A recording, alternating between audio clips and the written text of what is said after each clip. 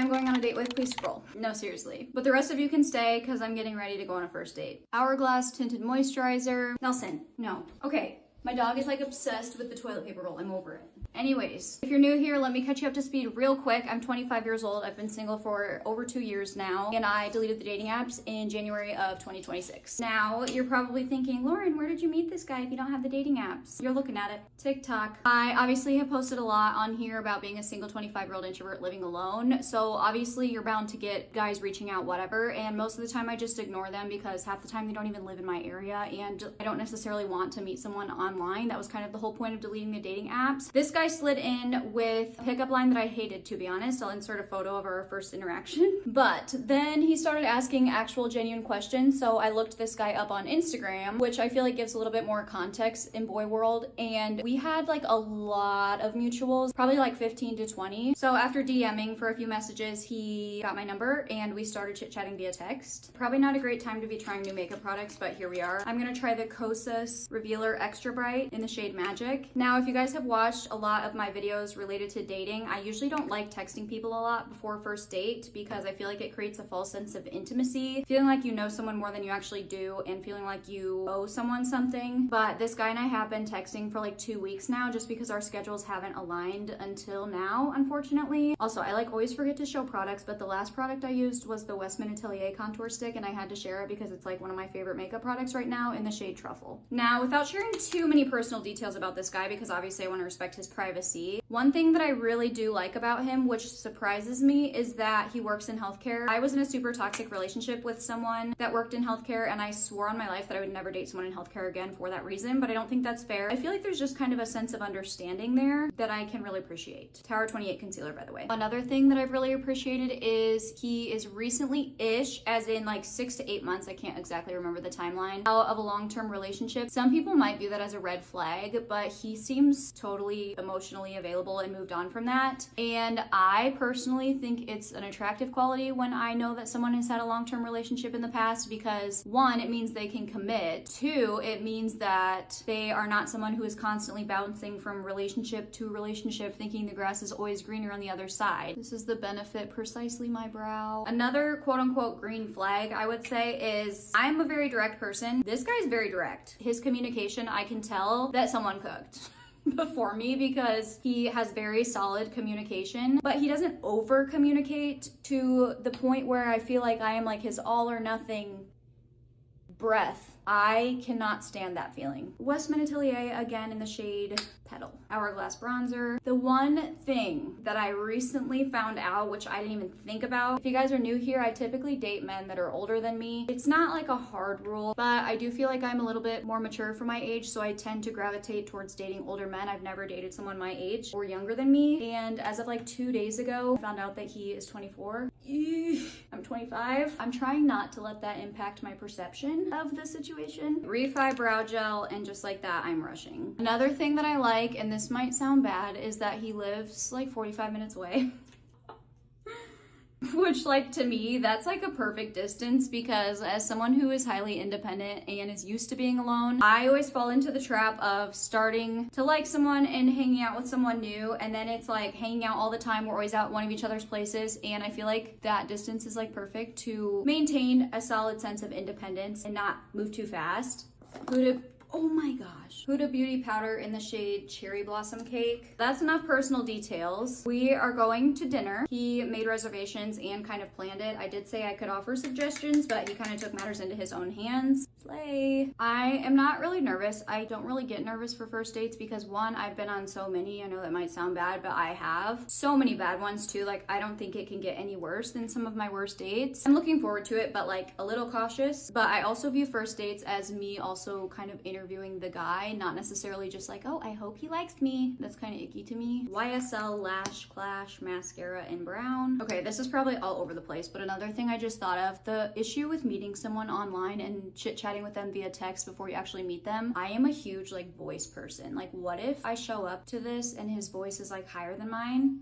That could be tough. And I think the reason that's a fear of mine is because that's 100% happened before, where I was having super good conversation with this guy over text, and then it was one of the worst first dates I've ever been on in my entire life. As in, like, I FaceTimed my mom in the bathroom mid-date and ended up paying the bill because the guy was too embarrassed to go ask for the check. Yep, wish I was kidding. Road, almost gone. And now we get dressed. Okay, I'm actually gonna be late. No surprise there, but here's the fit. Gap, Amo, Steve Madden, I think, and Tory Burch. I will keep you guys posted, of course, and I will talk to you in the next one. Bye. Just so we're all on the same page, I got up early for this. So without further ado, let's debrief my first date. If you're new here, I recently went on a first date. I am the chronically single 25-year-old friend who recently deleted the dating apps, Alastin tinted sunscreen. Okay, so as you guys know, this guy made reservations like a day or 2 days before, but he did ask me for suggestions because he had 2 different places, both of which I thought I had been to before. So I said, I don't really have a preference between the two. If I did, I would totally tell you because I would. So I'm driving myself to this date. Our reservations are at 7:30. My ETA is like 7:31. Okay, so I'm already running a little late, but nothing like alarming, you know? But I'm driving, I'm like, why am I 2 minutes away? And I'm like, downtown Des Moines. Like, this doesn't look familiar at all. And I'm driving, it says destination on your right. And I look, the place is called Luca, okay? Never been to Luca in my life. I've been to Lua. Lua, for reference, I live in Des Moines, Iowa. Lua is a brewery. I thought I was going to a brewery. Luca is a 4-course, probably 5-star restaurant downtown. So that's how the night started. Okay, that was the Merit Bronzing Stick. This is the Kosas Revealer Concealer in Magic. So I'm driving around. It's a Saturday night, can't find parking, right? You know the drill. So I end up calling this guy and I'm like, hey, I swear I'm here. I just like, where did you park type of thing. Apparently there's like a lot across the street. So I pulled into this lot and then I couldn't figure out how to pay for said parking because instead of like paying for a spot, you pay for like a zone, and I just like clearly need to get out of the house more. That's the moral of the story. But anyways, so while I'm on the phone with him, he says, no worries, we're seated in the back, whatever, just walk in when you're ready. So I walk in, not knowing what to expect. I walk in, I'm severely underdressed. I might be being dramatic on that one because I think my outfit was fine. Like, I doubt anyone noticed, but like for me personally, I felt severely underdressed because we're talking like people were in sports jackets, dress pants, and dresses. And I was in my finest Iowa jeans and a white cardigan. Like, I may as well just have walked in with a sign that said, do you think my tractor is sexy at that point? Because what are we doing? Tower 28 concealer in the shade CC. So when I get there, he like stands up to greet me and gives me like a side hug moment, which like we laughed about later because I guess we had both thought about whether or not we were gonna do a hug or a handshake. And when I sat down at the table, he had a glass of red wine waiting for me. Super nice gesture. I don't really drink red wine, but it was actually decent. But then I was thinking about it in hindsight, you know, 2020. Probably not a great thing to do meeting someone online on a first date because like for all I know, he could have put something in said red wine before I got there. I mean, I highly doubt it, but you can never be too careful nowadays, like truly. Westman Atelier blush in the shade Petal. The date wasn't bad. He was a super, super nice guy and very funny. Like, I was laughing the entire date. However, I just did not feel any sort of romantic connection whatsoever. You know how everyone in a healthy, happy relationship says like, oh, when you know, you know. I also think the reverse is true. Like, when you go on a date with someone, I knew within the first 5 minutes that this guy wasn't for me. I did have a really good time, but the whole time I was there, I got like best friend vibes. Like, I felt like I was gossiping with a good friend. And conversation was kind of all over the place. Like, we definitely both have some ADHD happening, I think. So I kept having to like redirect the conversation on track, I think, which is fine. There's nothing like inherently wrong with that. It was just not for me for a potential partner. Refi brow gel in the shade Soft Brown. And like I said, this guy was hilarious, but I do feel like as someone who is also very unserious, I had a really hard time determining when he was serious and when he was joking, to the point where like maybe I was a little like uncomfortable because I was having a hard time reading the room, which is not his fault necessarily. It's just like the vibe was weird for me to read, I guess. And he was like joking around with the waiter, and I was like obviously joking along as well. Like, I was matching the vibe. But for example, at one point he was just kind of messing around and had asked the waiter for recommendations, and the waiter recommended the chicken parm, and the guy I was on a date with was like, oh, she loves the chicken parm, which, okay, hilarious. Like, I was dying laughing, but also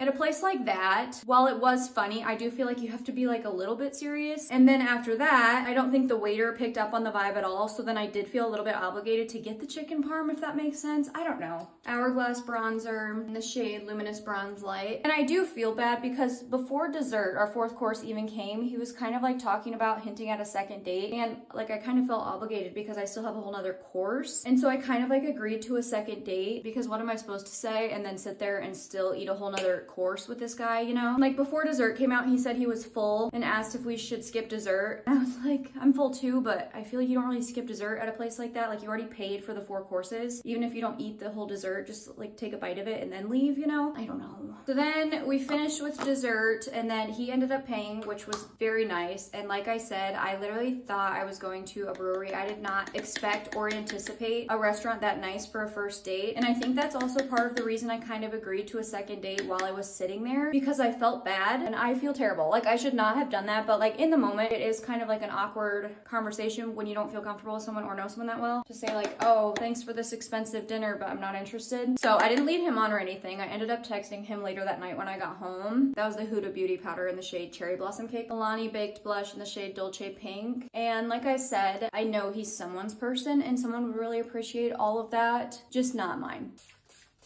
If I'm gonna be completely honest, I am a little discouraged. Like I said, it wasn't a bad date, but I was hopeful about it, I guess. And we're kind of back to square one. I genuinely think like I need to meet someone through a mutual friend or have like a friends to lovers situation, because online dating in any capacity just has never worked out for me and I just don't really think it's in the cards for me. I figure it's time to start getting social.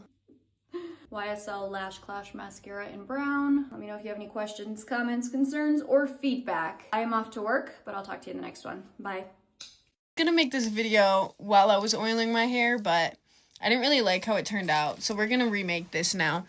This video is gonna be me exposing my ex-boyfriend because a bitch is pissed off at him because he's trying to get my sister fired from their mutual place of employment for absolutely zero reason. Well, that's a lie. There's a reason. He's been stealing food from the cafe, and she just got in charge of the cafe, and she doesn't want to have to deal with getting in trouble because inventory's missing. So we told him, hey, dude, start paying for your shit. He didn't like that. So now he's trying to get everybody together to get her fired. My sister, and he thinks I'm going to be okay with that? No. So here's everything he did because he's a punk ass. Starting off strong, the main reason I broke up with this man is because he had lied to me about some information that I had come across from before we were dating.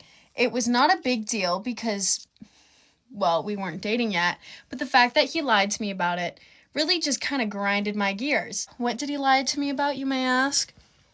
Sleeping with a 13-year-old.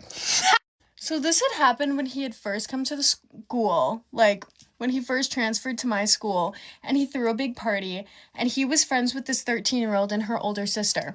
So this 13-year-old comes to his party, and they both get absolutely schnockered. He's 16, she's 13, just recently turned 13, by the way. Her birthday was like 2 weeks before that, before this party. So he had been 16, she's freshly 13, right? It's in your head. They did some stuff that they probably weren't supposed to. Granted, she is a conniving little manipulative shit, so doesn't surprise me that when she did get him, he was crunk.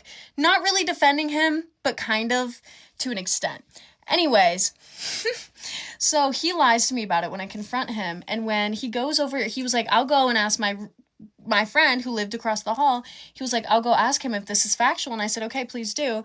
He walks across the hall, he goes, hey, did I sleep with so-and-so? His roommate said, define sleep. He goes, see, there you have it. I said, no, that's not an answer to me. To me, that is not an answer. Anyways, broke up with him because he lied to me about it. Thank you. Reason number 2, he called me a used dish rag. That was really funny. We were in the car having a conversation. We had the same amount of bodies, mind you. And he didn't like that I had gotten with anybody else besides him, so he called me a used dish rag. I said, great, that makes me feel really good. I really appreciate it, you scumbag. And in that same conversation, he did in fact say, it's not cheating if I get with a woman, because getting with a woman's hot. But it's cheating if I get with a man, because that's penetration, and that is not hot. Reason number 3, before we were even dating, he was looking on my flow chart, and for you baddies who have the Flow app, there's a little heart that shows up when you mark if you had intercourse on that day. And I was being a good baddie, and I was keeping up with that, and I marked that I had intercourse. And he slid through, and he was like, oh, was this me? And this was 2 weeks before we had met, the little heart was. And I said, no, that wasn't you, I'm so sorry. And he was like, really? That's so fucking close to getting with me. Like, who the fuck was it? Who the fuck was it? Starts getting mad at me. He's like, tell me. I'm like, it's none of your business. I'm not going to tell you who it was. All that matters is that I'm clean and had been clean So there's no issue. He found issue. Eventually he yelled at me enough to where I told him, and he was like, oh my God, how could you get with that man? That's fucking disgusting. He starts screaming at me, throwing shit around the room, running away from me, screaming, don't fucking talk to me, calling me profanity, calling me all these nice, lovely words that every woman wishes to be called. Mind you, his mom is in the other room.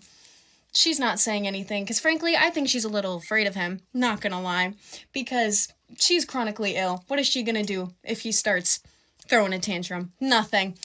Because he's not gonna listen to whatever she has to say. Right. So he starts screaming about that, and he runs over, leaves me alone in his house, mind you. This is before we're even dating, so I'm not comfortable just chilling in his house by myself.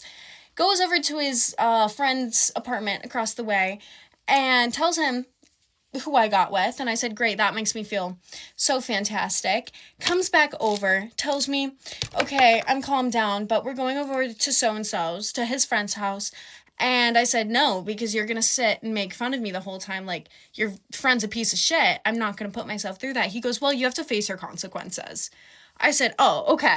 For seeing a guy who I didn't even know they had beef, apparently they had beef because the guy that I had gotten with previously before him had stolen his ex-girlfriend. God forbid. How am I supposed to fucking know? You stupid cunt. I don't even know what reason we're on anymore, but here's another reason, is he went everywhere with me. If I went into the gas station, he would come in with me, whatever, that's totally fine. One day, he tells me, okay, you can go in by yourself. I'm going to stay in the car. And I said, that's totally fine. Like, we had places to be. We're trying to go quick. He probably just didn't want to be distracted, wanted me to go in and out. That's totally fine.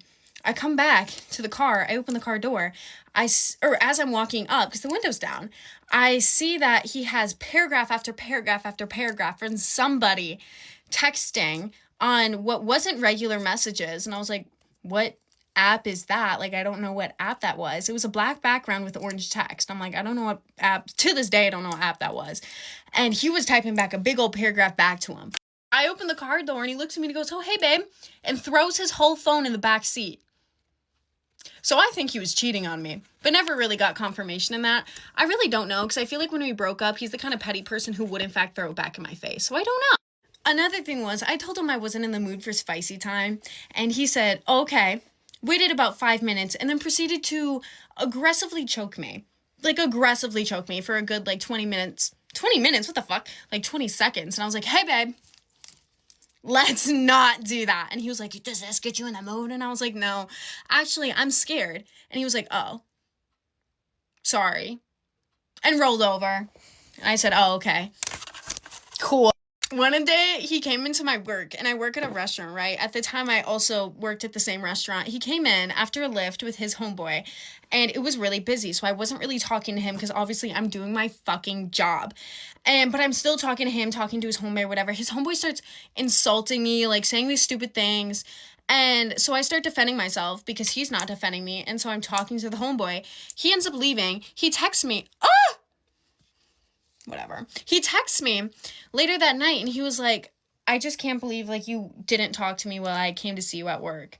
And I was like, what the fuck are you talking about? He was like, you couldn't talk to me. And I was like, yeah. I was defending myself from him. You weren't gonna fucking defend me. Hello. He basically then also accused me of, finding his homeboy attractive and blah, blah, blah, blah, blah, blah, blah. Which is really funny, because I did actually end up getting with his homeboy later after we broke up, because I was really pissed off about him. And I said, you know what? That didn't even work. But I was like, you know what? No, I am gonna fuck him. And it wasn't good. I went back for a second time to make sure. Still wasn't good. He asked to freak in a movie theater, a public server. I said, no, gang, I'm not fucking doing that. I was like, why do you want to do that so bad? And he was like, please, I did it once before with my ex. It was really fire. We should do it. And I was like, no. No, gang. You can go find your ex, who, that's a problem in itself, because he dated her when she was 18 and he was 14. So that's probably why his mentality is fucked up. He would always make jokes about my alcoholic father, and anytime my father would be downright fucking shitty, because he's not a good dad. Look at me. You're gonna look at me and tell me, okay, she's got a great father figure. No.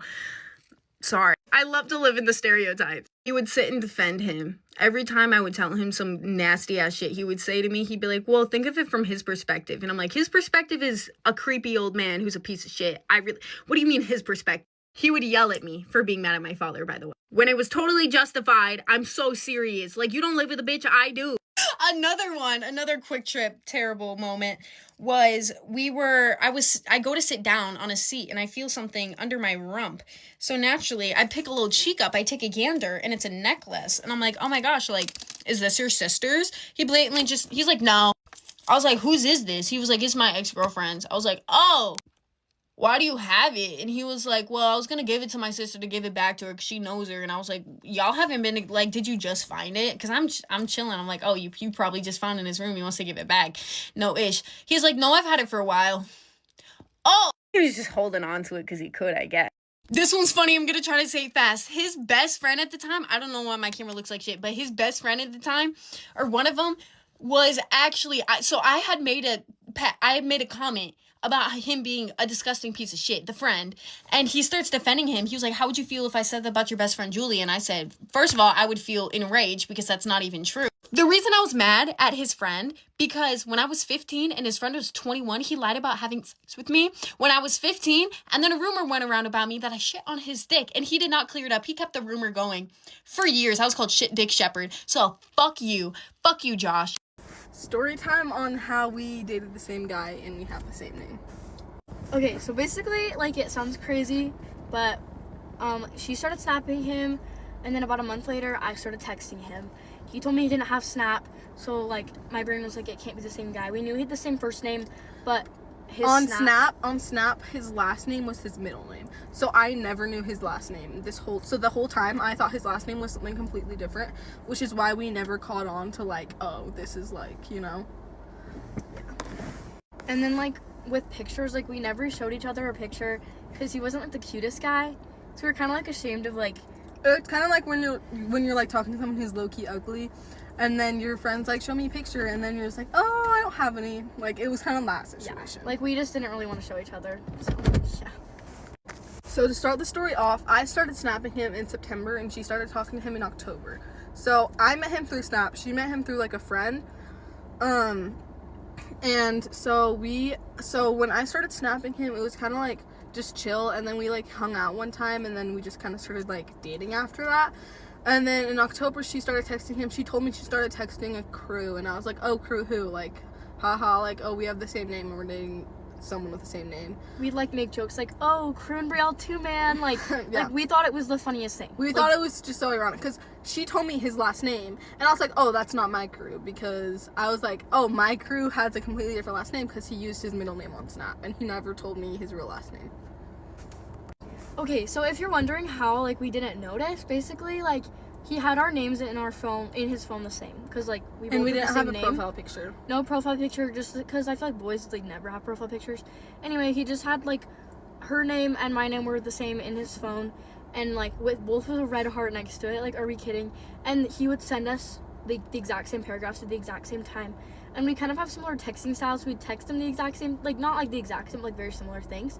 And so, like, if I was, like, I never went through his phone either, like, I just wasn't, like, neither of us We were kind did. of both very trusting, like, we didn't really care, and also we never really got really deep into, like, each other's, like, who we were dating, because we just didn't care. We kind of prioritized our friendship over boys, so we never really talked about it.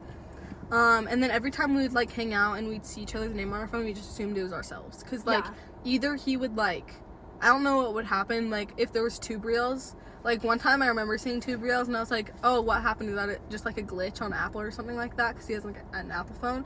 And he was like, oh, yeah, it must be. And then ever since then, he, like, deleted one of us.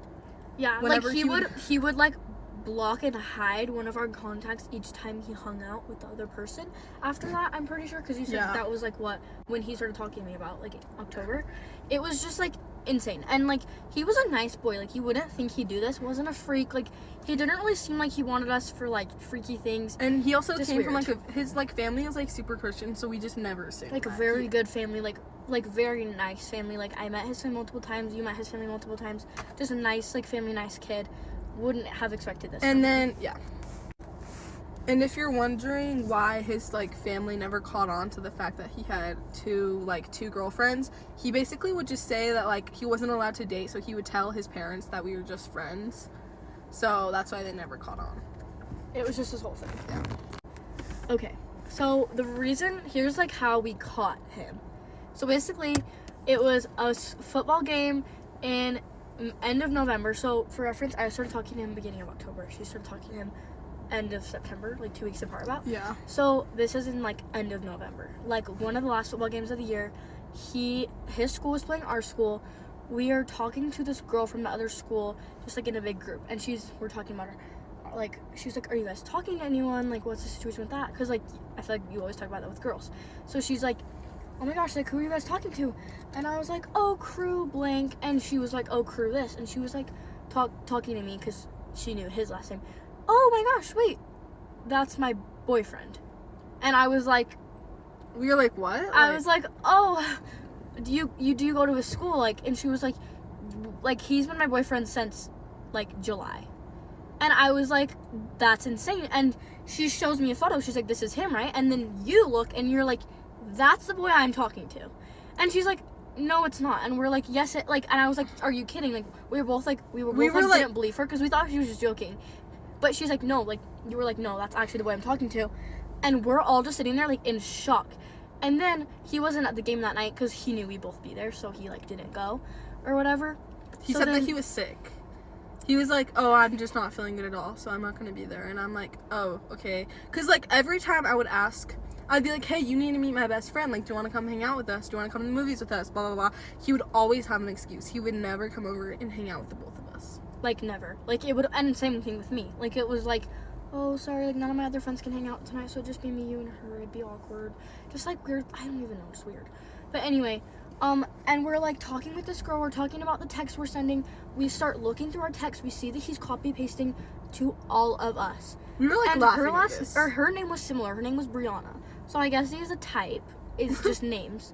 Anyway, so we're all sitting there, like, in just, like, straight shock because the boy she'd been with since, like, July was like cheating on her with two other girls, with two other girls who had the same name, which just made it all more confusing. And then basically how we caught him is you FaceTimed him. Well, basically I texted him because me and him had been talking for longer, I guess. So we were kind of at the stage where we'd FaceTime every night. And so I texted him and I was like, hey, do you want to FaceTime? Like, I'm just like at my house, blah, blah, blah. And when in reality we were together. And so I call him and then he answers and we're both just like there. And he's plus like. the girl, plus Brianna. Yeah. And so we're both just like there. We're just like on FaceTime with him and he just goes white. Like white in the face, and he goes, like, says the S word, hangs up, like, probably freaking out. 2 hours later, or like something like that, his friend, like, snaps you, like, his best friend snaps you and is like, oh my, like, why did you break up with, like, crew? Like, he literally was so good for you. Just, like, saying all this shit about, like, you should have gotten, like you should have stayed with him. Just, like, insane stuff. I don't even know. But basically... Sorry, someone just pulled into the house that we're, like, literally parked in front of. But basically, so, like, trying to get her, like, convincing her that, like, the girl from July was, like, a psycho. Like, saying all this insane stuff. He would just make up excuses to try and get us to believe him, like, bro, we're not stupid. Like, yeah, and, like, same thing with me. Like, he, like, he's texting her. He's like, well, like, the other Brielle, like, I literally just, like, thought that it was... Literally, when I tell you, he goes, I thought it was you that I was texting. He was like, well, her name was Brielle, and she, like, had the same personality. No, you liar. He knew, like, it was two separate numbers. And he was never so the brightest person, but, oh my. So, yeah, and then... that stupid. No one can be that stupid. So, we ended up blocking him. Like, like, we don't talk to anymore. He transferred to our school. Which is the reason we're bringing this up, because we were just totally reminded about the situation. He transferred to our school 2 weeks ago. He's in our biology class together.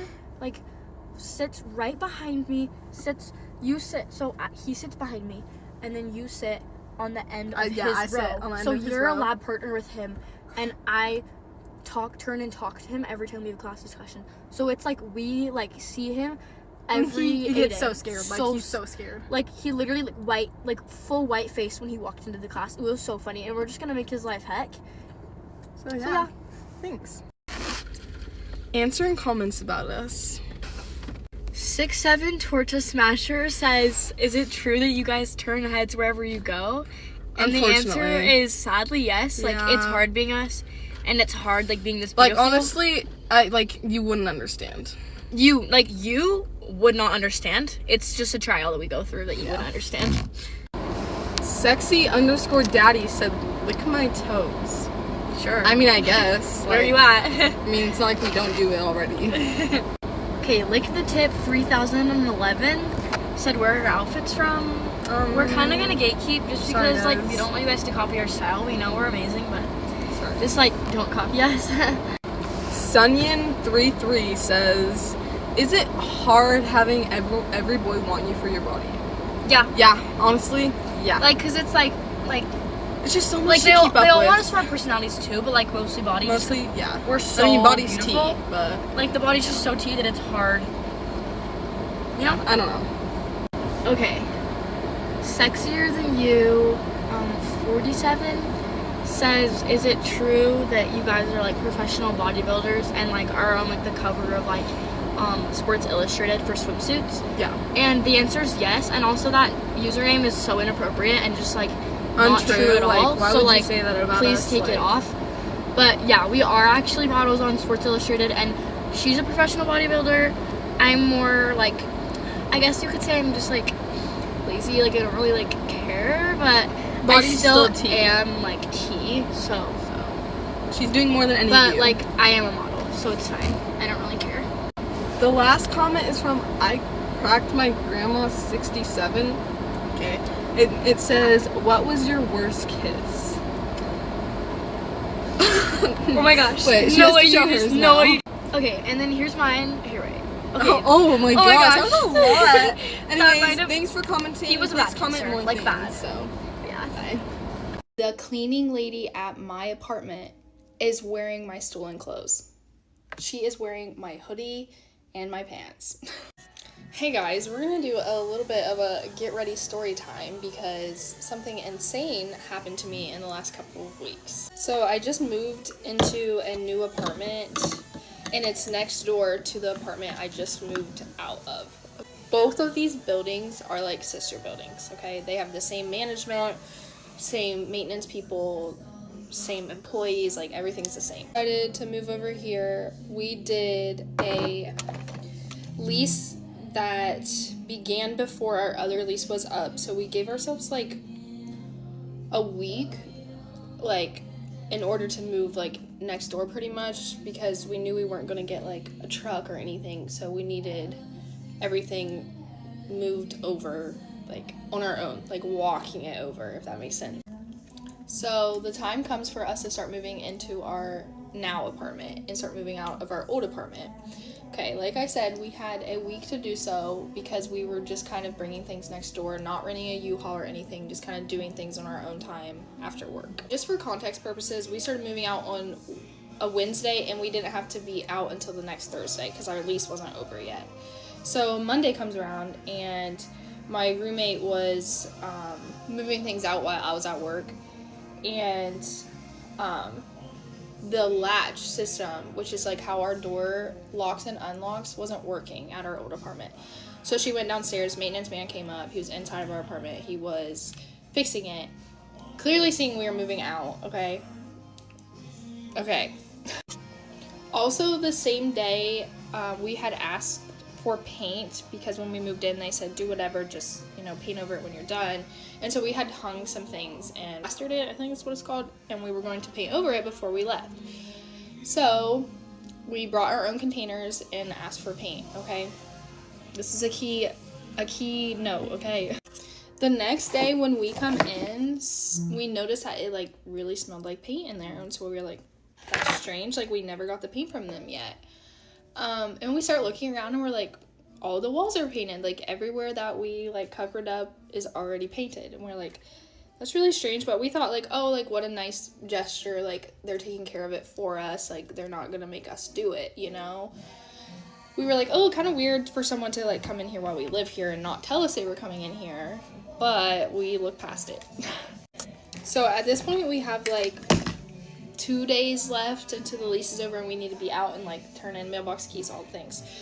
And we are heading over there. We don't have much left in there, honestly, but still some stuff, like still our stuff. We left all of our cleaning supplies so we could clean up the place, and we left some clothes, all of our like plants were out on the balcony still, some pots, like planting pots. There was like just miscellaneous stuff, like broom, mop, you know, like didn't want to carry all that over here when we were going to need it over there, okay? Also, we left our $500 cashier's check over there because it was our move-out cost. It was our check for move-out. So we're going back over there, and we're like, we'll probably get everything out today, and there'll be an extra day. We'll just go over there, turn in the check, whatever. As my boyfriend and I are getting off the elevator and walking down our hallway, I notice there are things sitting outside, and I will insert that picture. So immediately I'm like on fire. Like I am seeing red because I'm like, that is my apartment, and why are my things sitting outside the door of my apartment? Like, make it make sense. This is my apartment. Why is anybody in there? Why is my stuff outside? Because I didn't sit it there. I'm like, surely like everything isn't out, right? I walk in, my whole apartment is completely empty. There is not a single one of my items in there. None of my cleaning supplies, none of my clothes, none of my pots, like nothing. Everything is gone.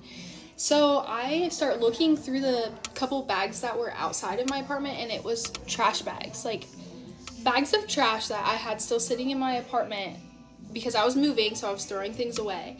The only thing in sight was trash. All my other stuff gone. So I take myself downstairs and I'm like, I'm pretty pissed off. Who was in my apartment? All of my stuff is gone. Where's my stuff? I need to see my stuff right now. Also, $500 is missing. Because if you don't know, if you do a cashier's check, they take it out of your bank account immediately. So like that money is just already gone. Like you already paid it. It's not like a regular check that will come out once someone cashes it. It's already taken out of your account. Unfortunately, it gets worse from here. So I am talking to them and they are not understanding. Management has no idea who would have been in my apartment. They don't understand. They asked me if I kept my door locked and I was like, yes. So they're making calls, and come to find out, the maintenance person had wrote my date down wrong. And I guess the first hint should have been that he was in there painting before we were like moved out. So he wrote the date down wrong, went in and painted, and then told the cleaning ladies to go in and clean, obviously. So they had went in and cleaned and apparently threw all of my belongings in the trash. So at this point, I don't even know what's missing because I'm not unpacked at my new apartment completely. So I have literally no idea like what I will never see again. So they said they threw it away. So I told them they needed to go look in the dumpsters, right? Catch this. The composters just came by. All the dumpsters are empty. So my stuff, never see it again. So we spend the next couple of days trying to work out like how I'm gonna get compensated for my things that are missing, as well as a $500 check. So they had decided that I just wouldn't owe anything at the old apartment, which I was like, okay, great, thank you, but also this doesn't cover it, okay? So we spend the next couple of days like working on a plan, okay? So I'm all the way into my new apartment now, okay? But I can still talk to those people because it's the same employees. So I spend the next couple of days like going downstairs to the lobby and to their office and like talking with them, sending them pictures of things that I had, and trying to get everything worked out. Okay, at this point, it's been a week and a half after the whole incident and nothing has really been done yet. So I was downstairs talking to the employees about the whole situation. As I'm walking away, I notice a girl is wearing a hoodie to my college, the college I went to in nursing. And so I'm like, oh my gosh, I should go say hi to her, right? And then it hits me that I went to a small private college and anybody in the nursing program I would know, okay? As I get closer, I realize the cleaning lady at my apartment is wearing my stolen clothes. She is wearing my hoodie and my pants. So anyways, if anyone has ever dealt with something like this, please let me know how you handled it. And also, if you did deal with it, how crazy that this ever happens to anybody. So, story time about how my parents found out about my first boyfriend. So I met him in April 2024, so the story starts at like summer 2024.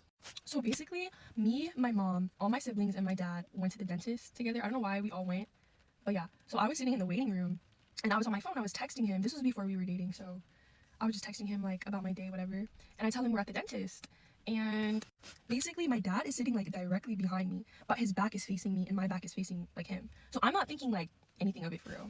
So my siblings are like banging on the stuff, they're banging on the toys, like they're just being super loud. And then my mom's like, oh my god, your dad doesn't hear them because he has his AirPods in. And I'm like, oh my god, I text him, oh my god, my dad like doesn't hear my siblings acting a fool in the dentist office. The whole time I'm texting him, my dad is like reading over my shoulder, but I don't feel it, or I don't see it until it's too late. Like my sister was in front of me and she saw my dad looking over my shoulder, but I was hella into our text messages that I didn't see him looking over my shoulder. And my sister just like, so then I just see my dad come in front of me and he just snatches my phone out of my hand. And at this point I'm like, what the fuck? Like we're still in the dentist office. So then they call me to get my teeth cleaned and he's just staring at me, like, and he's like, why are you telling people our business? Why are you texting me like I'm not a good dad, blah blah blah blah blah. And then everyone's like, who are you texting actually? So I just say it's my friend. Like I had his initial, like just his initial as the contact, so it kind of worked out for a little bit. But fast forward to fall 2024, and they knew about him, but they just thought he was my friend. And so we were in Hawaii, and this is where things get like annoying. So basically we're in Hawaii and we're in this like resort, so it has 3 bedrooms, like it's pretty spread out, so we're away from my parents. So me and my sister were like in the back room, and we were just doing whatever, texting whoever, talking to whoever, making Tik Toks, blah blah blah. Then my dad comes in again, but this time he doesn't go to me, he goes to my sister. He sees her making Tik Toks and like he snatches the phone from her, starts going through her phone. He starts saying hella shit, and my sister decides to be like, well, it's not just me, Malia's dating someone. And I'm like, so they're like, come here, let me see, like what's going on, and they're like, so you're dating this boy, you're not supposed to be dating this boy, blah blah blah blah blah blah. And I'm just like, well, how did this turn on me, like what the fuck? But they ended up telling me that I shouldn't be dating this boy, I shouldn't have lied about it, and that we were supposed to be just friends. And they told me like in the Hawaii trip that I needed to break up with him. Like they said, you have to break up with him. They're just like, break it off now, just be friends, or before it gets too serious. And at this point we've been dating for 3 months. So after the Hawaii trip, my mom's like, so did you break it up, did you break up with him? And I'm just like, yeah. And they ended up just yelling at me and saying that you're too young for a boyfriend, you don't know what's gonna happen, you're just too dumb, like you're just a kid. Mind you, I was 17 years old, I was a senior in high school, and this was my first boyfriend. Also, my mom was saying like, you don't know what he could do to you, blah blah blah. My dad was like, he's cheating on you, he's talking to other girls, he has hella girls in his phone right now, you're goofy, blah blah blah. And I'm just like, what the fuck is going on? So yeah, the end of story, they torture me, they tell me I'm too young, they tell me I'm dumb, they tell me I'm worried about like trying to be grown, and they made me break up with him. And that's how they found out that I had a boyfriend.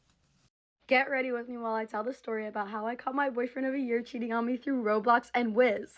And disclaimer, if you're my ex or his mommy or one of his little minions on my page watching this, leave! I actually don't care if you watch this, but don't text me or comment on it telling me to take it down because I'm not.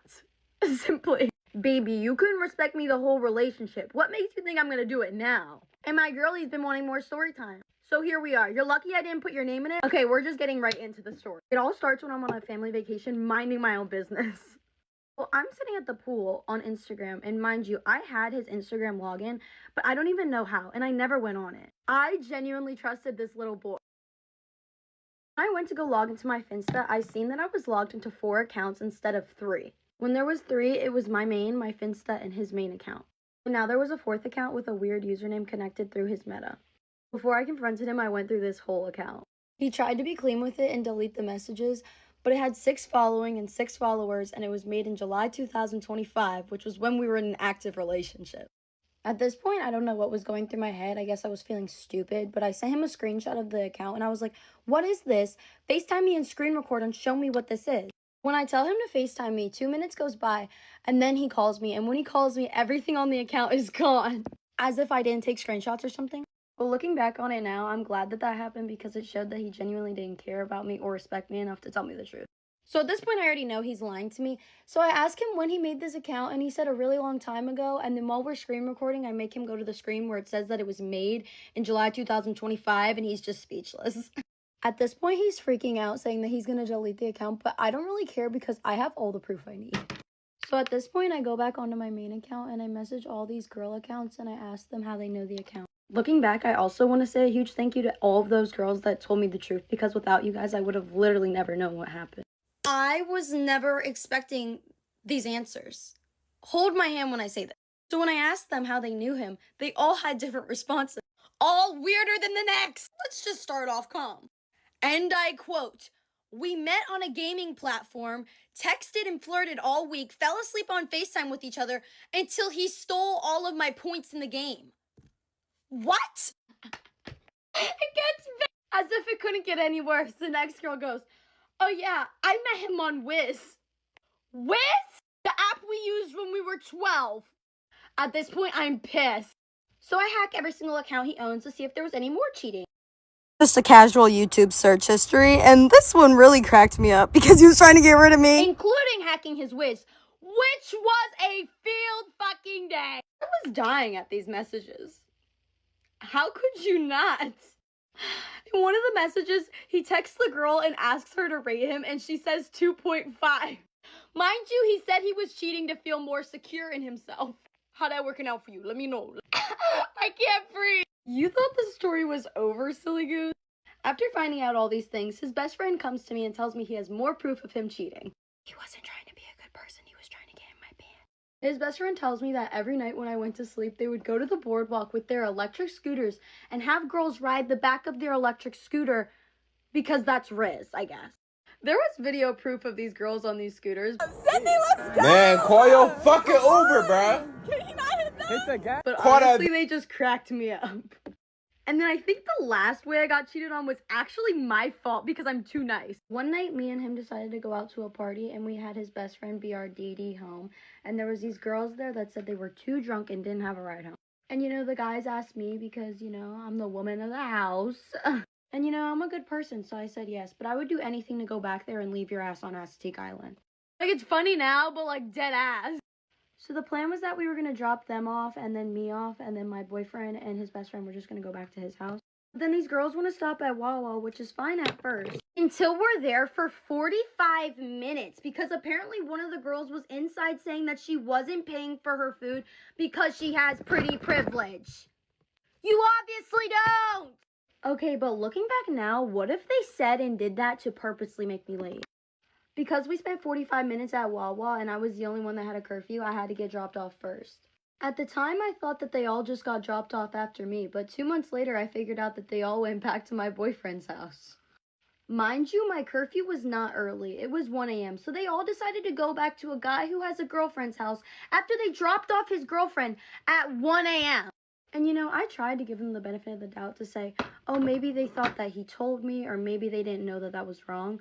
But they posted a picture of them at his house on their Finsta, and then he freaked out on them and told them to take it down. So they knew it was wrong. And the craziest thing to me is that the one girl makes Tik Toks about how she got cheated on and it hurt so bad. Yet when I confronted them all about it, not even on some mean shit, just simply asking what happened, they wanted to play dumb. Or not even answer. I'm pretty sure the one girl had me on delivered. I watched her half swipe me too. And then had me on delivered for like 3 weeks and then unadded me. Are you scared?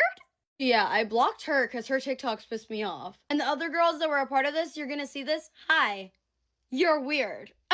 Okay, bye queens. This is the finished look. I actually didn't even need to get ready because I'm just going tanning, but I wanted to do this story time. Like and follow for more queens. I know y'all love the messy ones. I was just outside tanning, editing this video, and I have 2 thoughts I want to add. One is that if he told me that those girls were coming over, it would have been a completely different story. It's the fact that he hid it from me. I also want to know your guys' thoughts on this one because a couple of my friends told me what he did wasn't really cheating because it was with random girls and people halfway across the country. But to me, cheating is doing anything you wouldn't do if your partner was in front of you, or if you wouldn't do it to your partner and your partner does it to you, it's cheating. Do you guys want to hear a story about how I won $45 million? When I was 18, my dad was murdered and there was a man convicted of the crime. And after the criminal trial, we followed with a civil suit.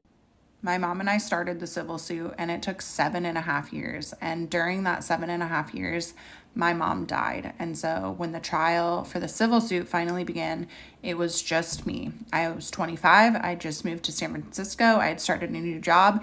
And now I was the key witness in this murder civil suit. I got to help my lawyer pick the jury, and there was a bunch of strangers that come in. You ask them a bunch of questions, you take a bunch of notes, you start judging them on like 4 questions that you ask them.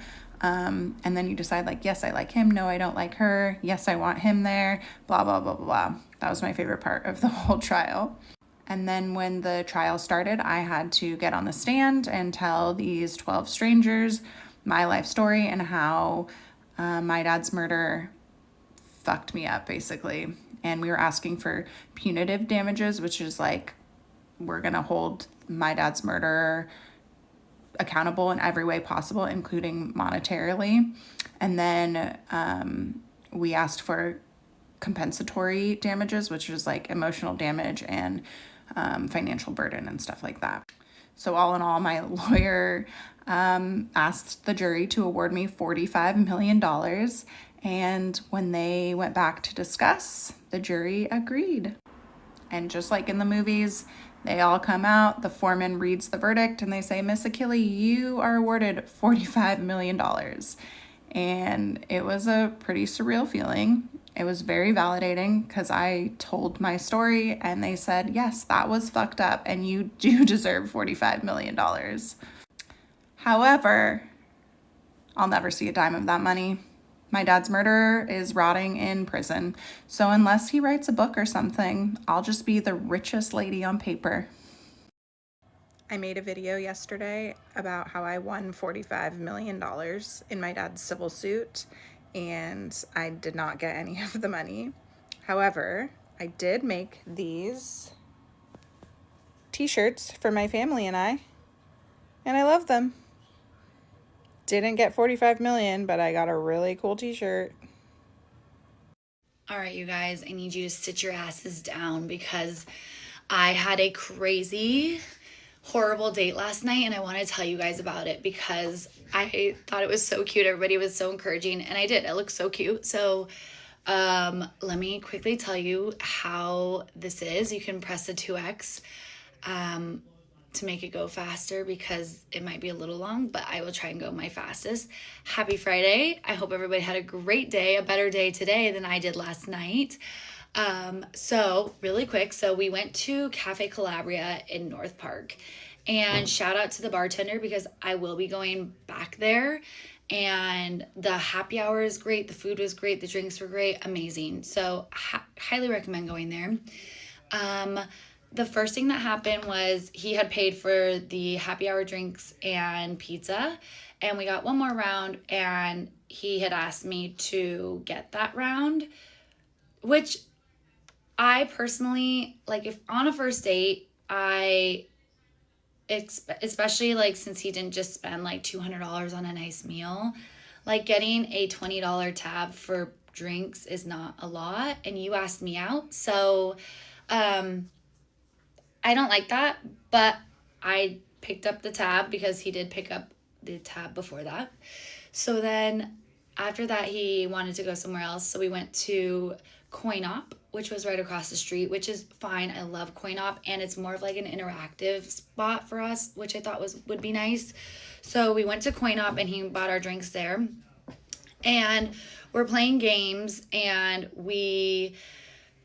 it was fun. We ended up sitting down and finishing the rest of our drinks, and he was like, I'm really surprised like how short you are.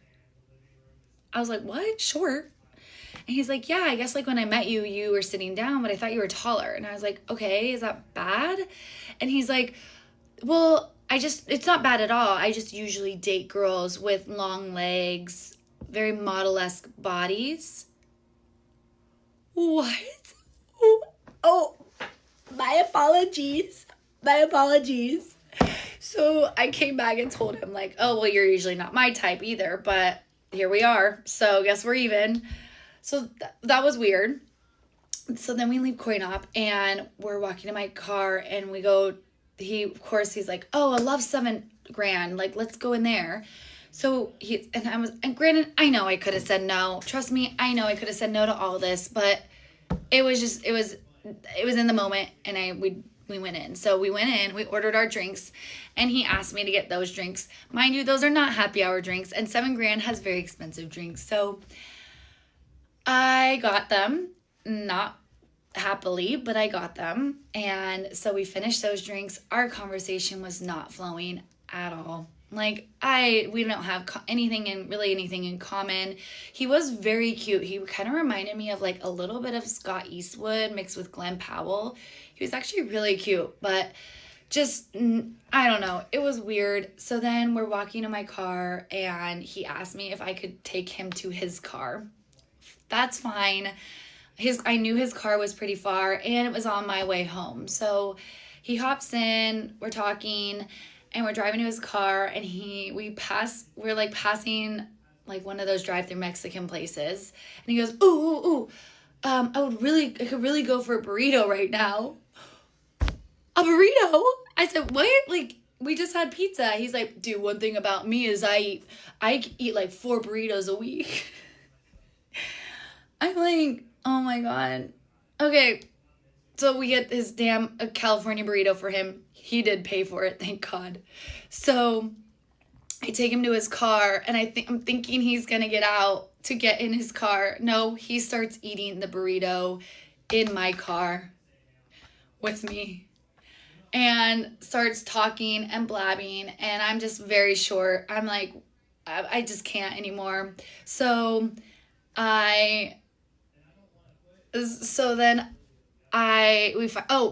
during this talk, he's like, he had originally asked me like what my ethnicity was and everything. And so he goes, do you like naturally have like a Latina body? What? A Latina body? What do you mean a Latina body?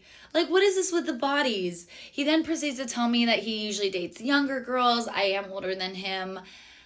It was weird. He asked me, he was asking me what kind of dog I had. He should meet my dog. And it was weird. I just wanted him out at one point. Like, I wasn't feeling unsafe, but I definitely felt really uncomfortable. This man was like not getting the hint to get out of my car and go home.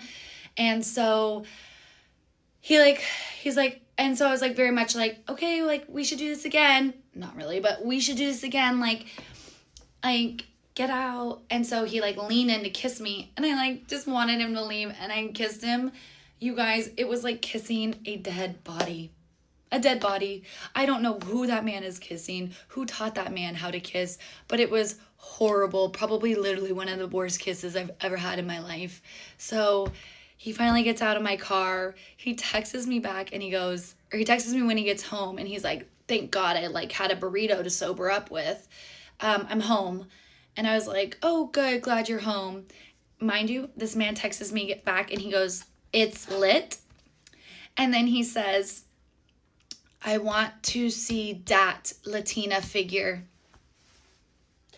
I didn't text this man back, so that's it. I don't know if there was definitely some things in between. I just can't. It was bad. It was awkward. It was bad.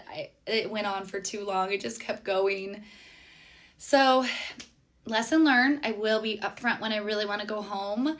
And yeah, that was my dating story. I hope you guys have a fabulous Friday. And I hope you have an amazing weekend, because we need to make up for that night that I just had. So, all right. Have a good Friday, guys. Bye. Let's get ready for girls' night. I'm gonna wash my face first. Me, Morgan, and Phil are having a single girls' night. Not that I wasn't single, but the person who I was seeing, things did end, so I'm single. So we're hitting the town. Long story short, I was seeing someone for a few weeks from like mid-February to the beginning of April, and I thought it was going really good. All the signs were pointing in that direction, that it was probably going to turn into a serious relationship. I was not being delusional. This was actually someone who I had dated previously. My last relationship ended in December of 2024. And then I met this person who I just recently was dating in January of 2025. And we immediately like started going on dates and hanging out every week. And we did that for about 6 weeks. He had just gotten out of a serious relationship. I had just gotten out of a serious relationship. He like texted me and was like, I don't think I'm ready to date after my recent breakup. And I said like, me neither. Good call. Let's pause and like maybe we'll run into each other again. We did kind of run into each other again. It had just been Valentine's Day. I was at the shore for the weekend with my parents. Mom actually suggested that I text this kid. You guys seem to really like each other when you dated. It just was bad timing. Like, see what he's up to. Like, Mom, like, I don't cold call people. I'm not texting this man out of the blue to say like, hey, it's been a year. Do you want to date me now? Maybe we're both over our exes. Shot down her idea and I just continued to crash out. Come Monday, I'm driving home, and as I'm driving into the city, I drive past this person. So I'm like, damn, this is weird. This is a coincidence. Like, all right, fine, I'll text him. I just drove past you on the street. I know we haven't seen each other for a year. Hope all is well.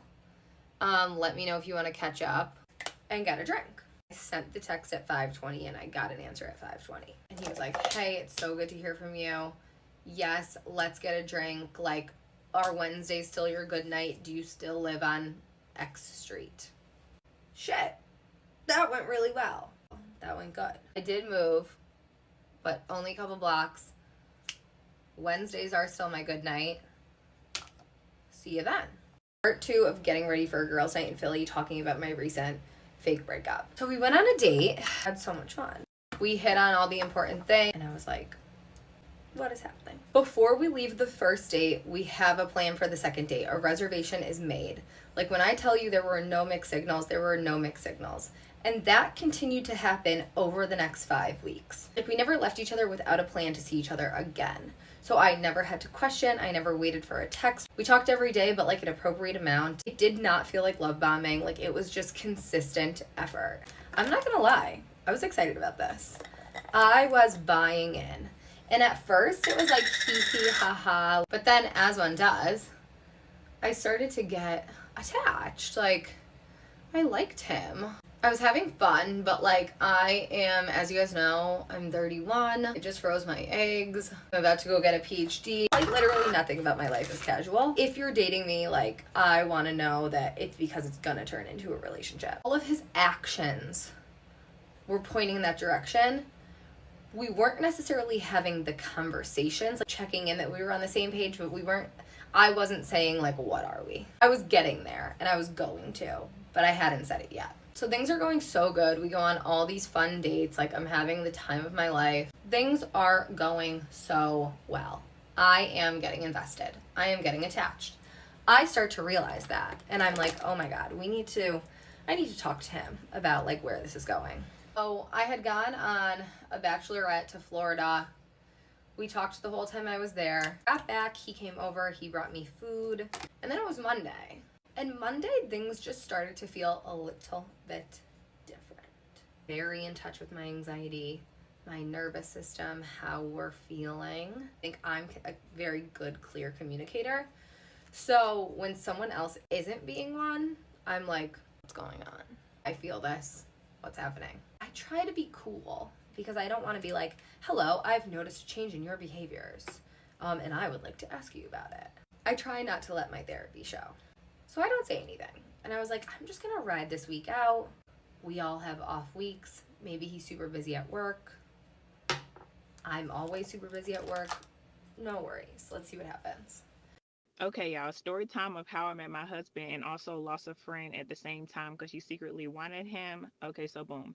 So I moved to Dallas. It's 2019. I meet this girl. I you know, she's cool or whatever. There's a couple of red flags, I ain't gonna lie, but I was like, it's not a big deal. I keep hanging out with her because I didn't want to be judgmental. And when I say red flags, I mean stuff like we would have plans for her to pick me up and we go do something at, let's say, 8 o'clock.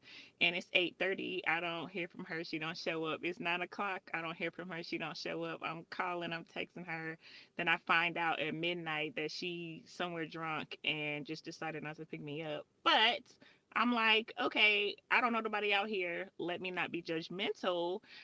Everybody has their thing, whatever. So anyway, we never had no beef. We never had no arguments. Like, It was cool. We were cool, or so I thought. So we were out one day at this daiquiri shop, and we cutting up, having a good time. And she all of a sudden starts FaceTiming her friends, like randomly out the blue. It was out the blue. It was the weirdest thing I ever seen. So she FaceTimed this person, like, "Hey, I'm out with Kita." That's me. Do you want to come out? Hey, I'm out with Kita. Do you want to come out? Most of her friends were saying no, but a couple of them said yes. One of her friends is now my husband. So he comes out and meets us at this daiquiri shop.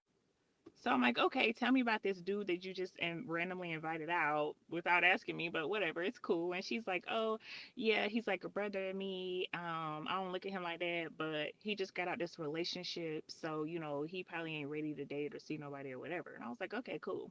So he comes out. As soon as I saw him, I was like, oh, he fine. But, I'm going to keep it cute because he just got out a relationship and don't nobody have time for that. So the night goes on, we go to a couple of places, we have a few drinks, we're having a great time, and then we go back to my house because I have a dog and I needed to walk my dog. And so everybody was just kind of chilling in my place. So we get to my place, and my friend at the time, she's still drinking. She's been drinking all night. She was a heavy drinker, and so she's kind of toe up. And me and him just chilling, talking or whatever. And she, you know, so at a certain point, we were like, okay, she need to go home, but she was insisting on going to her man house. So we were like, okay, but we're taking your keys. Like, one of us is gonna make sure that you get there safely. So he was like, I'll make sure that she gets there safely. Like, you're already home, so relaxed. And I was like, okay, cool, I appreciate it. So he drives her 40 minutes across town because she really, really wants to go to her man house and don't want to go home. I mean, I ain't mad at it. And he gets her there safely. And I was like, okay, like I like that because again, she was my friend, and I was like, he was a complete gentleman with her, made sure she got to where she was supposed to go, didn't, throw her no Uber or nothing like that. He personally made sure she got to her man house. So I was like, I like that a lot. He's a gentleman. Cool. So we were already following each other on Instagram. So the next morning, I was just like, hey, I just wanted to say thank you for getting her home safely and being such a gentleman. I really appreciate that. You're cool. It was nice to meet you or whatever. And he was like, yeah, it was really nice to meet you too. And it's no problem, blah, blah, blah. So over the next few months, I'm still hanging out with her here and there, but I'm chopping it up with him too on Instagram. So we start hanging out. We really click. We really like each other. So we decide that we want to start dating or whatever.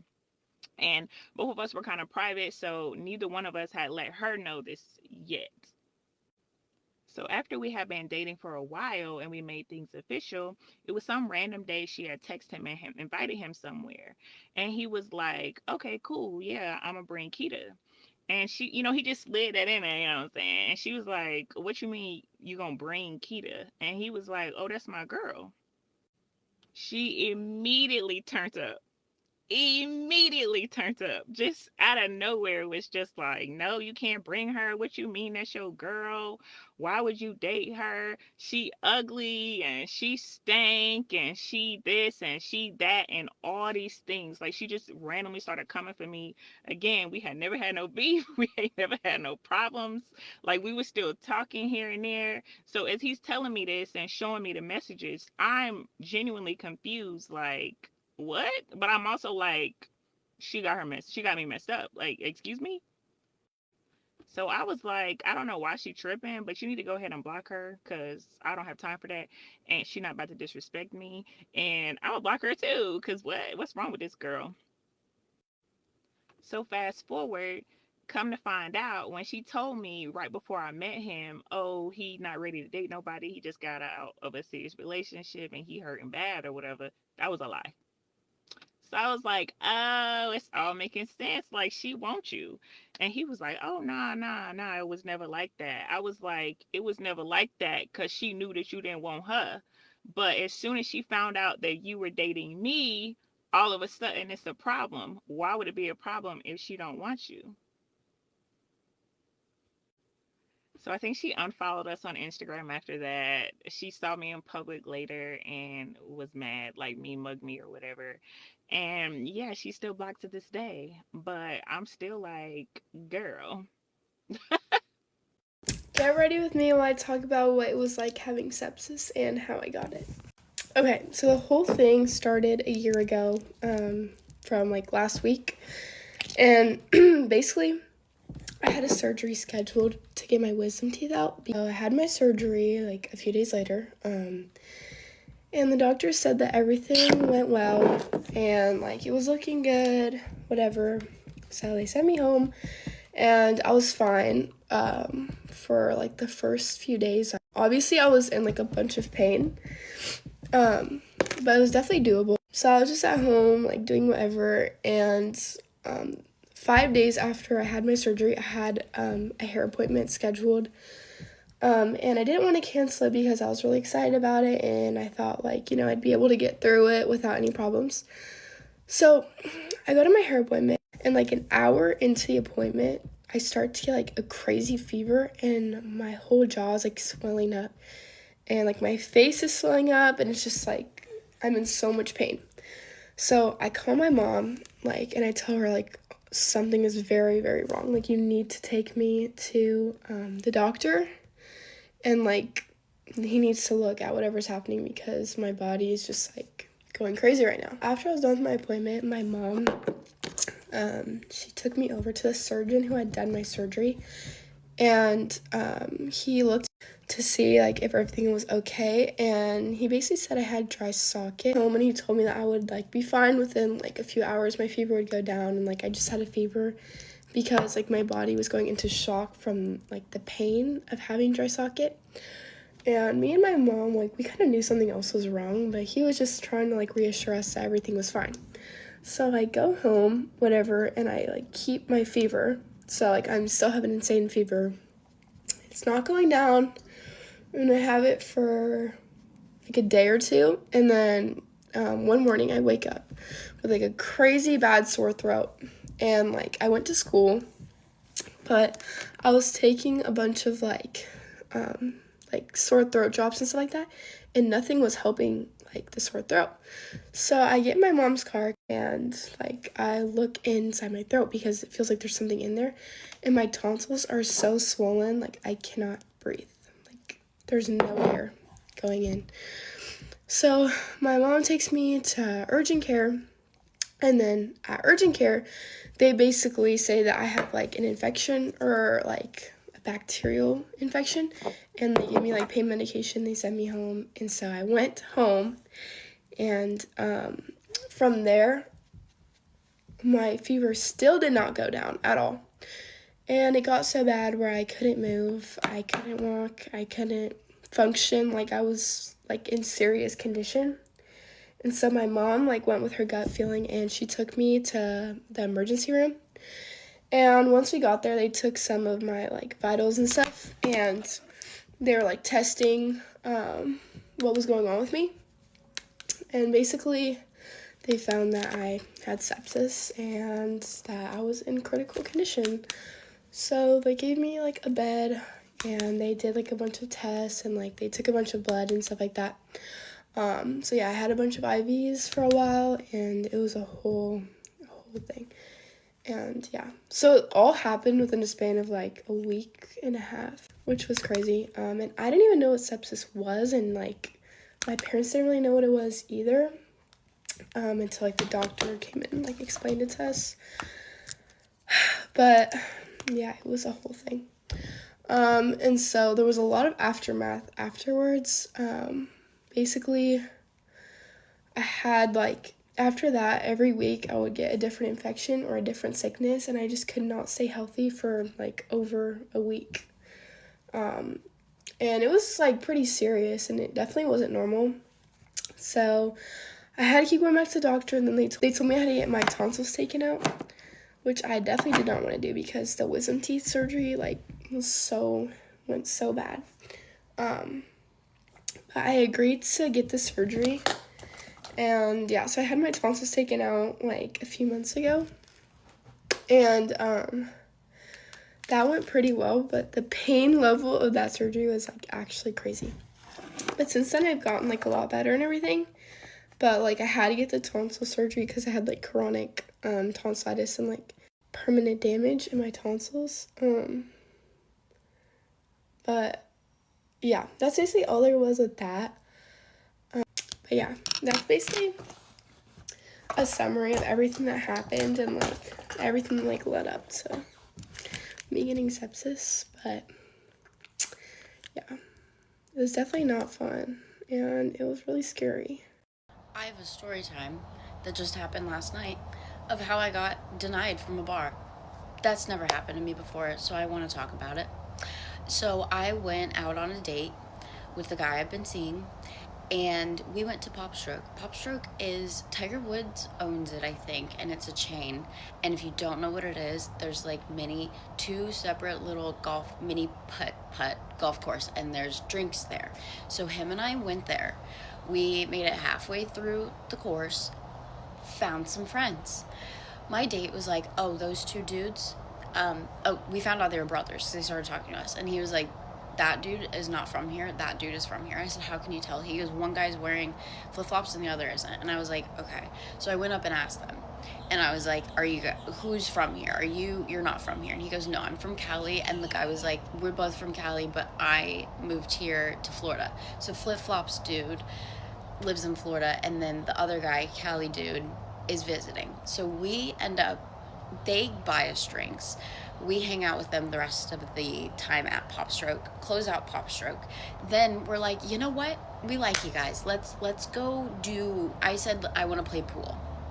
So we found a pool bar. It's literally like people call it the industry bar. When everything closes, this is where all the industry people go. Okay, so we walk in and the bartender is standing up front and he goes, I'm gonna need to see some IDs. So I give him my ID and he looks at me. He goes, have you been drinking? And I said, yes. And he goes, looks to me and then looks up to the three guys and was like, I'm not serving her. You guys need to leave. And I said, why? Are you kidding? And he's like, I'm not serving you. You guys need to leave. I'm not. And then he looks to them and he goes, I'm not serving her. And I was like, well, why? And he wouldn't give me an answer. So we went over to another place, right? Like 4 doors down. I love this place. They sell pizza till like 2 a.m. And there's a surfer dude that I absolutely love. Last time I went there, I forgot my ID. He didn't even check it because the prior time he remembered me.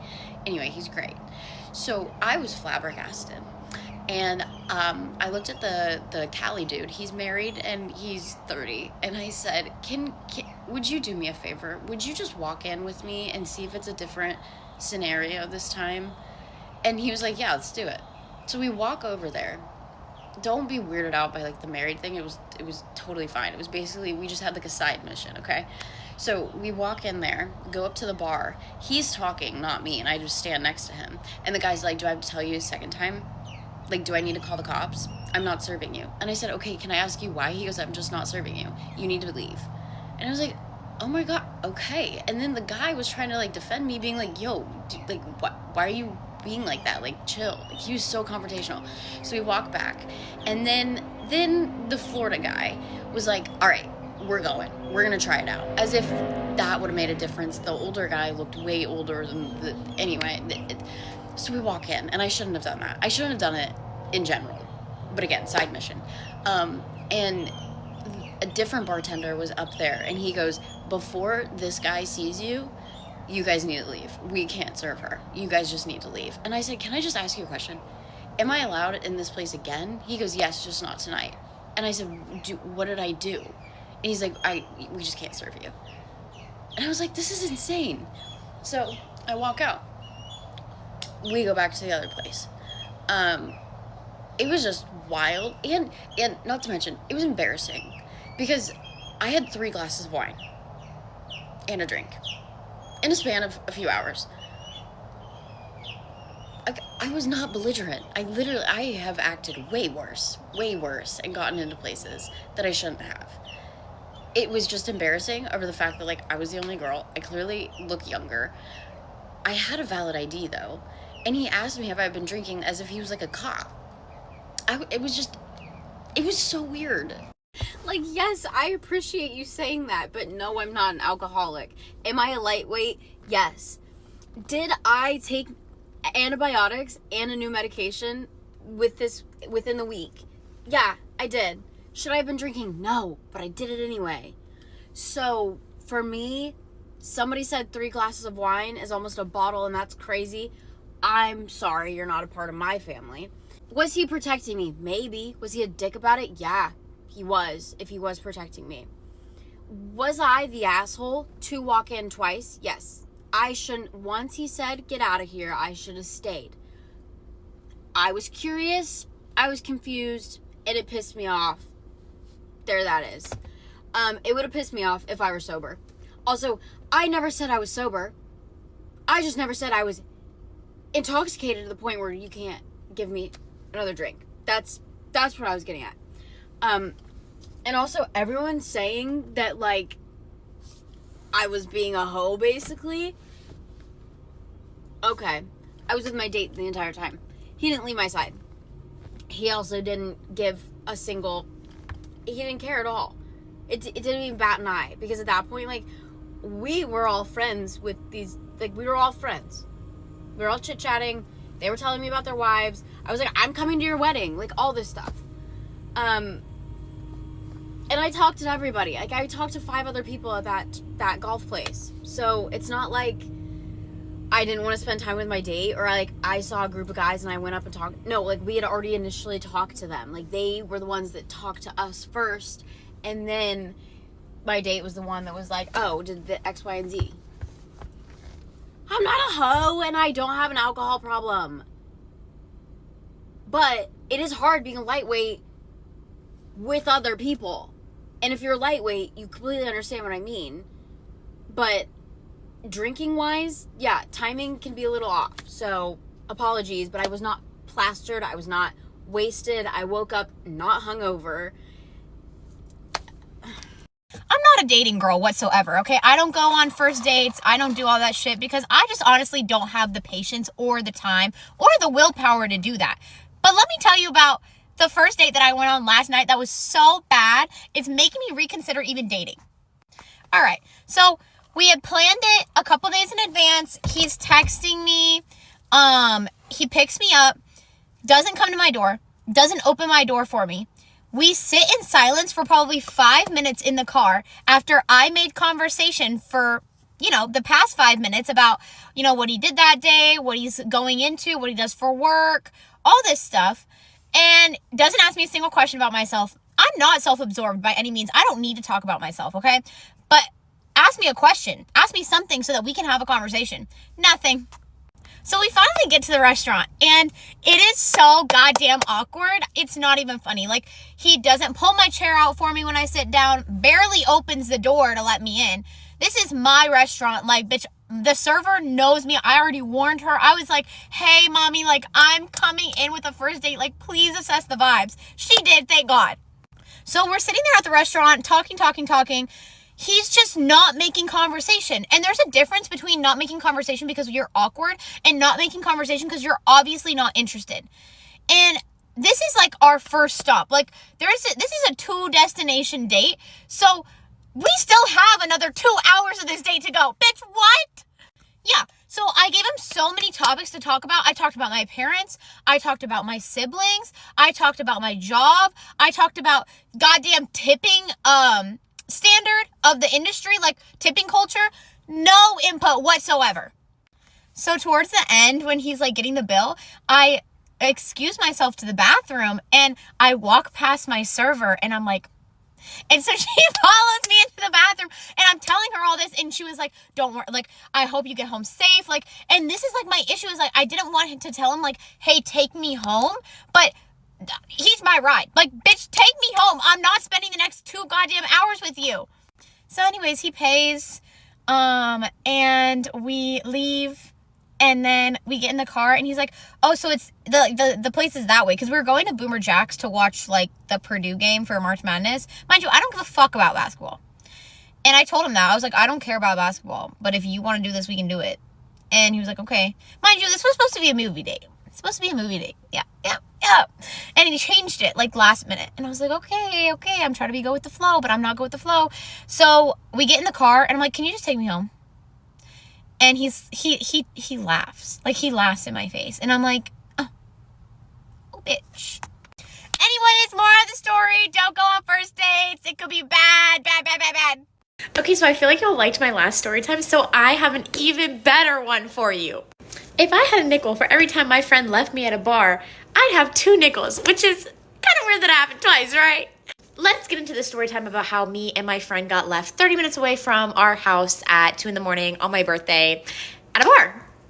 Okay, there's 2 things that you're gonna need for this story time: characters and context. For the purpose of this story, we're gonna name my 2 friends Kendall and Ava. And the context is that Kendall used to hook up with my ex, and that's how we became friends. Now let's get into it.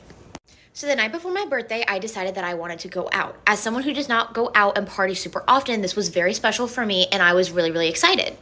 So I decided to take my 2 friends, Kendall and Ava, with me. Okay, so my birthday was on the 15th. On the 14th is the night that we were going out. During the day on the 14th, me and Kendall went dress shopping.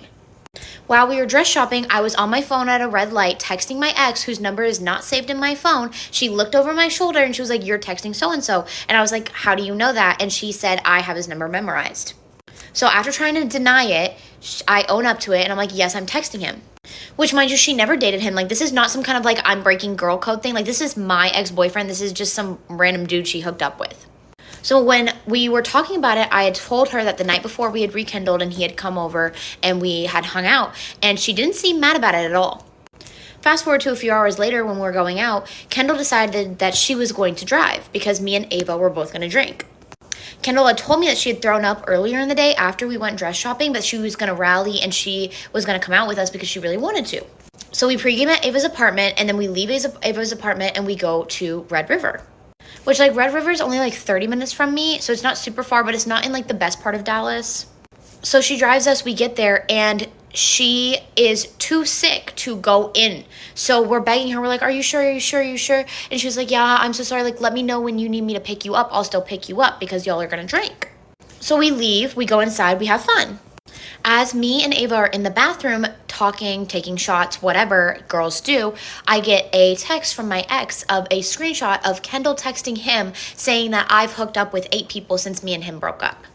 Now you're thinking, that's weird, right? Like, why is your friend going behind your back airing out your dirty laundry to your ex? That would be a really good question. And this is what me and Ava were thinking in that moment. So I was like, okay, I'm going to confront her, but she's still our ride home, so I'm not going to confront her until later in the night. An important piece of context is that me and Ava had both left all our purses in Kendall's car because we didn't want them like swinging around when we were dancing. So we're in the bathroom. Not even 5 minutes later, I get a call from my dad. Mind you, it's 1 a.m. I get a call from my dad, so I answer it, of course. I'm like, "Hey, what's up?" He said, "Why does the McKinney police have your purse?" My jaw drops. My eyes watering. I'm crying. I'm putting the pieces together. Kendall's mad that I'm talking to my ex because she wants him, basically. So I'm on the phone with my dad and I'm like, "Dad, please, like, you have to come pick us up. Like, I messed up. Like, we don't have a ride home." Because literally like 3 minutes ago, I had texted Kendall, was like, "Hey, can you pick us up at 2 a.m.? And it delivered, but she didn't respond. So I call my ex and I'm crying and I'm like, "What the fuck is wrong with this bitch? Like, she's a goddamn psychopath." And he's like, "I mean, I tried to tell you." And to be honest, like, he did try to tell me, and I just was like, "No, I'm gonna believe the girl." So I shouldn't have believed the girl. Anyways, my dad comes, picks us up. The very nice police officer that Kendall dropped our purses off to had gone to my apartment and left them on my patio. So I was able to climb up my patio, open my patio door and come and open the front door, which was very, very sweet of him. And then the next morning I wake up and I have 2 more texts from my ex of screenshots of her making text now numbers, texting my ex saying she's hooked up with this person, this person, this person, this person. She's made a sex tape, like all this shit. Half of this isn't even true, by the way. And I was just so livid. Like, this was on my birthday too. Like, mind you, I'm literally sobbing 2 hours into my birthday. I just turned 20. Like, moral of the story, if you ever think that you've wanted someone to die, trust me, you have not wanted someone to die as much as I have. I've had another one of my videos semi-pop off, and since we have a lot of new people here, and some of the people that have been following my story for a while might want to hear this story as well. This is like the general story time of what the fuck happened, how I found out, all that kind of stuff. So yeah, I'll just start from the beginning. So a little bit of backstory. I was best friends with her for over 10 years, and I was dating him for just under 5 years. Like, literally not even, like, our 5-year anniversary was a month when all this happened. But yeah, so we moved in together. I pretty much lived with him ever since we started dating. I went to his house and I never left, pretty much. But yeah, we moved in together. We got a dog together. So I'm a single mom now. But yeah, so basically what happened was, so when we moved in together, I'm gonna say him because he made sure to make it a fucking point that it was his house. We're not gonna talk about how he was able to get a house right now. But he made sure that I knew it was his house. I was not allowed to say our house. I was not allowed to say my house. I had to say his house. Yeah, the bar is in hell. Like, there were so many red flags. Like, I should have left that relationship so much earlier, but that's not the point of this video. The point is I'm fucking stupid. But anyways, I had to make sure that I said it was his house. My family was not allowed to say Chloe's house, their house, this and the other. Like, it was a whole thing. But anyways, so I'm gonna say we got that house because it's just easier for me to say. So we got that house, and you know, we knew we needed a roommate because of the cost of mortgage, and it was originally supposed to be one of his friends, but his friend backed out, and he was like, well, what about Hayden? And at this point, I did not want her to move in because our friendship was already really rocky because of, well, on my end, our friendship was rocky because of her drinking. Like, I did not like to be around her when she drank. So I was like, no, I think that if we have her as a roommate, I think it's going to ruin our friendship. And he basically said, like, it's my house. You don't get a say. I was like, okay, cool. So, we moved in. It's actually funny. So we got the keys to the house 2 years ago today, which is mind-blowing to me.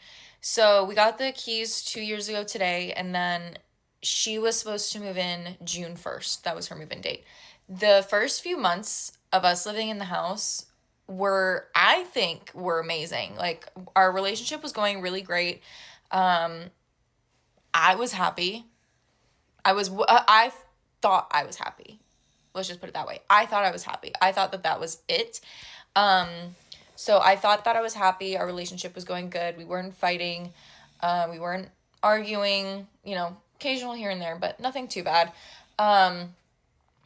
And she moves in, and it literally from day one goes to shit. The following week, my oldest sister, her husband, and her kids were coming to visit, and they were going to stay in the house. And that is when it really went south, because my sister saw something. She saw him, like, kind of, like, put his hands, like, on her waist to, like, move behind her or something like that. And so immediately she told her husband, my brother-in-law, and my brother-in-law is not... he's not a discreet guy, like, at all. Like, if there's something wrong, like, there's an issue, he's not gonna, like, keep it to himself. He's gonna say something. So he starts, like, hinting to my ex, like, that's not cool. So he's, like, putting pressure on him. And that is when him and I started fighting nonstop. We started fighting non-fucking stop over her because of this whole thing. He was like, they're putting pressure on me about this whole thing. Like, I don't like them thinking stuff like that about me.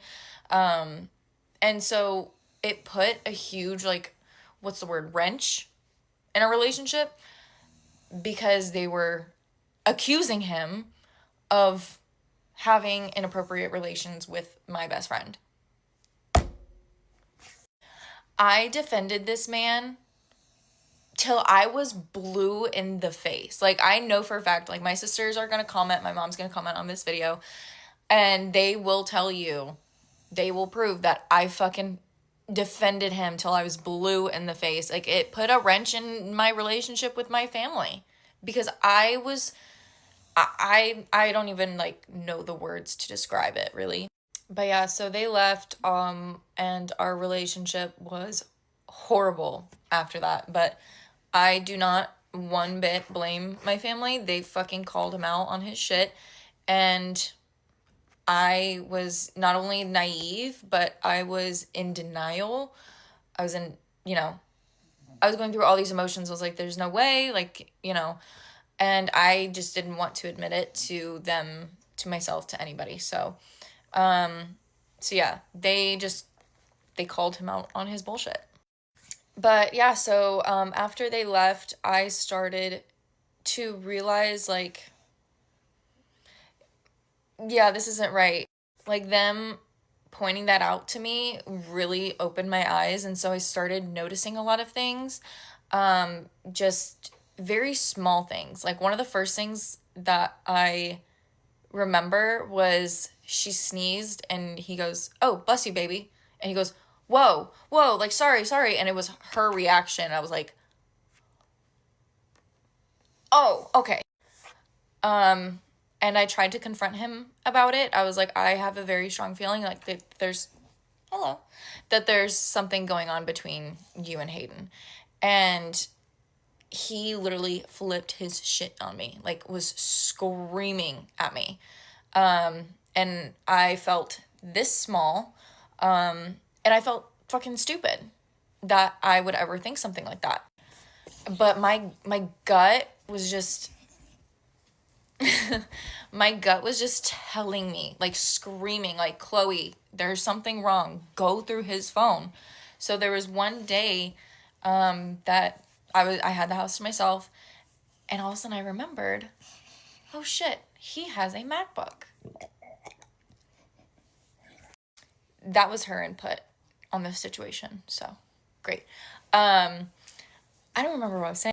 Oh yeah, so he has a MacBook. So if you have Apple products, your text messages sync together with your phone and your MacBook.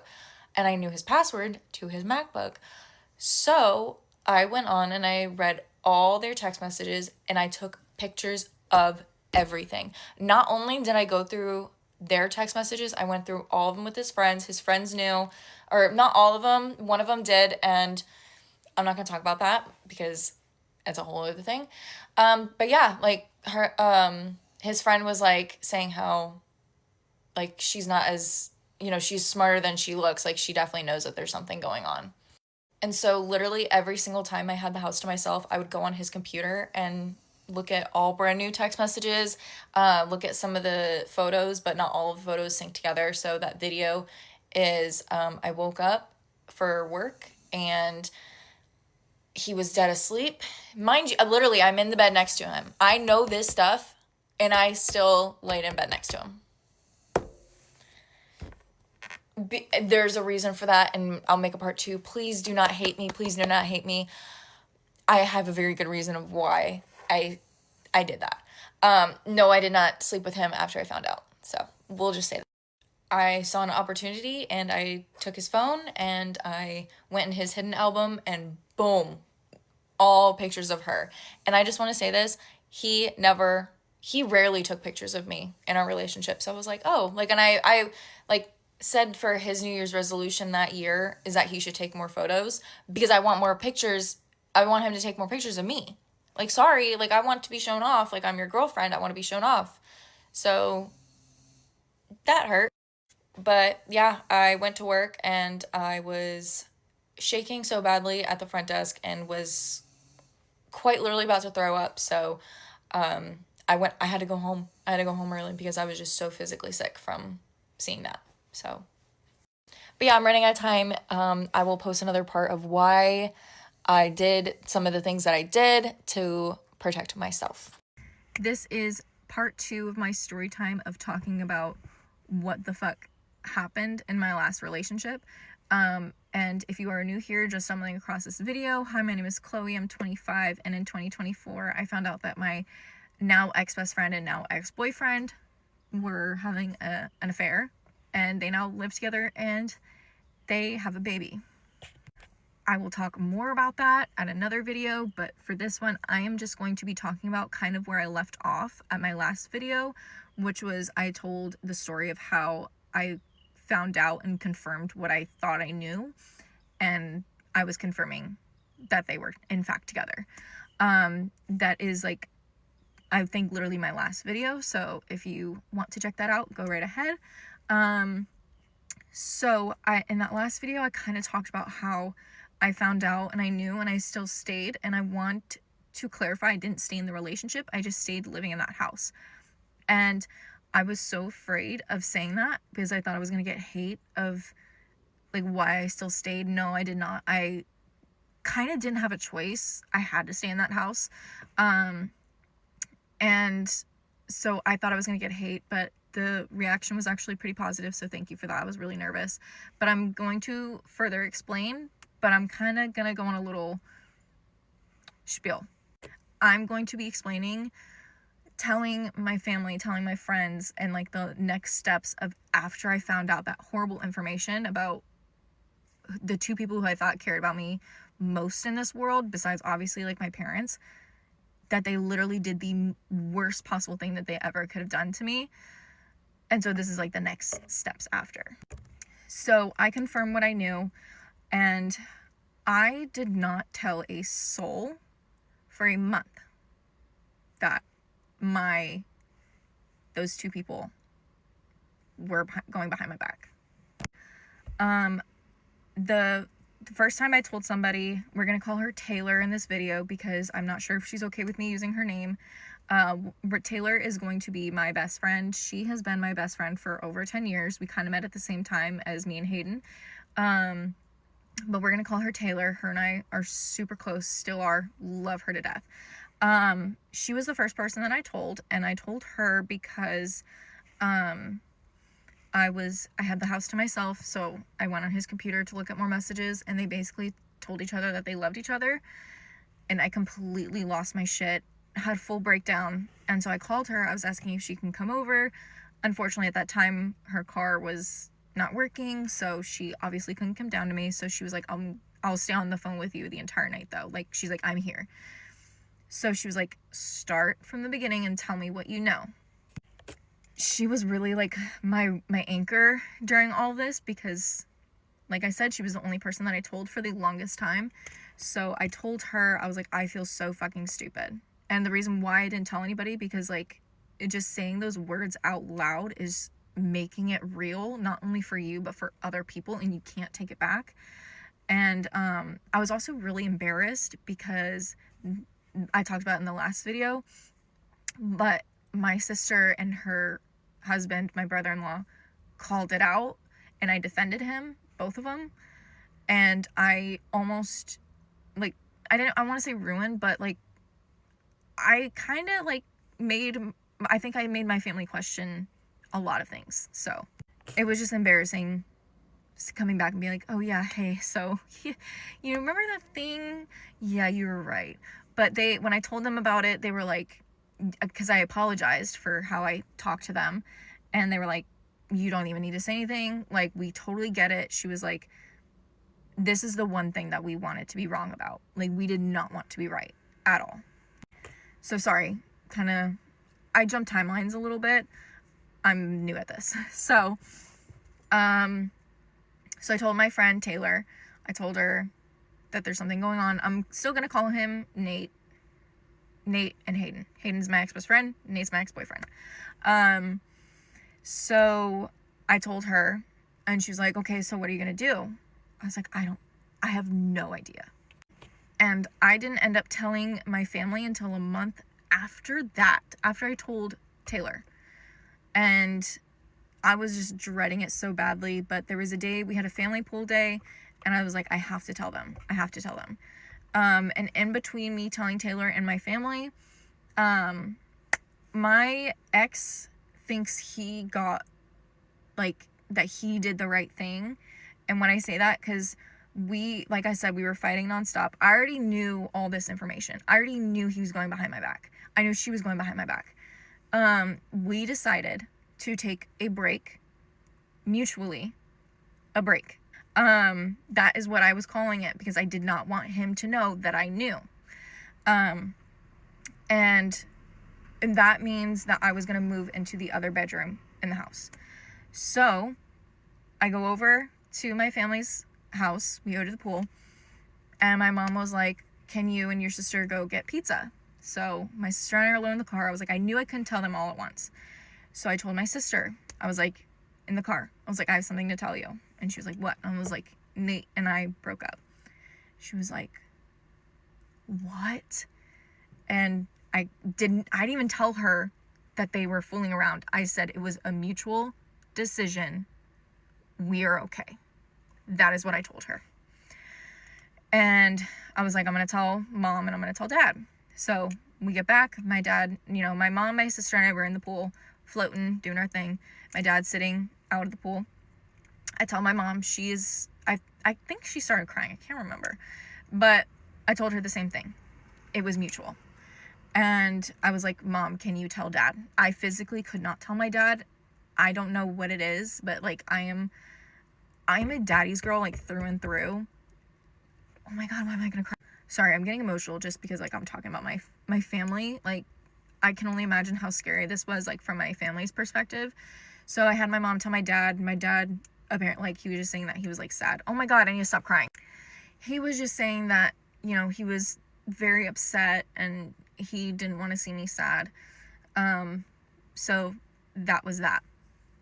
And yeah, so mind you, during all of this, it's been like 2 months since I've found out. Minimum 2 months. The only person who knows the full truth is my friend Taylor. She is the only person that I've told, and during all this time, I would call her every single night. I would just put on headphones. I would go into the other room. I was getting very, very drunk. Very, like, yeah. I think you get the point. And I would just cry, and I would just tell her all these things, and then 2 seconds later I would tell her the same exact thing that I just told her. And you know what? She would have something different to say every single time. She wouldn't be like, oh yeah, like you already told me.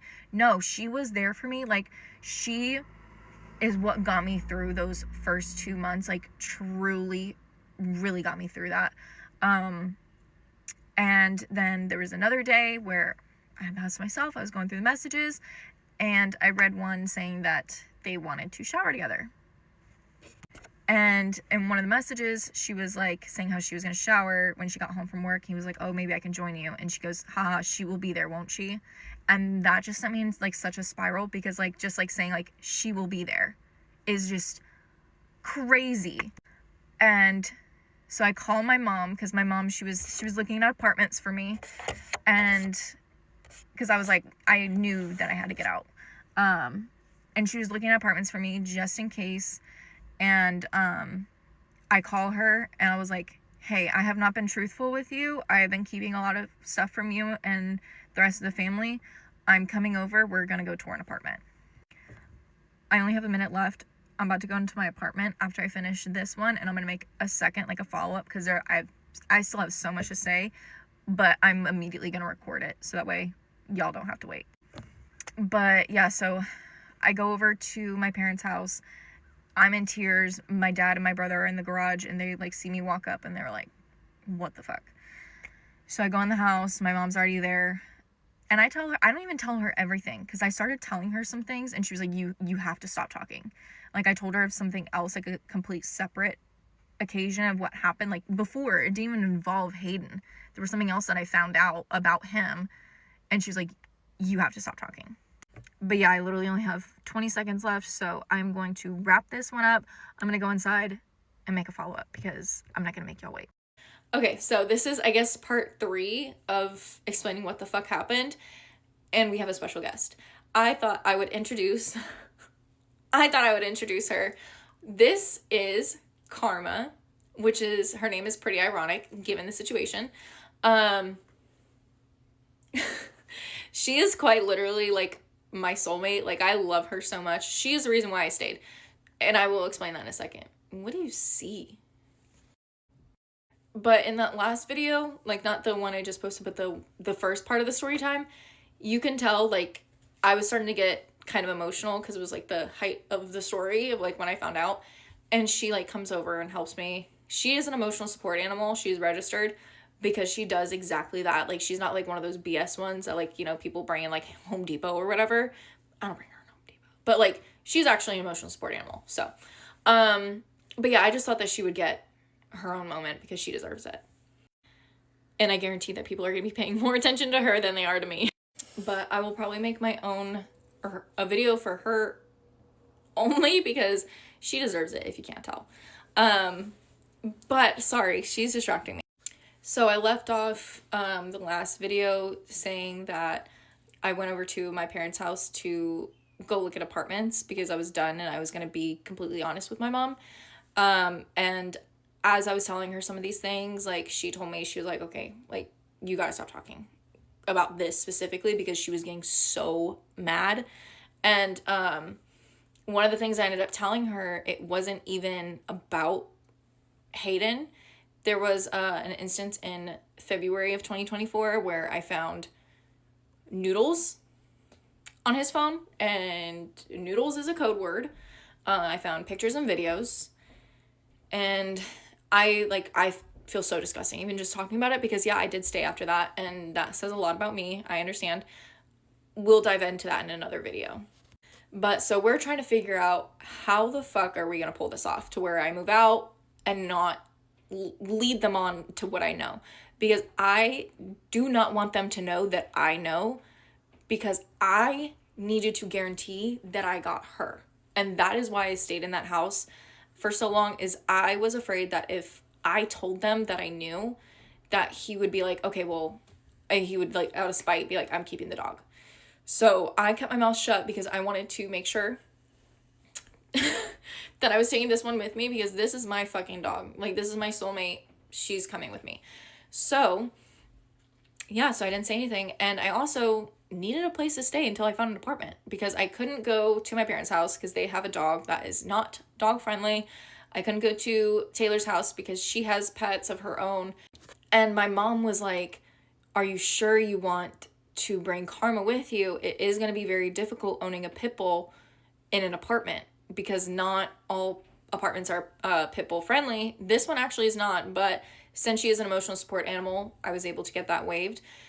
And so she was like, don't hate me for saying that. I was like, no, like that's a valid concern. I was like, she took my boyfriend. She took my house. She's not going to take my fucking dog. And my mom literally, she goes, you're getting that dog. Like, that will be the priority, is you are getting that dog. I was like, I know. So we were on the same page with that. My mom and I, we end up going to tour the apartment, and I end up applying for it right there. And I found out like about a week later, something like that, because like their computers were down. And in that week, I was a mess. Like, I was crying like every day because, and not because of the situation. Like, I kept my cool so well, I think. I was crying because I was like, I need to just hear the words that I got the apartment. I just need them to say I got the apartment and I will be good. So it was actually funny. So when I found out that I got the apartment, and again, this is all on the down low, like nobody knows in the house that I am moving out. And I was in the backyard sitting enjoying the sun, and I was out with her. And all of a sudden, Hayden comes out. And I was like, okay, you know, I'm being cordial and being friendly. Because I don't want to lead her on that I know. And all of a sudden, the fucking leasing office calls me. I'm like, really? Right now? So I'm trying to be discreet. She ends up getting the hint and she leaves. That, like, I don't want her to hear this phone call. So she leaves. And I literally called my mom. I was like, I got the apartment. I was sobbing. And I ended up telling him that night, I was like, that I got an apartment. I was like, I told him, I was like, I think that for our relationship, I was like, I think it would be best if I just moved out. And yeah, his reactions to all this, and I will get into all of their reactions in another video, his reaction was so confusing to me. I was so confused. Like, this is the point where I was just like, what the fuck? He was so emotional. He started crying. And he ended up like leaving to go on a ride to clear his head or whatever. And I was just like, how can you be emotional about me moving out when you were literally going behind my back with my best friend? I was so confused. And then get this. And mind you, I want you to know something. Sorry. I record everything. I recorded everything. I recorded to when I told him that I was moving out. I recorded the conversation telling her that I was moving out. She goes, Chloe, what is going on? Girl, you, bitch, you. I got it on video of him saying like 100%, like no matter what, I get to keep her. I was like, I am not letting anything go unrecorded. I literally recorded everything. Every single time I was in a room with one of them, I was recording. I might be messy and post some of those too. I have a really, really good one that I could post. Anyways, besides the point, can I just say like how pretty her coloring is in this lighting? Okay. All right. Okay. But yeah, so I told them, and from the point where I found out that I got the apartment, I moved in 10 days. So I literally immediately started packing that night. And during this time, those 10 days, I felt like amazing. I genuinely felt so good that I was getting out and that I had a safe place for me to go. And like I say safe, like meaning like safe for me. Like I did not feel like I was from the literally not even from like the point from before we moved in the house, I did not feel welcome in that house at all. So it was just such a good feeling to like have a place that I could call my own. And so I was so happy. I was smiling, I was laughing, and we watched, all of us, because I was like, I want to make this a point. We watched the Divergent movies. And if you've read the books, you know that, sorry, this is going to be a spoiler for Divergent book series. If you have not read the Divergent series and you want to, please do not watch this part. In the last book, I think it was, Tris dies. And Christina ends up getting with 4. And I was like, man, what a fucking dirty friend, you know? Like, she was like, oh yeah, like, that's a horrible thing. Like, I was like, bitch! I was like trying to hint at her that I knew. And she was like, oh yeah, horrible thing to do as a best friend. You don't do that. But yeah, like, I remember, like, during this time, like I said, I was excited and I was happy. And I remember my ex coming up to me. He was like, you don't even seem sad. Like, you don't even seem sad about any of this.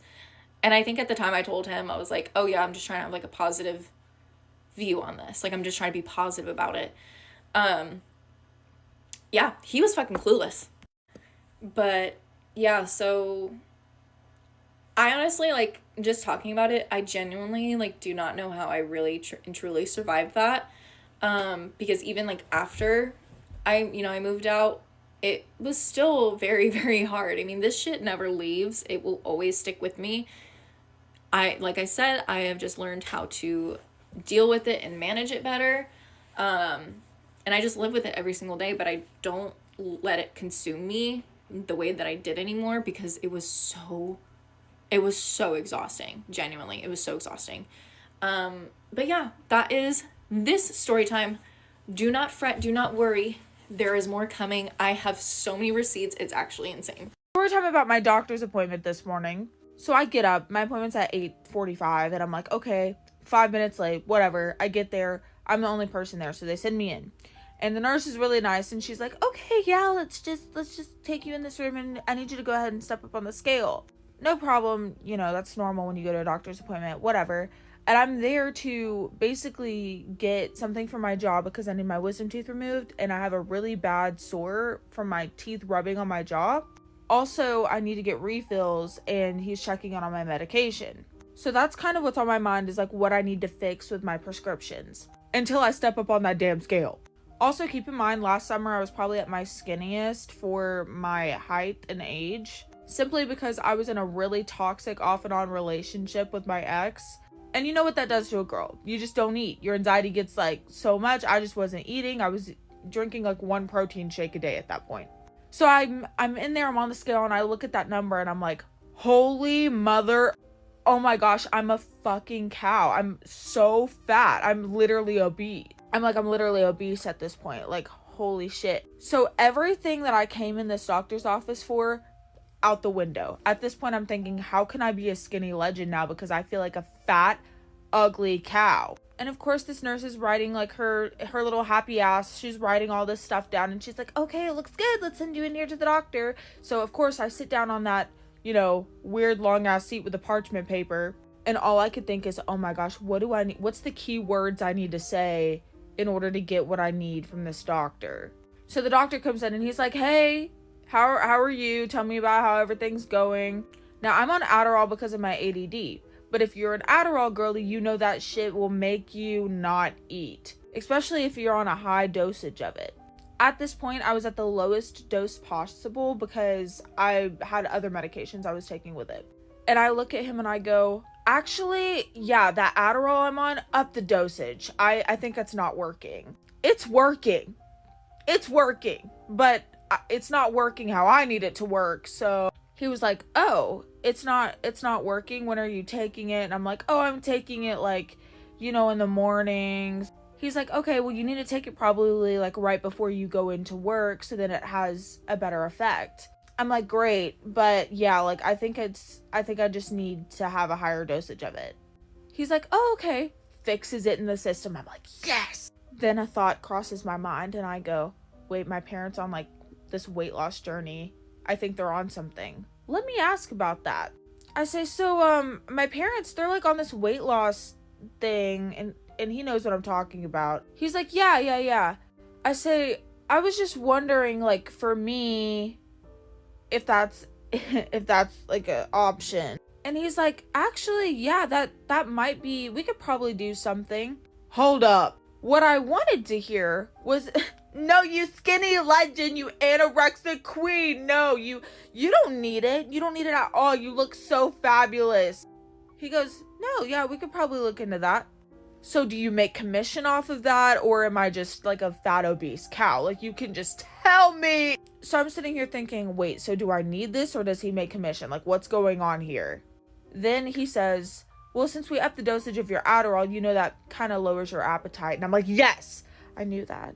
I literally knew that. He said, we'll wait 3 months. 3 months? Sir, you want me to wait till July? You want me to wait till July, that the peak of summer, to start this shit? He's like, we'll see after 3 months, like, how the Adderall takes effect, and then we could see if that's, like, an option for you. Sir, I want a skinny girl summer. I want a skinny girl summer, not, let's start getting skinny in the middle of summer, and I could be a skinny winter bitch. No, I want to be a skinny, hot girl summer. So I just say, okay. I get the stuff for my jaw, by the way, because I have to get my wisdom teeth removed, and he's like, oh, I'll just prescribe this for you. Like, what you do is you just let it sit in your jaw and it'll like numb it. Great. That's all I get from him. That's all he says about that. So I leave, my happy ass leaves, my fat obese ass leaves, and I drive to go pick up my prescription.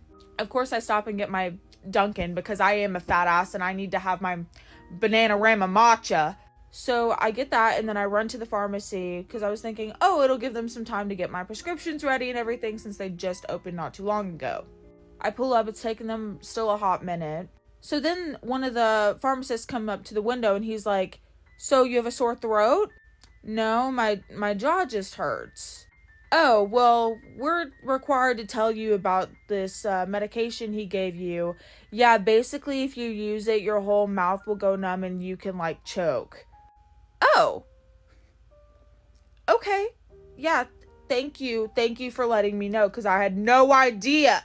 So I pay whatever I have to pay and then I take my stuff and I go home and I try this shit out. I'm like, okay, so I use the method of like pouring it in my mouth and like laying on this side. My whole mouth goes numb. So it's kind of worn off now, but that was my morning. I guess I'm gonna have to wait 3 freaking months before I can be a skinny legend, but wish a girl well. My first ever Hinge date is a story for the book. Like, I think I'm top 10 like on a normal scale, top 10 worst first dates ever. Anyways, someone commented that they think I'm good at telling stories. That makes me happy. So, and my life is so eventful that I could give you guys a million of these and they're actually insane, and honestly even I can't believe that they're. Anyways, first Hinge date ever. I'm out of a relationship, a very long relationship. I just was like, I need to get back on the dating.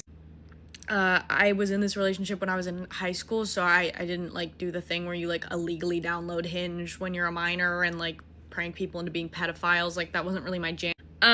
Anyways, so I download Hinge for the first time at 20. Everyone's already been at this for 2 years. I haven't. I've been out the game. I don't know how the fuck this works. Anyways, I matched with this guy who I thought was super cute, and he's like, "Do you want to go on a date?" I'm like, "Yes, sounds great." He's supposed to pick me up at 8. It's 7:30. I'm getting ready. I'm really fucking nervous. I'm literally shitting my pants over this. And he texts me and he cancels. He's like, "I have to pick my mom up from the airport." I'm like, "That's a fucking lie, you stupid idiot liar." Anyways, I'm like, shit. I'm fucking full face of makeup, hair done. I'm looking good, outfits on. I was so nervous too for this date, and then it just doesn't happen. I'm like, I have to make good use of me serving face right now. So I go on Hinge and I'm like, who the fuck's gonna take me out? This guy, let's call him Teddy. We're gonna call him Teddy. This guy Teddy, he matches with me and he's like, "You're so pretty." I've never been on a date. I'm like, "Oh, thanks, this is so sweet." He's like, "What are you doing right now?" I'm like, "This is perfect, Teddy. Teddy, this is awesome. Teddy, this is perfect. Teddy, pick me up right now. Here's my address." Who let me do that? Actually ever, who let me? No, if I could go back in time and take this all back, I would have never done any of that. Teddy pulls up. My stomach, I don't feel anxiety like that. I'm a musical theater major. I practically like do the most nerve-wracking thing every day for a living. Nothing really brings me anxiety anymore. I was shitting bricks. I walk outside. It's dark out. My roommate walks me out because he's like, "I really don't want you to get kidnapped on your first date." I'm like, "Yeah, me too." So he looks at the guy and then I'm like, "Bye." And I get in this guy's car. Oh my God, idiot, stupid girl. Anyways, I get in this guy's car. It is literally, it looks like a kidnapping truck. It's rusty. There's paint peeling on the outside. I get in the car. It smells like a construction worker car. Not that I know what that smells like, but that's like the vibe it was giving. I have no idea if that's correct. It smelled like old wood and rusty nails in there. I thought, I'm dying tonight. This is actually it for me. I'm not making it out. He's like, "Hi." I'm like, "Hi." Literally like, "Hey." Anyways, Teddy's like, "What should we do?" I don't know, Teddy. You said, "What are you doing right now?" I said, "Pick me up." You didn't have a plan. So he's like, "Let's go get coffee." It's 8 p.m., maybe 8:30 at this point. I'm like, sure, you know what? If that's your prerogative, an espresso at 8:30, like, let's do it. We go to the nearest coffee shop that's open at 8 p.m., which there was one literally down the block from me. I don't even know how. He parks the car. I kid you not. He parks the car. He gets out. Shorter than me. Don't get me wrong. I love a short king. I don't know if I can do 5'4". Sue me. Anyways, we get out of the car. I realize he's really, really short. I'm like, fuck. So we walk to this coffee shop. We parked about 3 blocks away from this coffee shop. He sees a bar nearby and he's like, "We should go in." I'm like, I'm 20. I don't have a fake ID. I don't know how this is gonna go down. He walks in the bar. He doesn't say anything to me. He walks in the bar and I have a video of this. I have a video of me standing on the street going, he just left me on the side of the street to walk into a bar.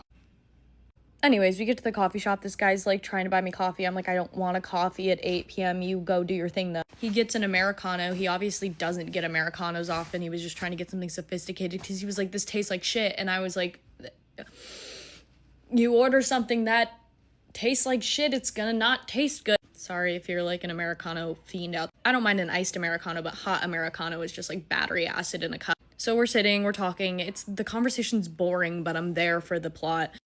That finishes up. We get back to his car. If I'm being honest, I knew we were close to mine, but I didn't know where I was in retrospect. Because we like parked blocks and turns down. So I knew I was in walking distance of my apartment, but I didn't know how I was gonna get home. And I was just like, well, I hope this date goes well, and he drives me back. Anyways, we're sitting in his car, we're talking, the conversation's fine. I don't even want to repeat. He looks me dead in the tits and he goes, "You have a perfect rack." That face you just made in reaction, that was my face too. I think I just looked at him like that, just like a lot of fear and just like, why the fuck did that come out of your mouth? Oh, but it doesn't stop there. He goes, I bet you're are perfect too. Oh my god, someone save me. I don't want to be in the car with this guy anymore. You're 5'4". Who made you nipple king? Anyways, directly after that, no time for me to even think of a response. He goes, how much do you weigh, 80 pounds? Rhetorical question, he had the answer in his head. 80 pounds? Have you ever held 80 pounds in your hand? That is the size of a large toddler. An average toddler. Anyways, I didn't know what to say. He started touching me. I said, I just really want to go home. I would rather just go home. Please take me home. Eventually, he takes me home, thank God. And I get back and my roommate was like, how was it? I said, never let me go on a date ever again. Ever again in my life, I never want to go on a date. I never want to meet another man actually ever again in my life. Anyways, here's the text to prove it. Hope you're doing well, King, though. Yeah. Story time of how my college hospital completely screwed up my epilepsy meds and I almost got really sick. So basically, I go to the University of Illinois, and if you know, we have one major hospital on campus. And so when I got diagnosed with epilepsy earlier this year, that was the hospital that I went to. That was when I got my meds. That was like I was at that hospital every step of the way. So the last time I was there when I got diagnosed, it was in March. So it was early March, and I had to stay in the emergency room for a night, and then I had to stay in the actual hospital for 2 full days. So like 2 nights as well. And what they told me when I was there is that I have epilepsy, I have seizures, and they're gonna give me 60 tablets of levetiracetam. And so I should take 2 a day.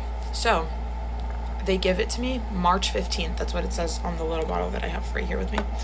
They give it to me March 15th, and they set up an appointment for me with the neurologist on April 28th so I can get like officially diagnosed and like get a normal regular prescription and everything.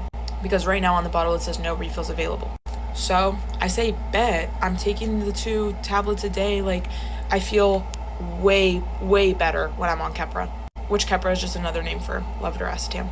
So then April 15th rolls around, and what happens? I run out of medicine because I have 60 tablets. It was around April 15th. I don't know the exact date. I have 60 tablets. I'm supposed to take 2 a day. I was prescribed them March 15th, so obviously they're gonna run out. And then my meeting with the neurologist wasn't until April 28th, so I couldn't get more meds. And so even though every website that I'm looking at is saying you can't quit Keppra cold turkey, everybody's telling me that I can't just be quitting these meds, I'm like, maybe they did this to like on purpose, like, because how could they just not think about those 2 weeks in between where I'm not gonna have medicine? So I was like, bet, like I'm just gonna see what happens.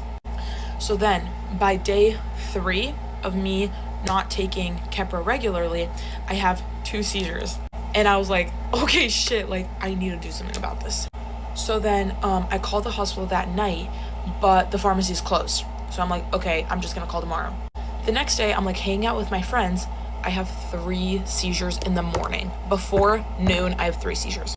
Okay, I call the hospital at 10 a.m. that day. And I'm like, I need these meds, like what do I do? And she's like, you're gonna have to call the police. Excuse me? I'm not calling the police. I'm not paying for an ambulance. I'm not getting EMS to take me anywhere. I'm not doing that shit. She's like, if you've been off of this for a few days, you need to call the police. That's not my fucking fault that I've been off of this. I didn't have access to it. So then I'm like, sorry, I'm not doing that. I have an exam tonight. And she's like, I understand that, but like your health is more important. If my health is so important, give me my fucking meds. So then I hang up. I'm like, okay, I can't do this. I don't know what to do, but I am not calling the police to come get me from my fucking dorm and have everyone be like, what the hell? No. So then they call me back a few hours later and they're like, okay, plan A is for you to go to the ED today, emergency department, today, and stay, like get checked out, and get your meds. And I'm like, how long is that gonna take? Like what? And then they're like, and plan B is for you to come to the pharmacy, get your meds, take 3 tonight, and then start regularly taking them again tomorrow. So it's like a loading dose of 3. And I'm like, okay, bet that. I'm just gonna do that. And she's like, are you sure? Because like emergency departments really are plan A. I'm like, no, I don't have time for that. The pharmacy in the hospital closes at 9 p.m. I call them at 7:30 and I'm like, hey, has there been a referral put in for me for my levetiracetam that I can get? They're like, no, not yet. I'm like, okay, bet that. The last bus from my dorm leaves at 8:20 to get to the hospital at 8:40. So I get on that bus and I get down there at 8:40. And so I go to the pharmacy. I'm like, do you have my meds yet? And they're like, no. I'm like, fuck you mean no, you close in 20 minutes. So I call back the number, same lady that I was talking to before. And I'm like, why? I don't have my meds. Why has there not been a referral put in? And she's like, I don't know, but I'm going to talk to the doctor and you're going to get your meds. I'm like, okay. She's like, by the way, you're going to have to go to this other pharmacy that closed at midnight because this pharmacy is about to close. I'm like, are you sure that the doctor is going to write the referral? She's like, yeah. So I check the bus times to get down there, 2 hours. What? It's like an hour. It's 3 different buses and that takes an hour. And then it's like a 40-minute walk. I'm not doing that. And at this time it was 9 p.m. So I call my friend with a car and I'm like, can you please take me to the pharmacy? And she's like, yeah. I'm like, go. Also, if I'm speaking really weirdly right now, it's because I'm high as fuck off these meds and nothing is connecting in my brain right now. So I get back to my dorm and I call the other pharmacy. It's like 10 at this point. I'm like, hey, do you have a referral yet for my meds? And she's like, no. And I'm like, and she's like, how long has it been since they told you that they would? And I'm like, an hour. And she's like, you need to call them back and make sure that they're doing it because it shouldn't take that long. So I'm like, whatever, I'm just gonna like wait for a second. And then 20 minutes goes by and the first hospital calls me and they're like, okay, like your referral is in, go get your meds at the other place. So get in the car, go get my meds, come back, pop 3 of those bad boys right down the throat. And I start feeling crazy. Like I start feeling so high. I'm so dizzy, I'm so fatigued, which normally that does happen with Keppra, but like I was taking so fucking much. And then today I took one. This is what I think happened. I took one, I forgot, and then I took another one. So now I'm literally high as shit because I've taken, how many? I've taken 2,500 milligrams of Keppra in the last like 12 hours. And I have temporal lobe epilepsy. So I don't have to take like some crazy dosage. My normal dosage was just 1,000 milligrams a day compared to like 3,000 for someone who might have like more intense seizures. But yeah, that's the story of how I'm high as hell right now and how it took me genuinely all day to get these meds. So thank you a lot. This is kind of a story time, but also just kind of me like needing to talk about something that happened in my life. This is a talk about how my best friend of 13 years ghosted me in September last year. So I'm just gonna use her name. Her name is Jenna, and I don't have any problem with saying her name. Her name is Jenna. We were best friends since 2012. I met her in 2012. We were both in the military together. We were both privates. We arrived at our duty station like a couple weeks apart. We're both like new, fresh female privates, and we became really close friends really fast. And we were best friends up until, I would say, September 2025. I had to check, but September 24th was the last time I heard from her. September 24th, 2025. I had sent her a post about basically how the show Catfish was no longer making episodes, and we were sad about it because we both love Catfish. Like, that was our secret weird little thing that we both love is Catfish. So she sent me a text back saying that she was so sad about it, yada yada. I've never heard from her again since. I texted her several times. I thought maybe just something was going on. She was in school getting ready to get her, she was going through an RN program. She wanted to be an RN. And I was like super proud of her for that. But I understood that she would be busy and like I might not hear from her as much. But she hasn't responded to any of like the 10 text messages I've sent her since then. She hasn't responded to any of my calls. She has just disappeared off the face of the earth. And she does not have social media. She has a Facebook page, which has had the same profile picture for like 10 years. She is just not on social media, which is something that I always actually really admired her about. Like I was trying forever to get her to just create an Instagram account. I was like, girl, it can be empty. I just need you to have an Instagram so I can send you memes. She wouldn't even do that. So she's not on any socials at all. Also, I live outside of Dallas. She lives in the Bay. So I'm in Texas. She's in California. We are basically a fucking world apart. So it's not like I can just pop up at her house and be like, hello, bitch. Like, are you alive? I started getting concerned a couple of months ago, and I texted her, I was like, hey, can you just let me know that you're alive? Because at this point, I'm afraid something has actually happened to you. Like, I'm on the internet Googling her full name, obituary, trying to find out, like, did something fucking happen to you? Because the thing is, no one would think to contact me if something happened to her. Like, she's all the way in California. It's not like I don't think that I'm someone that, like, her whole family, she doesn't really have a big friend circle. She has a pretty small friend circle as far as I know. Like, those people probably don't know me and would not think to reach out to me if something happened to her. And her husband, I'll let this be indication enough of what I think of him. He doesn't like me. I don't like him. I'm certain that he would never have considered reaching out to me if something happened to her. So at this point, I'm getting anxious, thinking something's wrong. So I texted her and I was like, hey, at this point, I think you're fucking dead. If I don't hear from you in 24 hours, I am going to reach out to two people, your sister and your sister-in-law. She does not have a good relationship with her sister, and her relationship with her sister-in-law is, to my knowledge, kind of like up and down. So, in knowing Jenna and knowing how we move, she would not be okay with me reaching out to either of those people. So I knew that when I sent that text, if she was just like ignoring me or whatever it was that made her not want to talk to me, she was going to reach out to me and be like, don't you dare reach out to those people. And it was nothing. It was crickets. So I get on Facebook and message both her sister and her sister-in-law. Eventually, I hear back from her sister-in-law a couple days later. And I'm like, hey, I had sent them both almost an identical message. It was like, hey, I'm Gabby. I'm Jenna's best friend. Like, we've been friends for this long. This is where we met. You know, like, I mentioned her husband's name and her son's name so that they would know, like, hey, I'm not some fucking weirdo. I actually know your sister. And then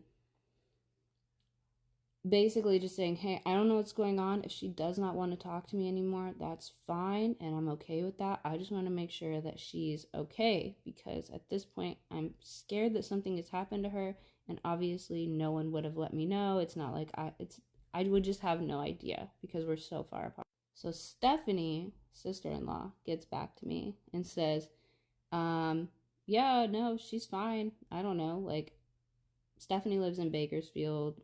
They live up in the Bay in Concord. She's like, yeah, she's fine. I don't really see them very often because we live so far apart, but as far as I know, everything's great and good. And I'm like, okay, well, if something had actually happened to Jenna, obviously Stephanie would know. So that really just told me that Jen is fine. Jen is fine, but has completely ghosted me. I just have so many unresolved feelings, dude. Like, this, it feels like a breakup, but like with a best friend. I've had breakups from men that hurt less than this, and I don't really know what to do about it because I can't force her to talk to me. Her sister-in-law has confirmed to me that she's totally fine, and I'm just confused because I've like racked my brain, like, did I do something? I don't think I've done anything. I actually think that I'm a pretty good friend most of the time. There's nothing in my mind that is like, okay, well, that's why we're here now. I don't even know what to do. I'm not gonna text her again. I'm not gonna call her again. Like, I've made it obvious that, like, I'm trying to reach out to you and I'm here. But I don't really know how to get, like, closure from this.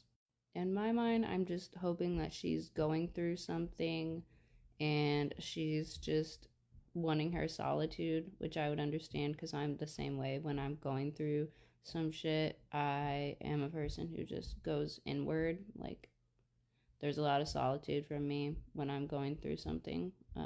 I definitely disappear a little bit, but disappearing for over 6 months, and then especially I know that she would not be okay with me reaching out to her family, and the fact that she let me do that and I didn't hear anything from her with regard to that, I'm just like, I don't know what to think. I've never had a friendship breakup like this before, and I don't know what to do. Has anyone experienced this? Like, long distance best friend ghosts you for no reason. There has to be a reason, but for me, the reason is evading me. I don't know, man. And this has been on my mind. Like, I think about it every single day. Like, every single fucking day I think about it. And I don't know what to do. And there's probably, like, nothing I can do. Like, she is absolutely allowed to decide that our friendship doesn't serve her and she doesn't want to talk to me. But I'm just like, I just wish that she could have just said that, or could have just put me at ease, because I still think, like, is something wrong with you? Like, did something happen to you? Stephanie says no, but, like, this is just so weird and out of character for her, and I don't know what to do. I just feel a certain way, and I guess the only thing I really can do is just let it go, but that's, like, a really hard thing to let go, so I just needed to yap about it. There's not really looking for advice or anything. I just wanted to talk about it because it's been on my fucking head and on my heart for a minute. Well, okay, thanks for listening. Bye. About 2 months ago, I met a woman at a party and she pulled me to the side and read my palm kind of out of the blue. And at the time, I didn't take anything that she said seriously. She just talked about, like, my past lives and my ancestors fighting to protect me and hurt me, and she talked about my moles and just a bunch of stuff, and I wrote it off because nothing like that has ever happened to me. I'm not religious, I'm not spiritual, and ever since that happened, I have not felt right spiritually. I have felt unsettled. I have felt like there is something that is, like, trying to reach me. I don't know how else to explain it. I feel even crazy talking about this, but ever since then, maybe starting like 2 weeks after this, I started to feel this way, just kind of unsettled. And maybe it's confirmation bias, but I started just, like, putting out into the ether, okay, universe, can you show me something, like, legitimize this? I don't know. And nothing's happened. So I heard someone say you really need to get specific in what you're asking for. So on Wednesday night, I said, just talking to my guardian angels, if you will, I'd like to see a cardinal. I would like to see it perched on, I said my deck or a flat branch, and it needs to be, like, at eye level, right in my face. I don't want to see it, like, in a tree far away in my backyard. It has to be clear as day. That was Wednesday night. Yesterday was Thursday. I'm out, I'm on a walk, and boom, I look up, there's a cardinal 3 feet from me at eye level. And I get closer to it, it doesn't move. It was the weirdest thing that has ever happened to me. Like I said, it could have just been confirmation bias, right? But I feel like that happened so fast, and I never see cardinals. Clearly I'm lacking the verbiage to describe how I'm feeling, but genuinely this is the first spiritual experience, if you will, that I've had. And I was raised religious in the church for my first 18 years of life. And this is the first thing I've ever felt anything like that before. Full body chill. what do I do with this information? What does this mean? I don't know. I used to be friends with this one girl because I thought she was funny and cool, and then all that changed once I found out the person that she really was. This girl would beg me to tell her who I had a crush on. Beg me. Like, she begged me to know who I was liking at the time. And then she used that against me. So I told her, oh my gosh, I work with this guy. I think you work with him too. Like, because he worked 2 different jobs, right? Oh my, I think he's so cute. Like, I told her, because I was like, oh, he's so cute. And she was like, no, like, he has a girlfriend. I was like, no, they broke up. Like, all this, blah, yada, yada, yada. Like, I'm, like, playing the long game, whatever. Okay. So I tell her about this guy breaking up with his girlfriend and how I have a crush on him. Okay. A few months later, she calls me up and it's like, hey, come over. And she's saying some weird stuff. She's like, promise me you'll never ever let anything come between us. Like, no boys, no nothing. Like, don't let anything ever come between us. Because, like, boys just, like, aren't worth it. Like, boys aren't worth it. Like, don't let anything come between us. And I'm like, yeah, girl, like, sure. Not knowing what was coming. She then proceeds to tell me, yeah, you know how you told me that you like this guy? Yeah, we've been hanging out. And I actually have a crush on him, too. What the fuck? And she says verbatim, I mean, I'm fucking other guys, but...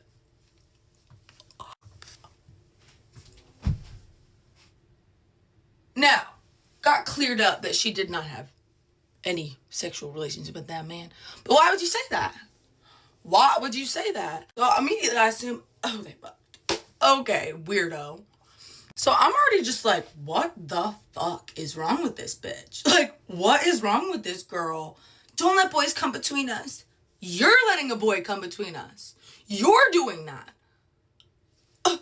So then she proceeds to tell me about this other guy that I used to like, where she begged me to tell her who I had a crush on, right?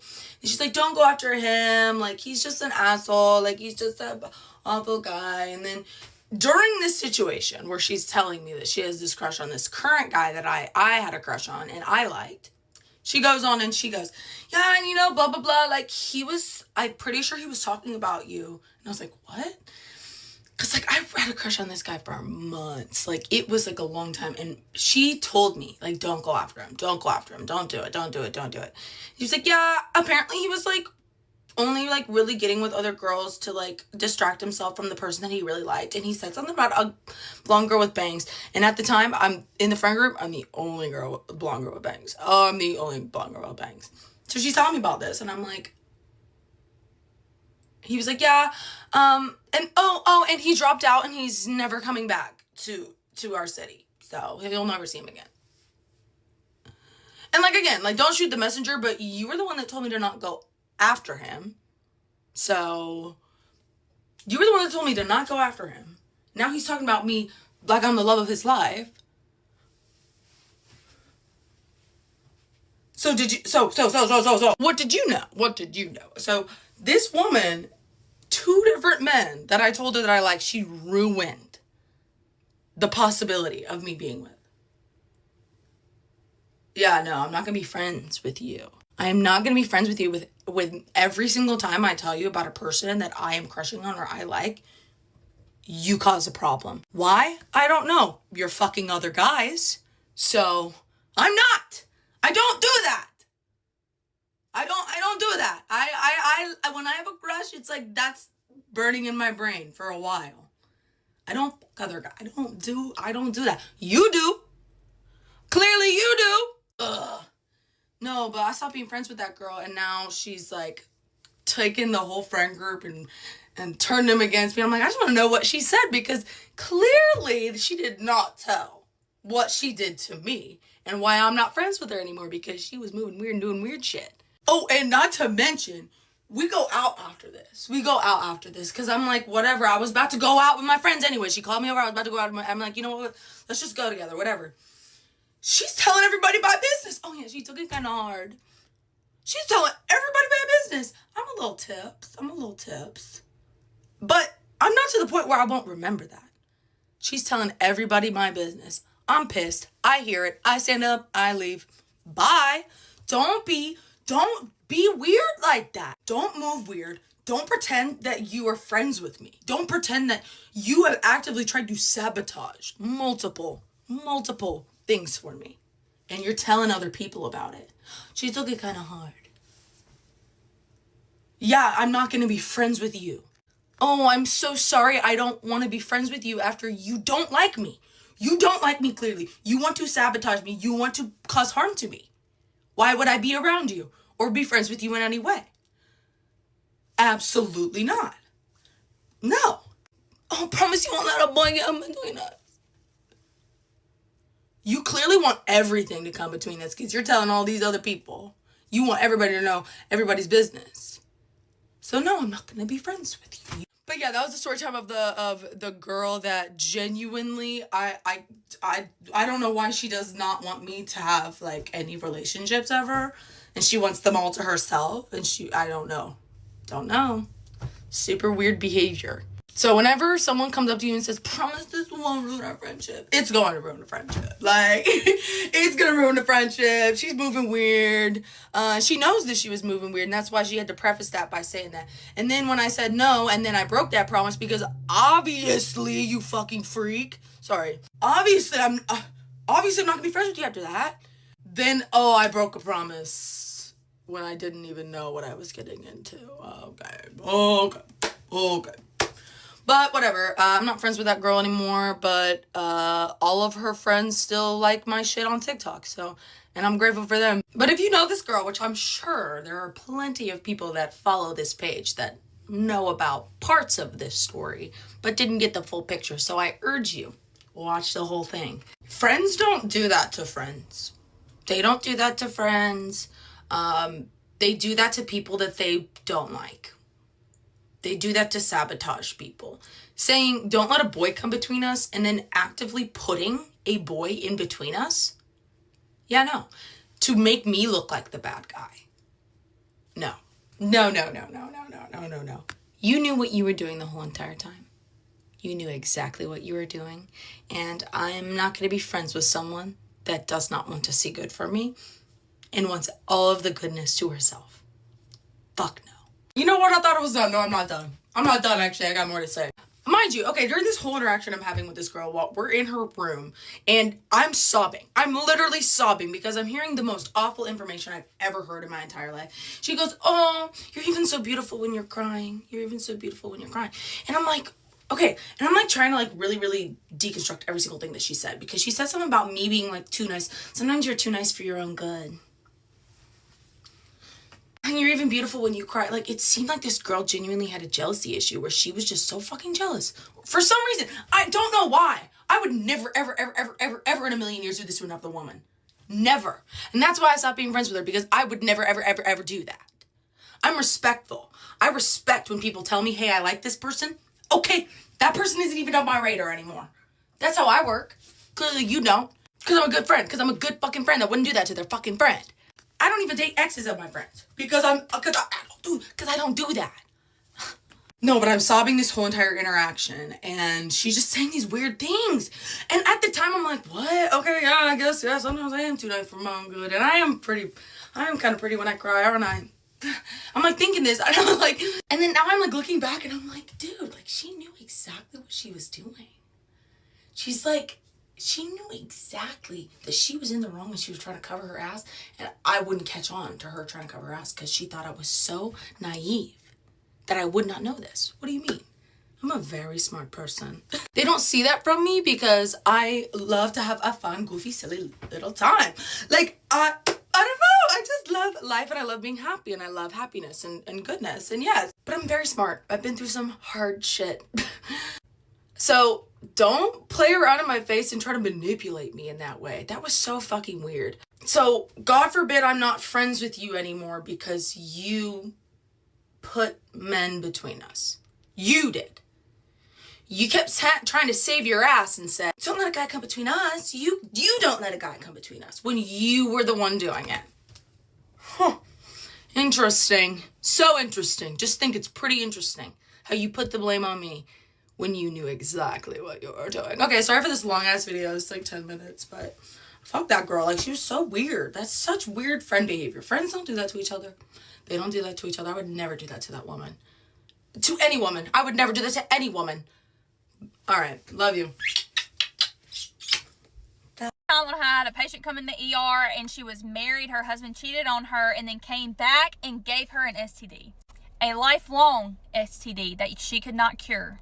Okay, first of all, this is a trigger warning for kids, but in my opinion, I feel like if you're a kid that's not ready for the sex talk, you don't need to be on TikTok. My 8-year-old used to be on TikTok until I started looking at her For You page. She's no longer allowed to be on TikTok, so do with that as you will. No judgment if you want your kids to be on TikTok. No. Anyways, on with the video. Okay, so boom.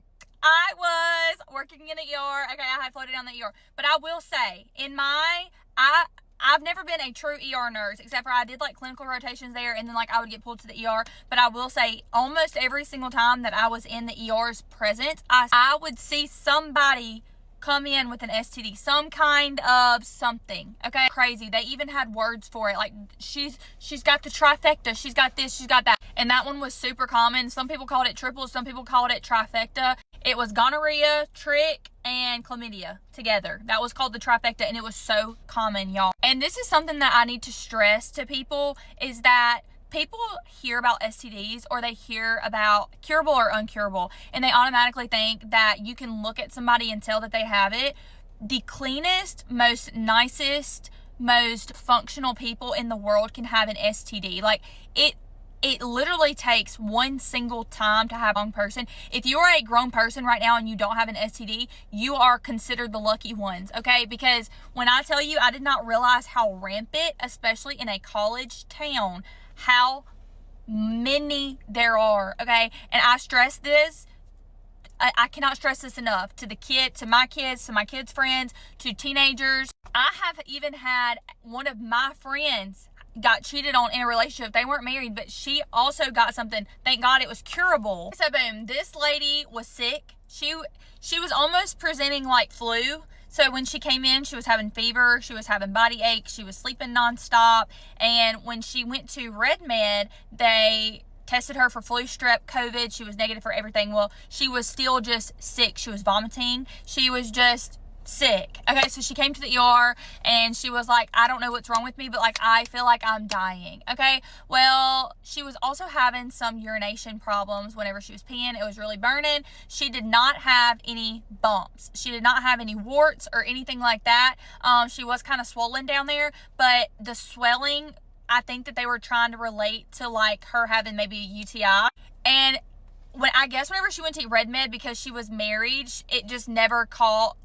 She had been married. She was happily married, she says, for a while. So it just never clocked to her that she had an STD. So anyway, she came into the ER. The doctor kind of already knew what was going on, just by her presentation. He ordered a Foley catheter. So whenever we put this girl was young. I can't remember, like 30s or 40s. Whenever we put the Foley catheter in here, she put out like 2,000 of urine, which is insane. Like, obviously she had retention. And that's what this doctor told me. He was like, and I was like, why are we ordering, da-da-da-da? And he's like, well, flu and urinary retention together is herpes. And I was like, oh my God.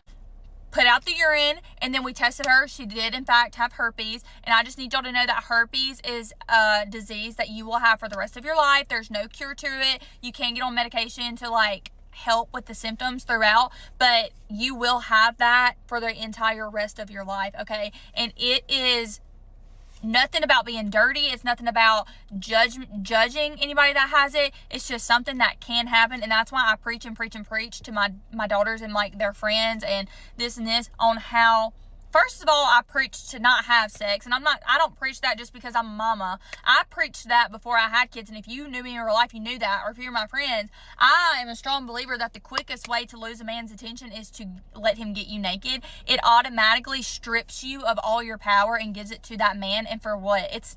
He will lose interest in you as soon as he takes your clothes off. So I've just never understood the whole one night stand or the whole, and I'm not saying that I haven't made mistakes in my past, but I'm just saying that the mistakes that I did make in my past made me feel like an absolute piece of shit, and like he was superior to me. And that's all it took for me was that one time, and it never happened again. Never. Anyway, that was on a different tangent. This is why I stress on being safe. Even if you're on birth control, you can still get STDs, and you can get lifelong STDs. Anyway, so the test results come back and we tell her, I didn't tell her, they told her, like, hey, your test results, you do have herpes. And she was in denial. She wanted us to retest. She said that she was married, that her husband would never, and da-da-da-da, and they have kids. And we're like, he did, obviously, and he came back and gave it to you. And I will say that is almost like one of the most heartbreaking, like, if you're a young teenager, to me that's also heartbreaking, because at the end of the day, like, I was that insecure high school kid, and I know what it's like to, like, want to be accepted and to, I don't know, like, I just feel like wanting acceptance and then taking your clothes off, it's just heartbreaking for you to get a disease that lasts for the rest of your life. Because I'm not saying that it's not your fault, like, of course there's accountability in place, but, like, they're kids, you know what I mean? And, like, making a mistake when you're 15 and having to explain to a man that is your dream man when you're 25 that you have this disease, and he either has to be okay with it or he doesn't have to be okay with it, it's just heartbreaking for me. But, like, it's a different heartbreak for a woman who is married to a man and him to run off on her and to come back and give that to her. It's just a slap in the face, and it's just so, I don't know. I don't know what ended up happening. They discharged her with medication and a follow-up, but her husband was not there. She came in alone. So I don't know what ended up happening, but that was just kind of a eye-opening subject. That's also, if you're sexually active, that's also why it's so important for me to get tested, like everybody to get tested. I love my man down, I do, but people make mistakes. You know, I've seen people that were married for 30, 40, 50 years and then have a wonderful marriage, and then they all of a sudden get cheated on. So every time I go to my OBGYN, I get the full panel. I get everything tested because I love my man down, and I hate to say he would never, but I know that he knows that if he did, the world would come to a halt. Okay? But I still get tested, and I'm like 100,000% sure in my relationship, but I still get tested, and please follow my example. That's all. Bye. Be safe, and y'all quit running rampant out here and get naked for these boys. Quit doing it. Everybody keeps trying to tell me that I need to go on more dates and I need to put myself out there more and get a boyfriend. Okay, well, I tried. It's going horribly. I need to tell you about the last date that I went on. I met this guy on Snapchat. Please don't come for me. Kept asking me out. Can you go out with me? I was like, no. Then I was like, you know what? I need to put my big girl pants on right now, okay? I need to go on a date. It's been 2 years. Okay, sure. Did I know anything about him? No. Did I even really know he looked like? No. Did I know I didn't know anything, you guys. I didn't know. But I was like, how bad can it be? Bad. So he wanted to go quad riding in the sand dunes. That sounds like something I would like, okay? Like, country bumpkin activity, like, sign me up. So my first red flag was when he called me the night before. You better not stand me up. Oh, like, I'll try not to. You'll try not to? I'm gonna be effing pissed if you stand me up, but he wanted me to be there at 7 in the morning. Okay, I'm not an early morning girl, like, I'm not, but I was like, okay, fine. Then I realized it's an hour 30 to his house. So I had to get up at like 3 in the morning, okay, to get myself ready for this. I was already stressed out. It's already having like the nervous diarrhea. Okay, I drive there the whole time. I'm just gripping the steering wheel, like, please, like, this just has to go good. I pull up there. He's in the truck already, right? He jumps out. First impressions, not my type. I'm just gonna say that. But I was like, you know what? It's okay. So I get in the truck. I realize it's a 2-hour drive.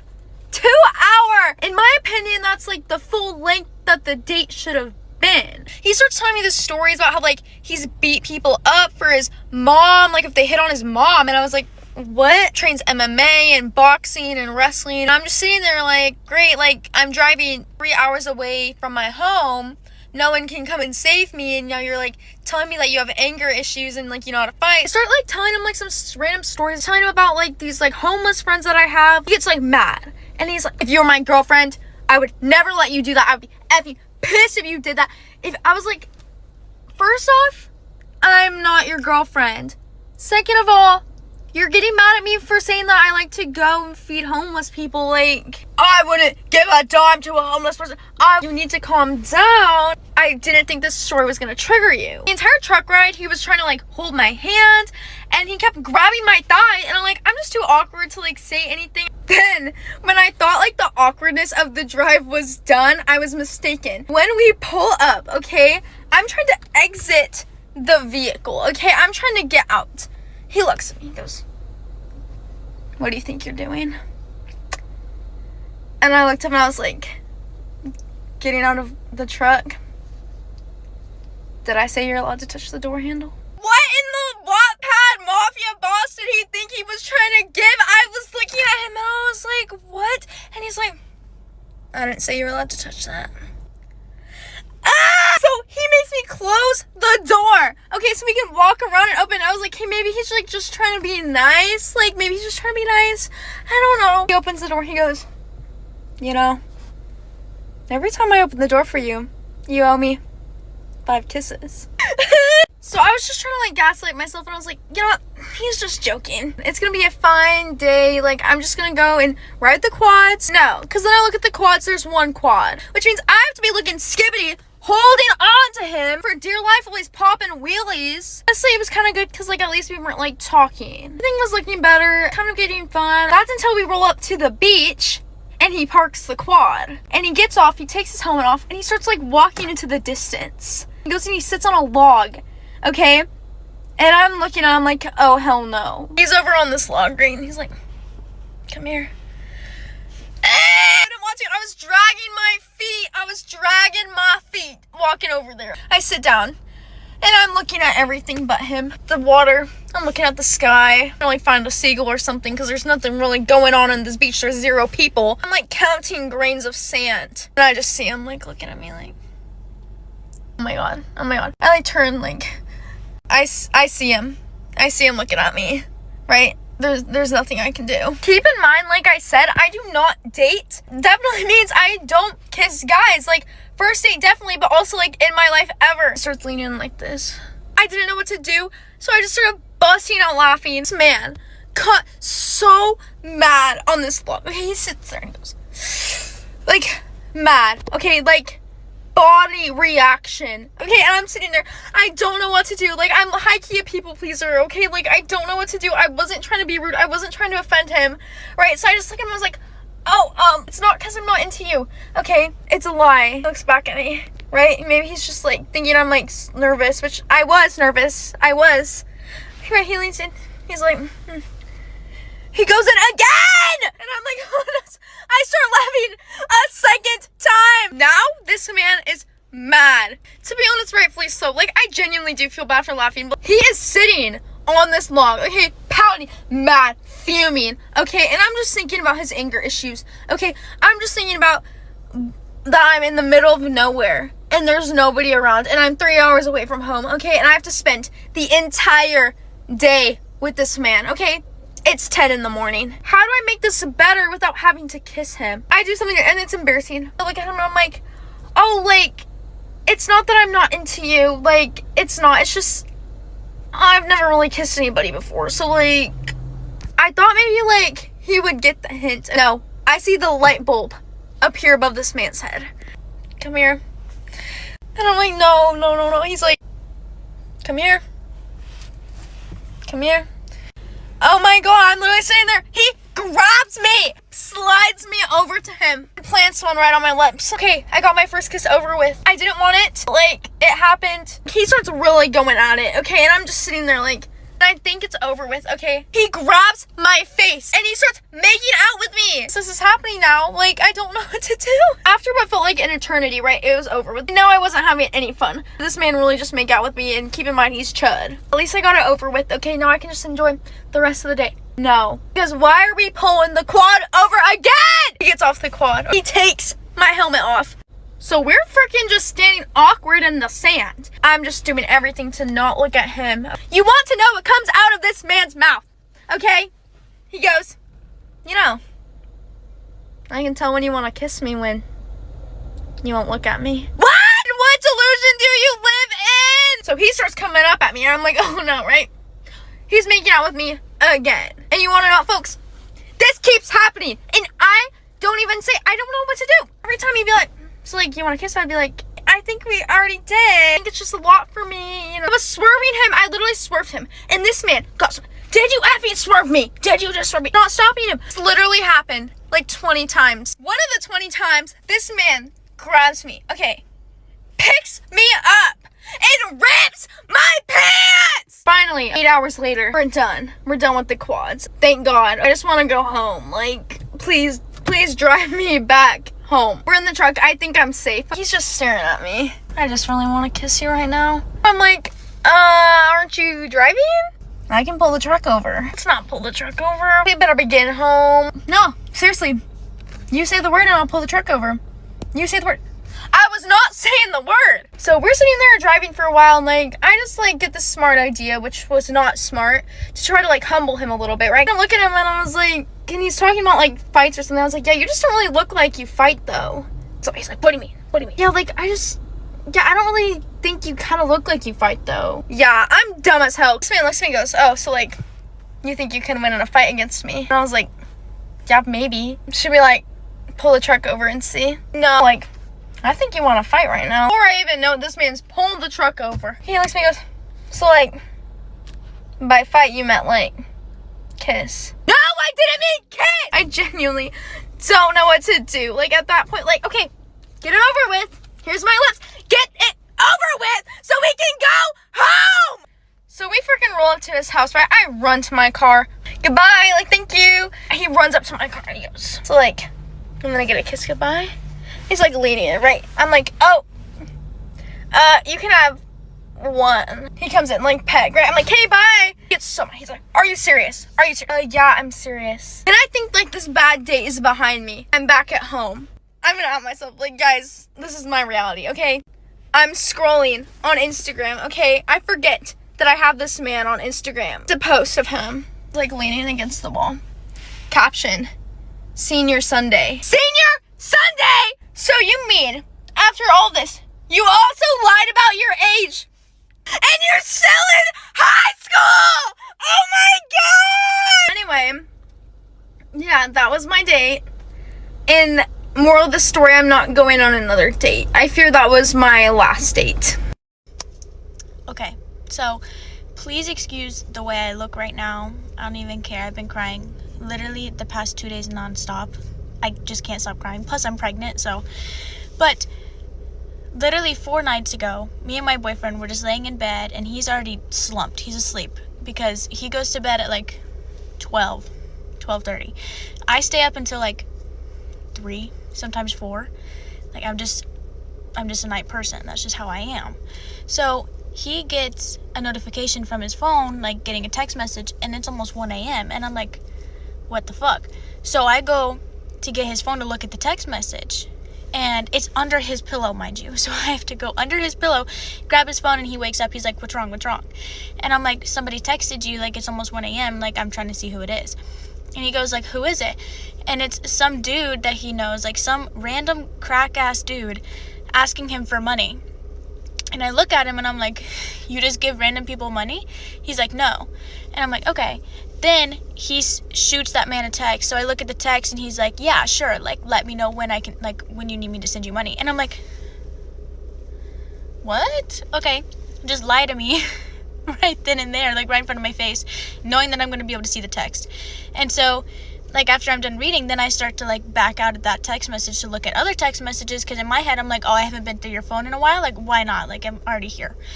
And so he snatches the phone out of my hand, and he's like, I'm so tired. Like, I just want to go to sleep. You woke me up. And, like, snatched it out of my hand. I'm like, what the fuck? I was like, give me your phone. Like, I just want to go through it. And he's like, no, like, I want to go to sleep. And I'm like, what does that have to do with me? Like, I can go through your phone while you're sleeping. And he's like, no, you woke me up. Like, I'm so fucking tired of this. And I'm like, tired of what? Like, I can't go through your phone? Like, that's just so suspicious to me. Because every time I try to go through his phone, it's always in front of him. Anytime I try to go through his phone, he gets so fucking pissed off about it. Like, I start going through his phone, 1 minute later, can I see my phone? Can I see my phone? I gotta do this. I gotta do that on my phone. And I'm like, can you just give me 5 minutes to look at what my boyfriend's doing on his phone? Like, mind you, my Instagram password is on his phone. Like, any notifications I get, he gets on his phone. So it's like, if you can have mine, why can't I go through your phone? Like, anytime I'm texting someone, he's looking over my shoulder like, who is that? Who is that? And if I don't tell him, he's snatching my phone to see who it is. So it's like, what? So, And my last relationship, all he did was cheat on me. Well, with porn, but I still take that as you're cheating on me. So that's literally why we broke up. And that was a 3-year-long relationship. So I told my now boyfriend, I'm like, if you ever do this, like, I'm breaking up with you. Like, no matter what. Mind you, I'm pregnant. I'm 4 months pregnant right now with his kid. So I just need to know if I'm in the wrong about feeling suspicious about why he took his phone. So today, I was like, it's been 3 days since that incident, and he has not talked to me about it. Like, he's been sleeping on the living room couch, and I've been sleeping in his bedroom. We live with his mom. So I was like in my head, I'm just thinking, like, why the fuck hasn't he, like, apologized for screaming at me in the middle of the night, all because I wanted to look through his phone. And so, like, this is, like, my last straw to where I'm like, I'm not accepting this kind of behavior anymore. Like, you either gotta say sorry, like, fix it at least, or, like, I don't know, do something to, like, make me feel like I can trust you in this relationship. And so today we ended up getting into another argument because he comes upstairs, starts laying in there and, like, acting all lovey-dovey, and I'm like, no, like, no, what is happening? So I told him, I was like, why did you do that the other night? Like, why did you make that such a big deal for me going through your phone? He's like, because you do this every time. Like, you're so toxic, you're so cringy. And I'm like, for going through your phone? Like, mind you, I only go through his phone, like, once a week if I remember. Like, or if he gives me a reason to go through his phone, or if he gets a text message and I'm like, oh, who is that? Like, I'm just seeing who's texting my man at 1 a.m. Like, and it's some random dude that's asking him for money. So, like, obviously, like, I want to know. And so I'm just so fed up with it. But anyways, today we get into an argument because I'm like, why did you do that? And then he starts just, like, saying that I'm toxic and, like, getting mad at me all over again. And I'm like, it's been 3 days. Like, I've given you enough time to cool down to be able to talk about this situation, so that way I'm not getting upset, you're not getting upset. But now I'm upset because he's getting pissed off over something that I've given him a lot of time to think over, like, realize, like, what he did wrong, what I may have done wrong. Like, I'd apologize if he came to me saying, like, oh, you did this, but whatever. So, and I was like, oh, and then he called me controlling, and I was like, okay, how am I controlling? And he was like, going through my phone. I was like, that's not controlling, that's literally me keeping, like, peace of mind. I was like, I never get mad when you go through my phone. Like, you literally have my Instagram on your phone. Anytime I get messages, you go, like, you see it first. You click on the message before I can even see it. Anytime someone adds me, you see who's adding me, and then you send me a text, who's this? And I'm like, I don't fucking know. Like, you saw it before I saw it. And so yeah, anyways. And I just don't think that's controlling.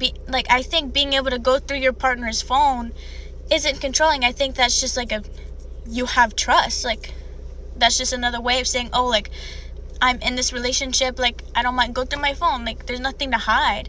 But him reacting like that is making me think he has something to hide. So today, like, I asked again, I was like, okay, give me your phone. He was like, no, like, I'm not doing this, like, you're controlling. And I'm like, you're hiding something. And he's like, no, I'm not, I'm just fed up with it. And I'm like, fed up with what? He was like, you're controlling. And I'm like, because I go through your phone. And then he gave me another example of how I told him the other day, I asked him very, very nicely. I was like, please don't stay past 7 at work so we can go grocery shopping. I even said please. It was over text, like, I can show it. And so he didn't text me back, but it was literally to go grocery shopping. I'm pregnant, okay? Your girl's gotta eat. So he doesn't get home until around 8:30.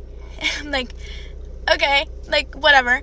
And then he spends, like, an hour out in the parking lot on the phone talking to his friend. And so I texted him, I was like, why are you just sitting out in the parking lot? And he's like, I'm talking to my friend. And I'm like, oh my God. And he's like, I can't talk to my friend? And I'm like, we need to go grocery shopping. Like, any other time you can talk to your friend. Like, I don't care that you talk to your friend. Like, I talk to my friends, but I'm not talking to them, like, as soon as we need to do something. And I don't sit on the parking lot like a fucking freak, like, with something to hide. And he was like, well, my friend and his girlfriend, they don't go through each other's phones. And I'm like, good for them. Like, round of applause. Like, seems like they built a lot of trust in their relationship. But at this point, we're not there.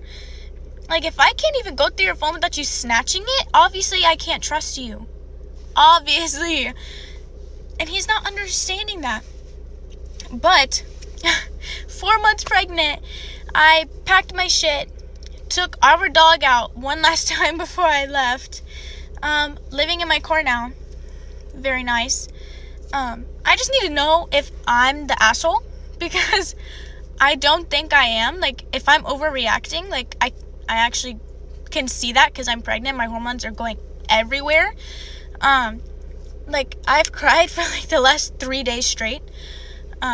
That's why my face is so fucking puffy. Like, I can't stop crying about anything and everything.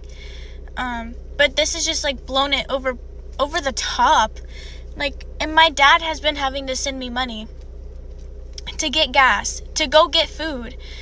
I've spent more time with my own father than I have with my boyfriend, and I live with my boyfriend. I live with my boyfriend, and I'm spending more time with my father. Which is just eye-opening to me.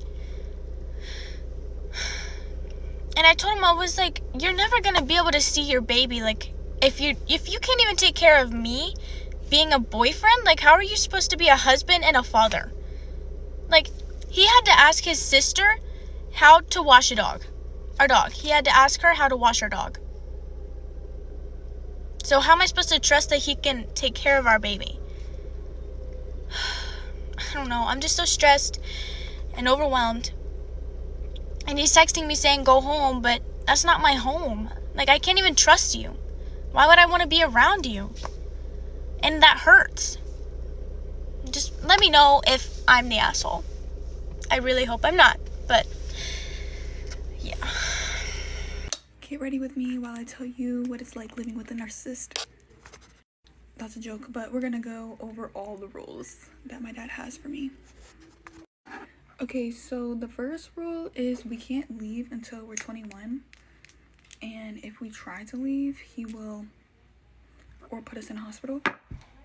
Second rule is we can't have a boyfriend until we're 21. It used to be when we were 18, but now that I turned 18, he wants to switch up the rules, so yeah.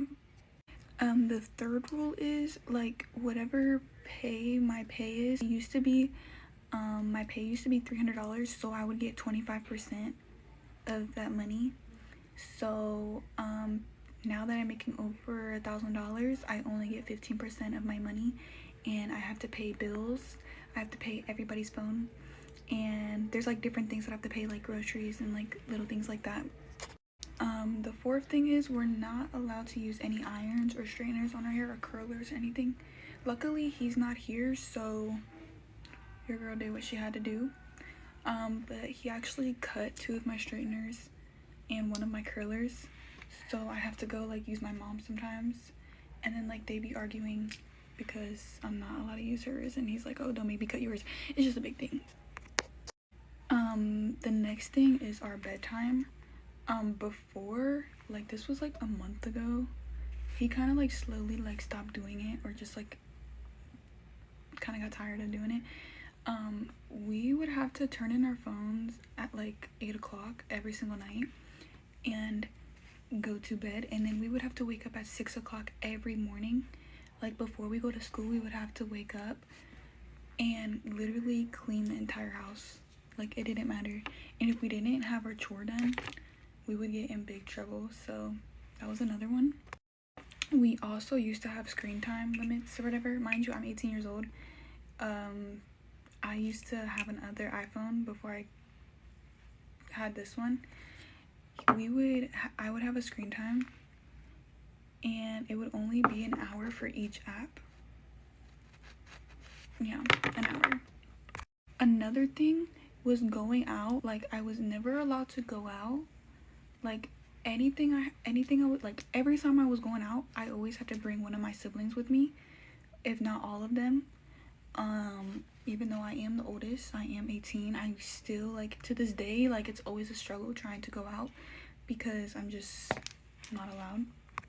Another thing is, like, even when I did go out or have a little bit of freedom, I would have to call him like every single hour, if not 30 minutes. Or like my sisters would be taking pictures of me. It was just actually weird.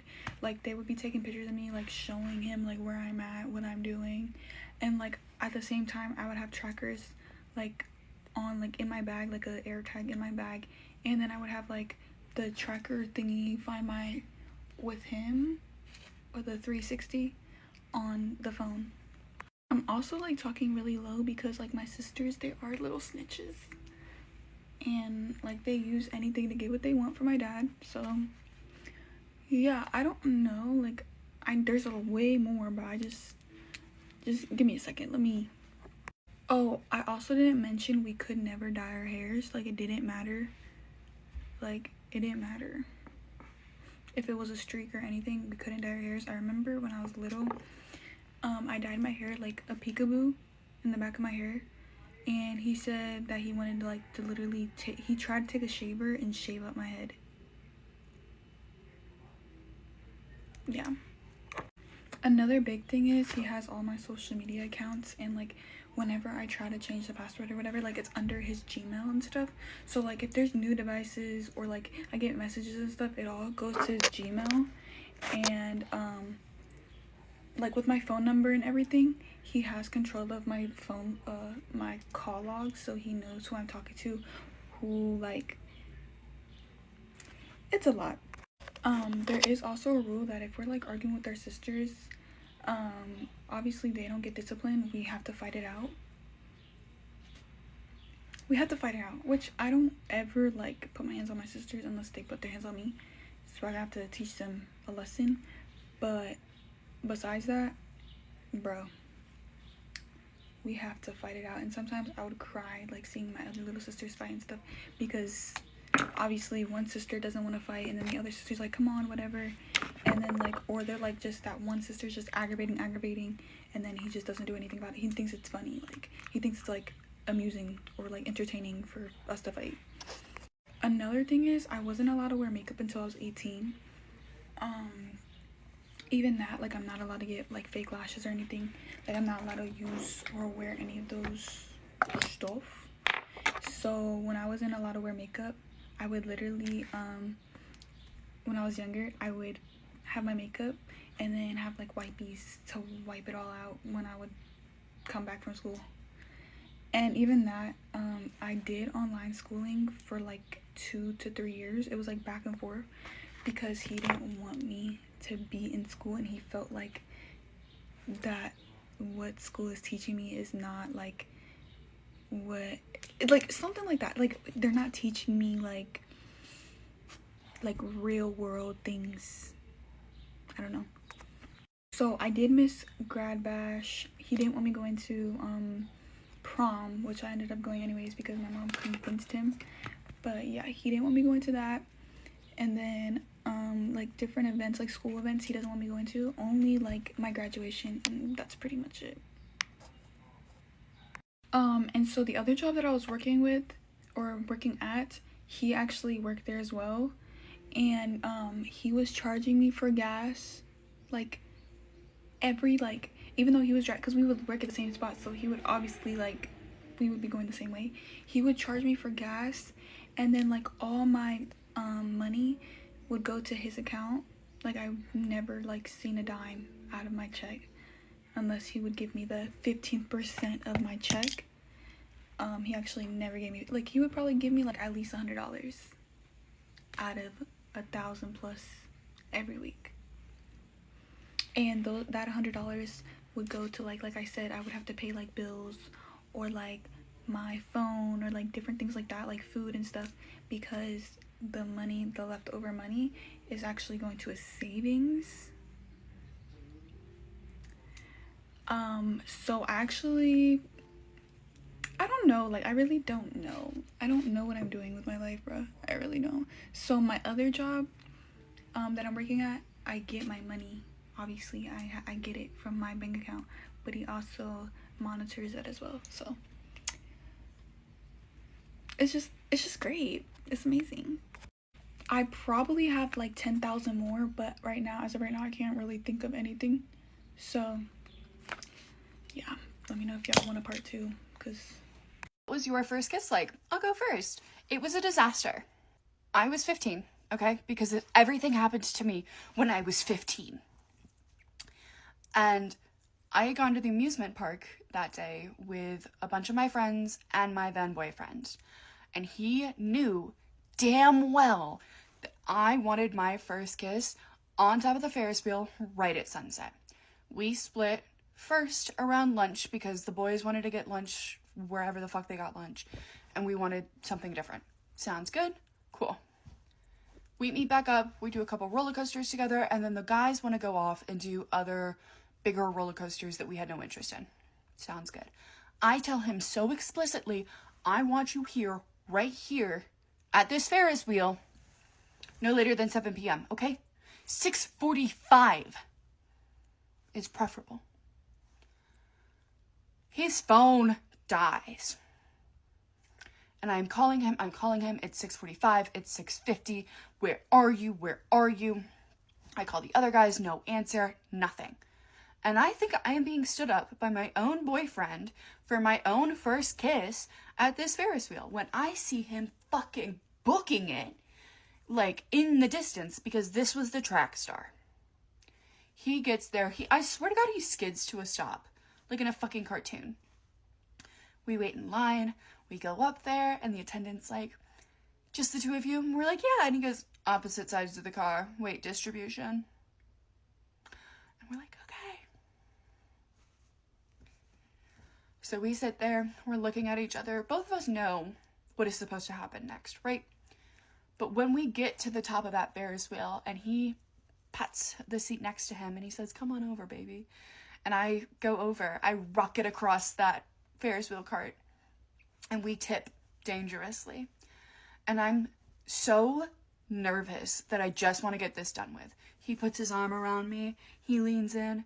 I'm like, oh my God, here it is. And he kisses my nose. I burst out laughing. I cannot help it, I laugh in this man's face. He is so red, he could run for a Republican senator, okay?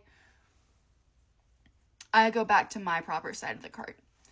We ride the rest of that Ferris wheel in utter silence except for the other two cars on either side of us laughing at us. Giggling. We get off that Ferris wheel, my friends are like, oh my God, how was it? And I was like, didn't happen. Got nervous. Couldn't do it. Laughed at him. He went, okay. And my boyfriend goes, let's go elsewhere. Let's like split up. And I'm like, okay. Because I'm determined to make this happen. He brings me to this light tunnel. It's got lights in it. It's fairies. It's cute. Blah, blah, blah. Yeah, we sit down on a bench. Every time he leans in, I laugh in his face. He looks at me. I laugh at him. Because we have just learned my stress response is laughter. After probably 30 minutes of just me laughing at him goes by, he's like, come on, let's go to this specific ride. Let's, like, last ride of the night. I'm like, but that ride is closed. He goes, I know that, Jess. Let's go. And I'm like, okay. He gets me into this dark little alley. He is leading me. He spins me around, grabs me by the hips, kisses me, forces his tongue in my mouth like a fucking slug. And I gag. My first kiss ever, and I gag. He pulls back and he goes, there, it's done. And I'm like, yay! I'm then scared shitless by this couple that comes up behind us because we didn't realize the ride was actually not closed. So we go on this ride. And as we stand in line, my face is getting puffy and feeling itchy. And I'm like, hey, did you put like a new chapstick on or something? He goes, nope, same dry lips as always. And I'm like, I know that. I did feel it. So, what did you have for lunch? He said, oh, French fries. Because I have recently discovered that I am deathly allergic to potatoes. He goes, yeah, I think they might have been fried in peanut oil too or something. What do you mean? Or something. We go on this ride. My face is increasingly red. I am itchy. I am sweaty. And he thinks it's just nerves. And I don't have the heart to tell him that he almost killed me for my first kiss. I get a call from my mom shortly after, and she's like, I'm in the parking lot, let's go. Because my mother, I love her so much. She's the type to drive me and all of my friends places in her minivan. Because I love my mom. We go and we meet my mom at the car. My hands are splotchy. I have hives on my face. She takes one look at me. She goes, the fuck happened to you? And I said, don't worry about it. She goes, get in the back of the car, you weirdo. Take your inhaler and some Benadryl, please. So I do. My mom drops all of my friends off because she's a lovely, excellent mother. Soon as my boyfriend gets out of the car, she calls me up to the front seat. I go in there. She goes, you kissed him, didn't you? And I went, she said, he had potatoes, didn't he? And I went, she goes, how was it? And I said, like a slug. She goes, yeah. Yeah, that's how all 15-year-olds kiss. And so my first kiss actually almost killed me. I need to tell a story time about my crazy ex-best friend. I've been debating on telling this story because this isn't really calling out my bad actions, it's calling out somebody else's bad actions. But she's in fucking jail now, so I'm gonna call this girl Hannah. I was 15 at the time, Hannah was 19 at the time. Red flag number 1. Spoiler alert, there's like fucking 30 by the end of this. And I didn't see any of them because I was also a walking red fucking flag. Anyways, back in my mentally ill days, back in my Xan days, which was before the Xandemic, mind you, I met this girl, Hannah. Now, at first, she was really fucking cool. You didn't see anything wrong with her until she wasn't cool. But we hit it off. Like, the first week I met this girl, we hooked up. But Hannah would do this thing, and this is important for the end of the story, where she would post her nudes on her story, then delete it like 5-10 minutes later after a bunch of people seen it, and say, oops, I didn't mean to post that. And then she would text me and a bunch of other people saying, oh my god, can you believe I posted that by accident? Which of course was an attention grab. And she would do this like once every couple of weeks. Like this was a thing that happened very frequently with her. However, me and Hannah, we would hang out a lot. But one day, we hung out, and it was me, her, some other girl who I didn't know who the fuck she was, and 4 other guys, who, by the way, were all pushing 30. Like, they were grown-ass adults. And we were in this, like, trap house basement. I was like, can't get any fucking creepier than that, right? But I was normally in this type of environment, so nothing really stood out to me as, oh, you should get the fuck out of here. We were all drinking, we were taking Xans, we were gardening, you know, the huge. And I was sitting next to Hannah on this gross-ass, busted-ass couch. And she started getting all touchy with me, which wasn't abnormal for me and her when we were drinking. So I didn't really have a problem with it, except the fact that there's a fucking audience. Anyways, I was feeling a bit awkward, so I ended up just going up to go to the bathroom. Which, by the way, there was one bathroom in the entire house, and it was all the way on the 2nd fucking story. And there were other people in the house. Like, I had to do a literal walk of shame just to go to the fucking bathroom. And the toilet didn't flush. Like, it literally did not flush. Sorry, off topic. Anyways, I ended up coming back, and this girl was already on one of the motherfucker's laps making out with him, ready to take her fucking shirt off. Within the next 20 minutes, she had been on 2 other guys' laps. Like, she was going around just making out with all of them. That's when I started getting a little weirded out. Granted, I used to be crazy in my crazy days, but I had limits, okay? There were lines that didn't have to be fucking crossed. Point is, she gets up, she looks at me, and she wants me to join in and do what she's doing. By the way, that other girl was just like sitting in the fucking corner staring at us. I forgot she was there. It was weird. She didn't even say anything. She was just there. But anyway, she's asking me to join in, and I'm like, no. Like I said, I was a hoe, but there are limits in certain situations where no, I'm not doing that. And I know these motherfuckers cannot afford a condom. I'm not having no orgy. I'm not doing that. Draw my line at threesome. But point is, I said no. She starts yelling at me. She's like, you're a buzzkill. I shouldn't have even invited you. She's like, I thought you were about this. Mama, I thought you would want to do this. Like screaming in my fucking face, getting fucking mad. And she's never like screamed at me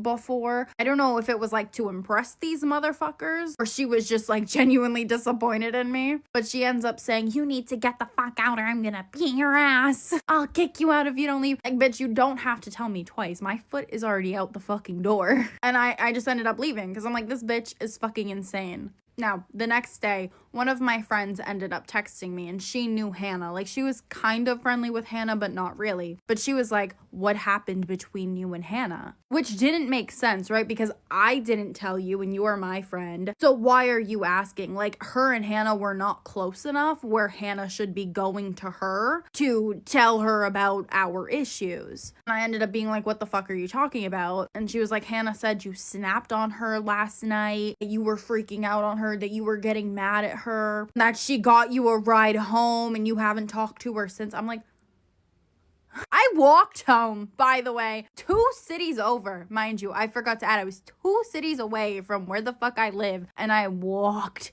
drunk, fucked up. This bitch wanted to mention that she got me an Uber. Regardless, I ended up telling my friend what really happened. And obviously, between me and my friend, I have more credibility, so she took my side. She ended up snapping on Hannah. She got really, really fucking mad at Hannah. And my friend was also a little bit older at the time. She's like, you were trying to have a 15-year-old girl have an orgy, blah, blah, blah. My friend was pissed, right? Within like an hour of that conversation, I'm blocked off of Hannah's Snapchat, okay? So I couldn't see this, but my friend saw it because she didn't block my friend. She blocked me, but not my friend who was attacking. Like, what is wrong with you? And she posted my nudes. Mine. And then 20 minutes later, she posted a follow-up saying, sorry, that was an accident, and left the pictures up. My friend went to her house, walked in, and beat the shit out of her. Like, I didn't even have to do anything. My friend took care of it. Anyways, I don't know why Hannah is in jail. I have no idea, nor do I care to know why she's in jail, but she is in jail. Maybe it had something to do with the CP she publicly posted. I don't know. But no, seriously, I have no idea why she's in jail. I just know she's locked up, probably for a long time. Get ready with me while we talk about how I ended up dating my ex-boyfriend's best friend. Just to clarify, my relationship with my current boyfriend is like a perfect example of like everything will work out the way it's supposed to, and like everything happens for a reason, and just to trust the process and time.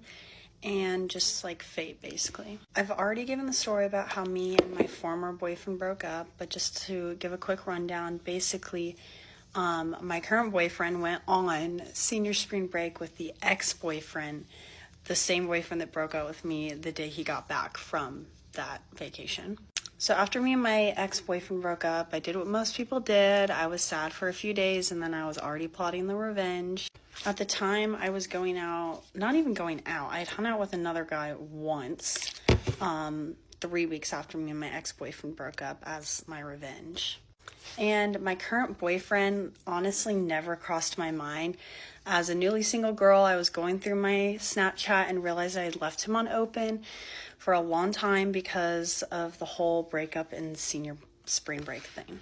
So out of nowhere, I just decided I'm going to start snapping him again. Still to this day, I have no idea what was in my head when I decided to do that. I wasn't like thinking to myself, oh, I want revenge with him, because we had been friends for so long before that it just was not going to happen.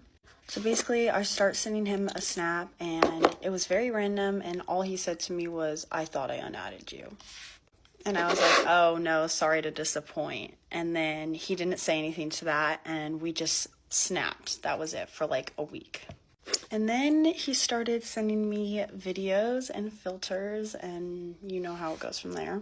So we end up chatting a lot more and just kind of, you know, doing still like friendly things because we were friends. Until about a week before my prom, he basically had asked me to hang out on a random Friday night the day before prom. So I say yes because I have nothing to lose. And I did think he was cute, and you know, like, he was my friend and we were just gonna hang out, and that was that. So he comes to my house that Friday, we hang out, all that stuff, and we both kind of assumed after that first hangout that it was not gonna happen again, just given the situation. But that was not exactly the case. Prom was the next day, and we both go to prom, different groups, different people, and we just kind of basically ignore the fact that we ever hung out the night before. Nobody knew about it. But then after that night, he decided that he wanted to hang out with me again the following week, and 4 days that following week. So we hang out quite a bit for the next 2 weeks, Still not telling anyone. My best friend knew, and she was the only one who knew about it. None of his friends knew about it. Until we got caught by one of his friends in a parking lot. We were just sitting there talking, and they drive by and see us there. That friend didn't say anything. He's very loyal to both me and my boyfriend, and we continued to keep it on the down low for 2 months. So kept it out of our friends, except for my best friend. Nobody else knew. And we did that for 2 months, hung out. We're basically boyfriend and girlfriend, honestly, just without the labels. And I was just gone through a breakup. He was about to leave for college. Both of us were just not interested in a relationship. Or so we thought.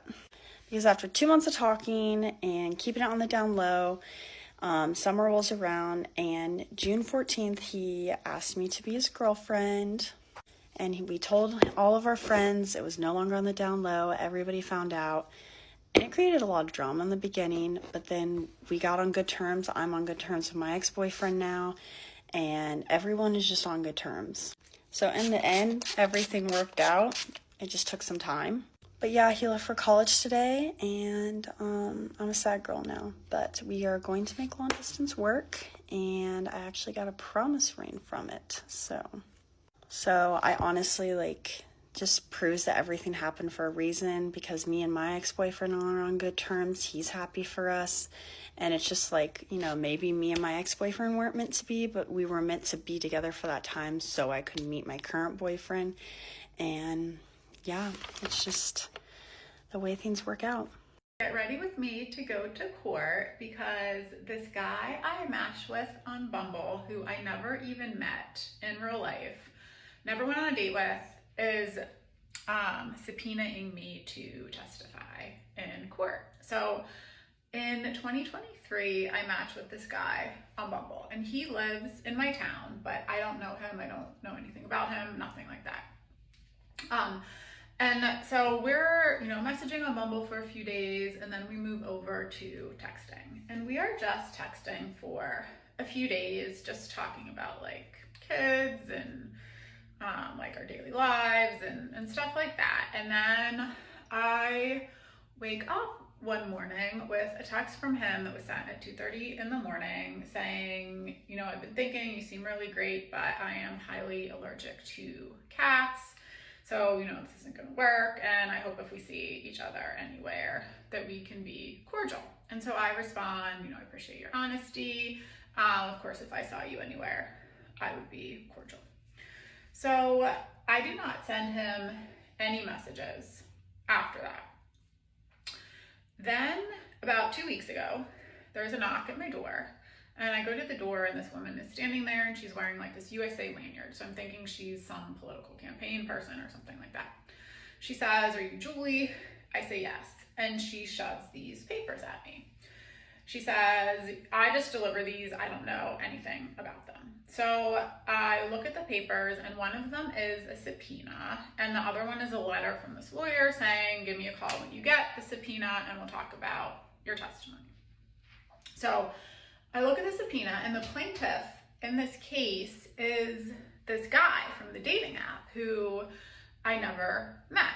And the defendant is some woman. I have no idea who she is. I don't recognize her name, nothing like that. So I'm like, this has to be some sort of mistake.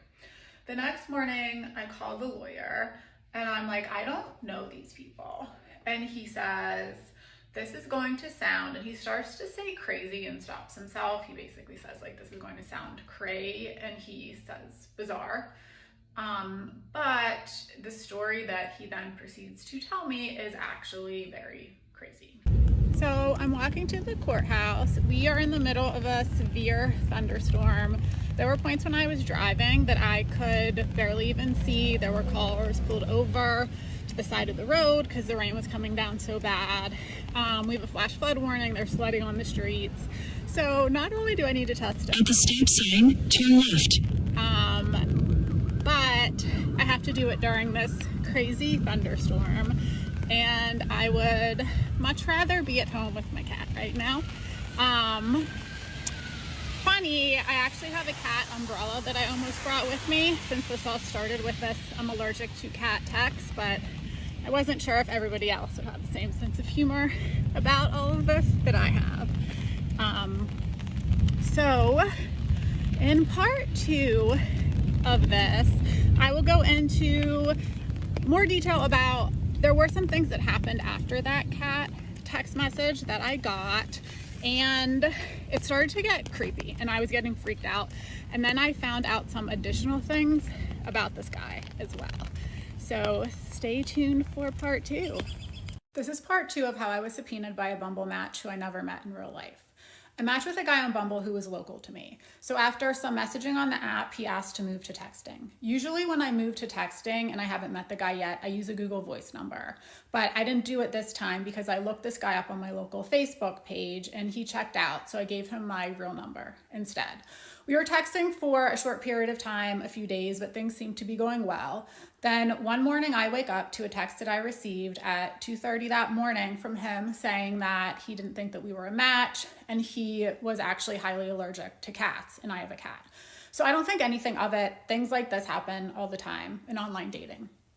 Then about 3 weeks later, I receive a text from a different number claiming to be this guy, telling me that he never sent me the "I'm allergic to cats" text and his phone was hacked. I don't respond to this message. I think either it's a made up story or a really crazy situation that I want nothing to do with. So then the next day I receive a phone call from his number and he leaves me a voicemail asking me to call him back. I do not call him back. I'm starting to get freaked out at this point because, like I said, this guy's local to me and I don't want him just showing up at my house. I was starting to get scared that something crazy like that was going to happen. The next day he calls me again and he doesn't leave a voicemail. So I'm telling some friends about this story, and because the guy is local, people knew the backstory of what happened. And when we had been messaging, he had told me that he had 4 kids, 3 school-age children and a 6-month-old. And the fact that he had a 6-month-old made me feel uncomfortable because I didn't know what the backstory of that was. But I felt like something like that wasn't appropriate to ask on messaging, and that was more of an in-person conversation. I find out that the guy had had an affair and gotten his mistress pregnant, and that's why he's divorced, and that's why he has a 6-month-old. So I want nothing to do with this guy. I then, a couple months later, receive another text message from him saying that he's at risk of something with his kids and his livelihoods at stake, and he's asking me for a favor. I have no idea what kind of favor I could do for him. So I ignore this message too, and then I don't hear anything for over a year. Then one evening, there's a knock at my door. I open the door and a woman is standing there with a USA lanyard, and she shoves papers at me and says, "I don't know anything about these, I just deliver." I look at the papers and it's a subpoena. The plaintiff is this guy from the dating app, and the defendant is a woman I have no idea who she is. And then there's a different letter from his lawyer saying, "Please call me once you get this so we can discuss your testimony." I called the lawyer. I'm thinking this is a mistake. I say, "I don't know these people." And the lawyer says, "Do you remember you were messaging with a guy from Bumble and then you got a text from him saying that he was allergic to cats?" And I said, "Yes, I remember this." And he said he didn't actually send you that message. His phone was hacked. And so what happened was somebody hacked into his iCloud, copied the text string between that I had with him into a different text string, messaged me with the "I'm allergic to cats" message, and then blocked me. And then continued texting with this guy for several more weeks until things kind of fizzled out there. So I was being required to come to court to testify on what messages I sent and what messages I didn't send. The woman who was accused of doing this had also done the exact same thing with 3 other women. So all 4 of us were being told that we had to come and testify in court. In my next video, I'll go into what actually happened in court and what the result of the court case was.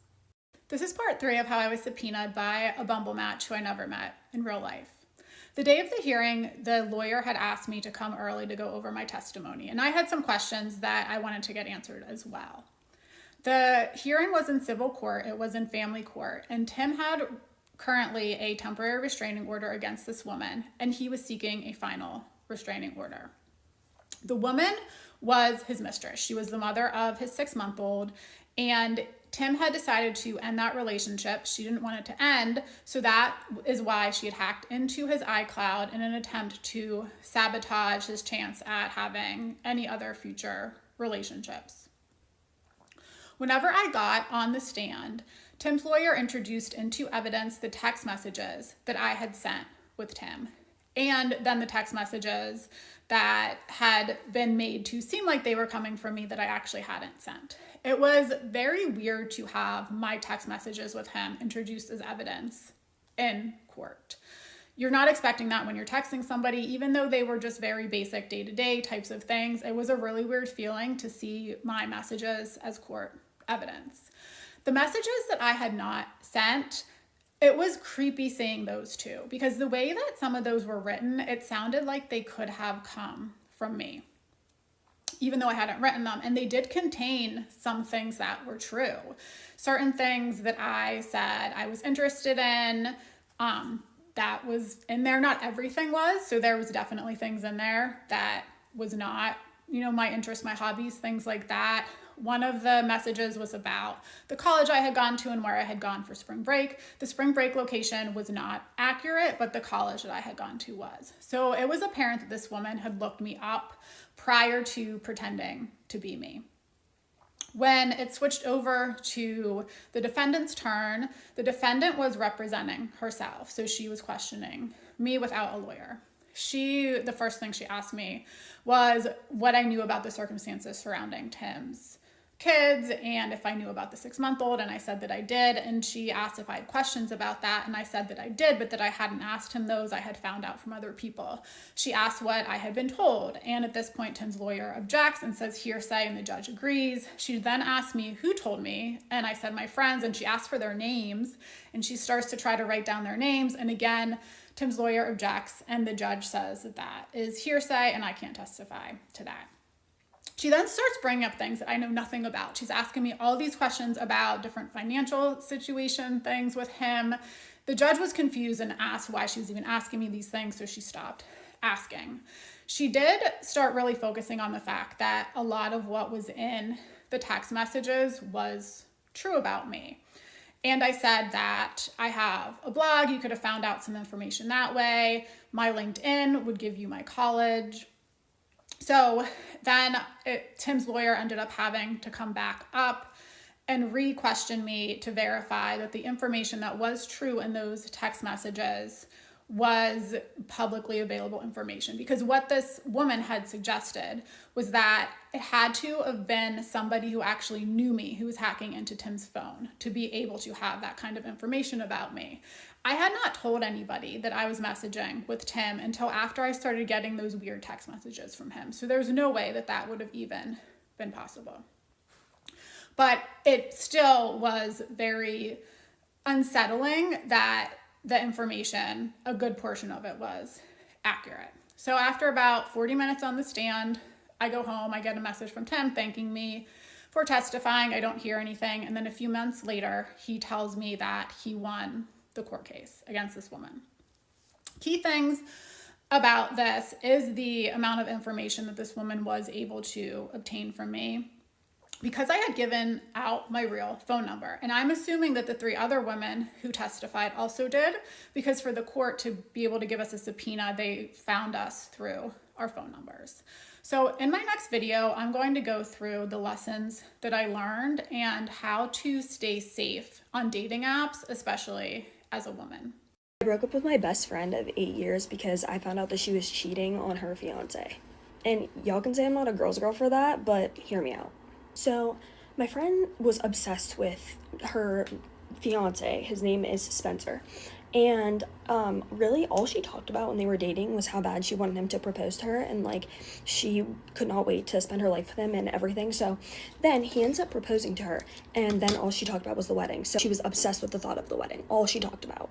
Well, in this time period, she ended up going to therapy, and she never really said like why or whatever, but I mean, we all need therapy, it's fine.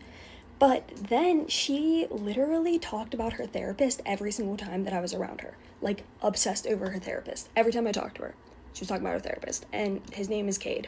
So then one day, she was like, do you want to go out to eat? And I was like, yeah, let's go out to eat. So we go, and on our way, like, walking to our table, we saw her therapist. And so we stop and she's like, oh my god, hi Kate, like whatever. And we're all talking and I noticed that they are like really uncomfortably flirty. Like I was so uncomfortable. I literally, I was shocked. So they're sitting there yapping it up and I'm just like, and in our conversation it got brought up like where I was from, where he was from, and that's important for later. So whatever, we eat dinner and then that was it. So the weekend after that, it was the bachelor trip and the bachelorette trip. So her fiance wanted to go back to his hometown and go out with his buddies. So he's from Tennessee. So he went back to Tennessee, went out with his friends, and my friend just wanted to stay around. So we took her to the city and that's what she wanted to do. Well, all night long, she's on her phone. And, you know, my friends and I were just kind of like, I mean, a little concerned. She was on her phone all night, but eventually my one friend was like, hey, like, what's wrong? Why have you been on your phone? Or, like, are you texting Spencer? And she's like, no, I'm actually texting Cade. Like, he made this joke. And we're just like, what? Like, you're texting Cade on your bachelorette trip. And, like, you're cheesing too hard, girl. So we continued the night, and 11:30 comes around. And she's like, I think I want to go home. Like, you know, I'm tired. And we're all like, you want to go home? Like, it's 11:30 and it's your bachelorette trip. Like, are you sure you want to go home?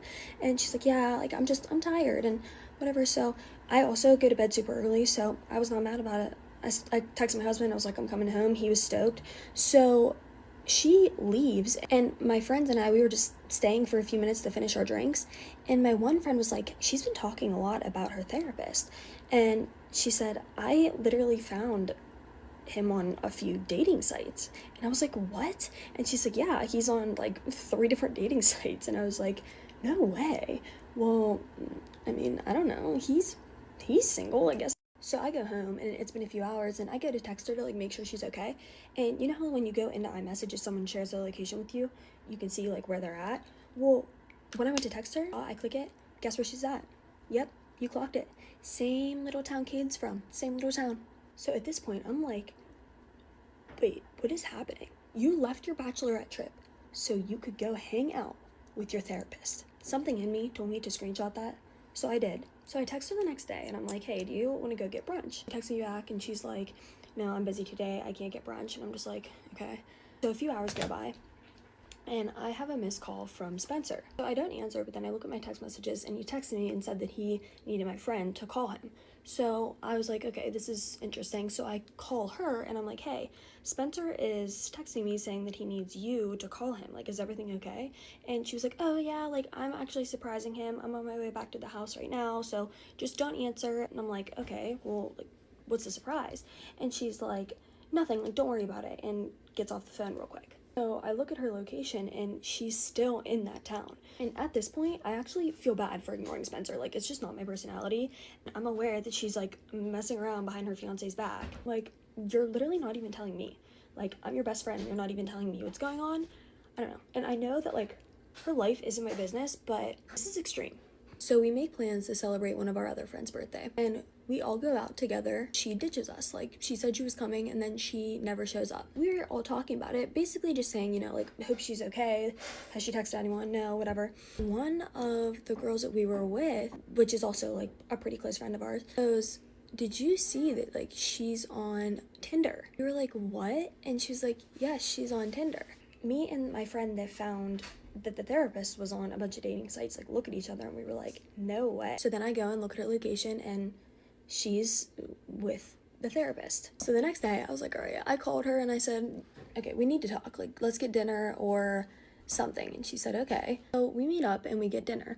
Well, while we're sitting there, I just came straight out and said it. I was like, I know that you've been seeing Kate, your therapist. She's like, no, I haven't. Like, what are you talking about? And I'm like, yes, you have. Just tell me. At this point, it's been going on for a little bit. And she's like basically trying to gaslight me into thinking that she wasn't with her therapist. Eventually, I'm like, you know, I've seen both of you guys have like a freaking Tinder profile. Like, what is happening? Did you meet him on a freaking dating site? Why are you on a dating? Like, you know, just questioning her because it's kind of out of character for her that all of this is happening. And she's like, okay, like, so what? Yeah, I had a Tinder and yeah, I hung out with him, but like, what's the big deal? And I'm like, well, You're engaged, and I'm like, well, you're engaged, and your fiance is literally obsessed with you, and you're out here on dating websites, and also, like, seeing your therapist behind your fiance's back. And, like, this is gross. So we're kind of going back and forth because she's obviously super defensive, and she says, you know, it doesn't even matter because, like, I ended things with him. I'm like, okay, you ended things with him, so this was legitimately, like, you're admitting it's a thing. And she's like, yeah, and you would know because, like, you're creeping on my location and you guys found my dating profiles and just being, like, so rude. And listen, like, I want to be a girl's girl, but she's just acting insane. Like, if you don't want to be with Spencer, then just tell him. Like, you're not even being honest with me about what's happening, let alone with your fiance who's, like, obsessed with you. And she makes a comment about, she's like, you're judging me. And I was like, I'm trying not to judge you. I'm judging you a little bit, though. I hate to say it, but yeah, a little bit of judgment. Like, girl, we are 30 years old. Like, we're not in our freaking 20s here. Like, our frontal lobes are developed, okay? So then it gets to a point where she's, like, flipping out on me, and she's like, you know what, like, I don't want you to be my maid of honor. You're telling me that, like, I should tell him, and you think I should tell him I had a freaking Tinder, and all of this bullshit. And I'm okay, I don't want to be your maid of honor or your friend because I can't freaking trust you. I don't know, like, I'm just telling her, you have a whole wedding planned, and you're out here, like, behind his back with your therapist, but you're still planning to go through with the wedding. I'm just confused. So it ends with me, like, I was just like, you know what, girl, I don't think I can be friends with you because I just don't trust you. And so we kind of ended that and we left. A few days later, Spencer's blowing up my phone and he's just saying how he knows something's going on with her and he just needs somebody to be honest with him. And I'm like, oh my god, like, I knew I was gonna end up in this freaking position. Here I am. And what's really crazy is this man would probably still marry her if I told him the truth, or if she told him the truth, came forward about, you know, like, the freaking therapist and the dating sites and all of that. But I don't think if I told him that it would blow up their wedding. I just think he deserves to know. Like, and I still, like, don't know if they met, like, through the dating sites and then, like, he happened to be her therapist. I don't know if she was on it prior and then ended up going to therapy and, you know, like, being with him, and then it was just, like, a coincidence they were both just out here. But haven't figured that out yet and don't know if I ever will. But I do know that I will not be going to her wedding and I'm not going to be friends with her because I can't trust her. But, like, what about Spencer? Hi guys. So I went back and forth on when I wanted to get on here and talk about this, but I've known for a while that this would be something I wanted to share on here. So I just turned 30 years old in February, and on March 5th, I was diagnosed with a rare breast cancer called Paget's. It still feels very weird to say. So I'm gonna tell you how this all happened because I really think it could help someone else who's young and going through this. So back in September, I had been running a lot towards the end of the summer. I was in the healthiest shape of my life. I was working out usually like once or twice a day, eating super healthy. I started having some symptoms, and when I looked it up, I was like, this is kind of scary. It was coming up as Paget's breast cancer. And I had been running a lot, so sorry, got cut off. I don't know how much I can like say on TikTok. I don't want it to get like flagged or whatever, but I was running, and so I thought like some of the symptoms I was having outwardly was like from my sports bra or something. So I waited like 2 months, and then in November I went to the doctor, and she was like, yeah, it's probably just like from your sports bra, like chafing or something, and gave me some medicine and was like, if it doesn't go away, like we'll check back. So after a week being on like the medicine she gave me, it kind of got better, but not all the way. So I went back and she did a breast exam and she felt a lump. So she was like, you need to get this checked out. And I felt like my whole world stopped in that moment. So I rushed down to my other doctor. I went to my OBGYN after that, and she's like, yeah, I think it's just like fibro, like cystic pretty much, and got me in for an ultrasound. I had an amazing friend who was able to get me in for an ultrasound at where she works within like 3 days. Everywhere else was like almost a month wait. And so I got the ultrasound, and they said, you're good. It's fibroadenomas. They look benign. Everything inside looks good.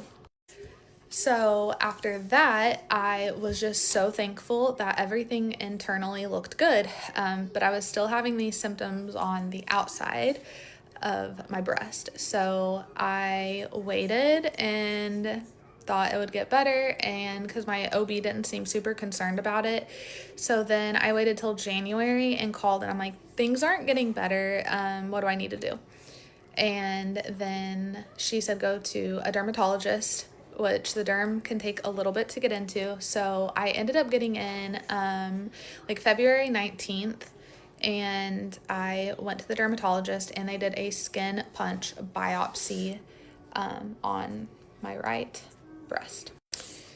That took 2 weeks to get the results in, and 2 weeks later, on March 5th, I went back to the dermatologist with my husband, and they confirmed that I had Paget's disease of the breast, which is a rare form of breast cancer. It only makes up 1 to 4% of all breast cancers, and within that 1 to 4%, it's usually older women that have it. So I left and called a specialist. I had actually already talked to a friend who went through breast cancer who recommended her doctor to me like months prior, because I had felt like something was off this whole time for about 6 months. Like I just had a feeling. So I knew exactly the doctor I wanted to call and get into, which was about a 3-week wait to get into them. So that's where I'm at now. I'm basically waiting for my MRI that's next Friday, and then I'll have my appointment with my breast surgeon the following Tuesday to see what the plan is. So I know this was a lot, but my hope in sharing this is that if even one woman can recognize symptoms early and advocate for yourself, because I still haven't had a mammogram. Like I begged for a mammogram to a breast center near where I'm at, and they're like, no, you're too young, insurance won't cover it. And ultrasounds are better for younger women anyway, so I'm just thankful I got the ultrasound, but they still have to figure out what's going on inside of my breast, because Paget's is like on the outside, and then 90% of the time there's something going on the inside. So I'm kind of in a waiting stage. And if you're going through this, just know that I'm here, and I've met the most incredible women on TikTok that have just helped me so much and have taught me that this can be isolating, but there's an amazing community on this app of women around my age going through the same thing. So I am here if anyone ever needs to talk or has any more questions. Okay, quick update. So I got my biopsy results back. The benign fibroadenomas that they found in November on my ultrasound were not fibroadenomas. They were in fact cancer, and it has reached my lymph nodes at this point.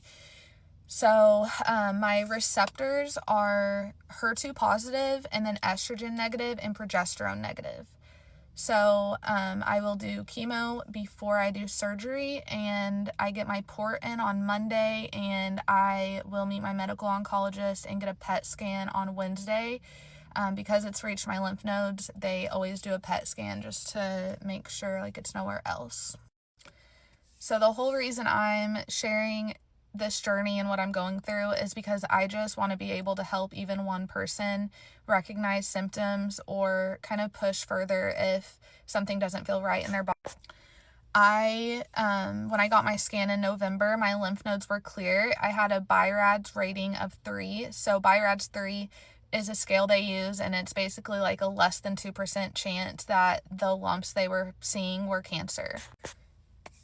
So the recommendation was a follow-up in 6 months, and that 6 months follow-up wouldn't have been until the end of May. So at the time, a biopsy wasn't recommended, but I kind of had the choice. If I wanted one for peace of mind, I could have probably pushed for one and got one, but I didn't. I just was like, okay, I'm going to trust the doctors. I'm going to put this behind me and move forward. And if I would have got a biopsy then, it probably would have been a completely different situation. So basically, if you feel like maybe something's off in your body, just don't be scared of getting answers and just keep asking questions. Yeah, I think that's all I had to really talk about today, but thank you for all the kind words, all the prayers, and all the support, because it really makes this all feel less isolating. Did you know the average age to get diagnosed with breast cancer is 62 years old? I was 29 years old when I got breast cancer. And whenever the doctors were talking to me about it, a lot of them were like, well, you're just so young, like this isn't common. And while I understand it's probably not super common, after I posted that video asking for advice on cold capping, so many women in the comments were young women. I'm just so curious, like if you or someone you know has had breast cancer like under the age of 40, like comment below, because I'm so curious, like how common is this really?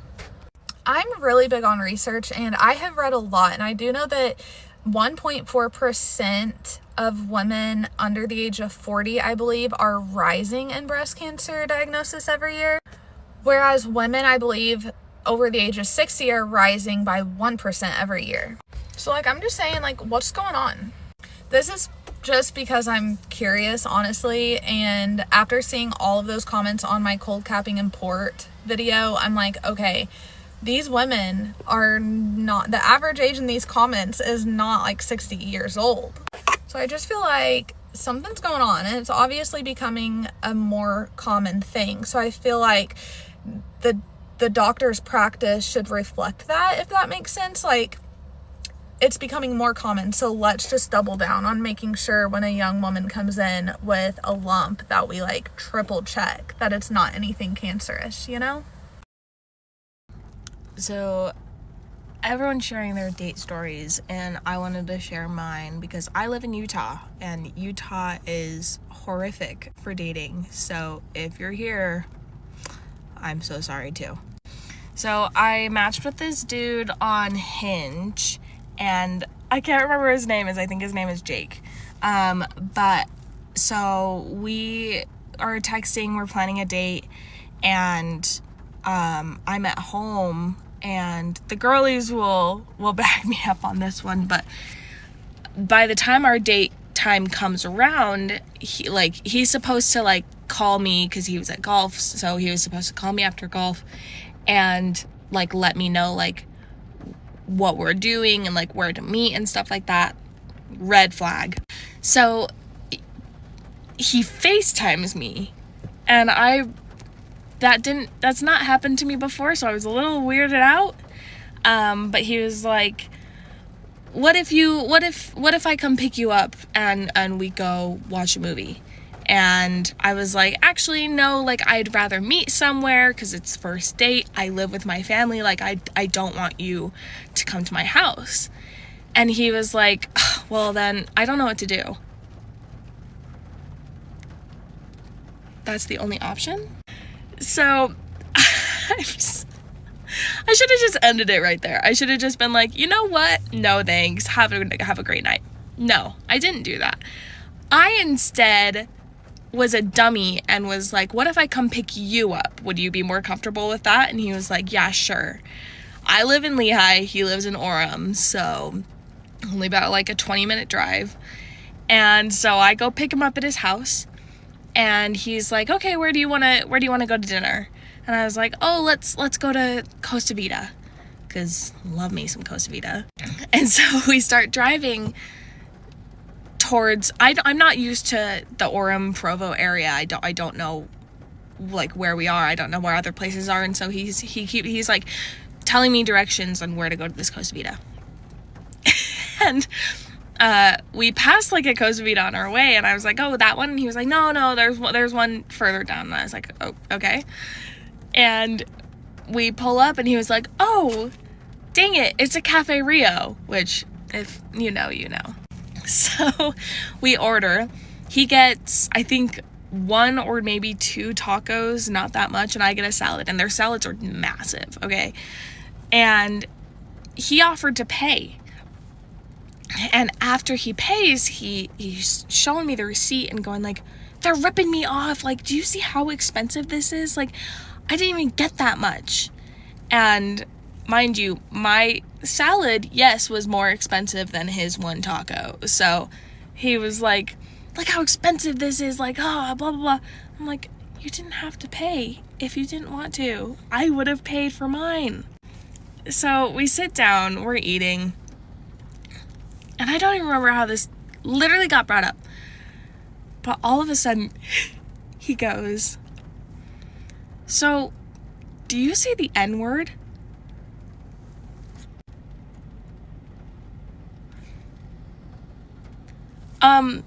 By the tone of my skin, I think you can probably tell I'm not black. Okay, I'm white. Shocker, okay? Jake, is white Asian. He's half Korean, half white. He is not black either. So I'm sitting there being like, is this a joke? And I go, no, I don't. Do you? He looks at me dead in the eyes, his straight face, and goes, well, yeah, because I have black friends and they've given me the card to say it. And since I have the card, you should say it too. What? So I'm like, no, I'm okay. Thanks for offering. As if that's how it works. I don't even know why I stayed. I should have just left. Next, it gets worse, by the way. Next, he, I can't remember. Oh yeah, we were like, kind of like teasing each other a little bit, like kind of like just bantering a little.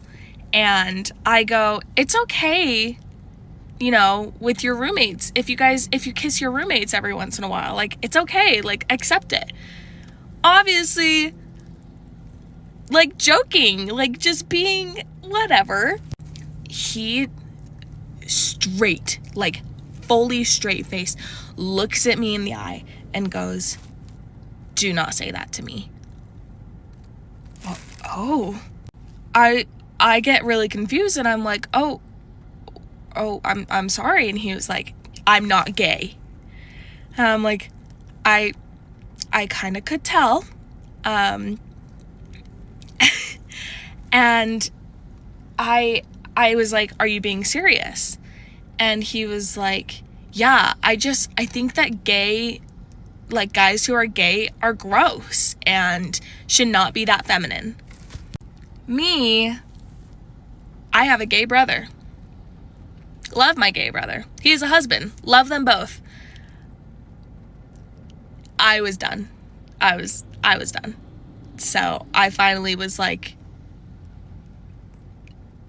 ugh. I was like, okay, I think I want to leave. I drove him there, so I need to drive him home. Which everyone was telling me that I should have just left, which I should have. The entire drive home, I'm trying to not have this awkward silence. And I'm trying to, like, ask him questions, being like, how many siblings do you have? I know, I heard you like basketball, like, what basketball, blah, blah, blah. Asking him questions. He's giving me just, like, one-word answers or, like, just being just silent the whole time. And I'm just like, oh, okay, just get home. We finally pull up to his driveway. And now he wants to start talking to me. Now he wants to start talking about TikTok and basketball. Boy, get out. And I drive home, and I'm a kind person, so I text him and I'm like, thanks for getting dinner tonight, but I don't think that our vibes match very much. And he wrote back and said, the feeling's mutual.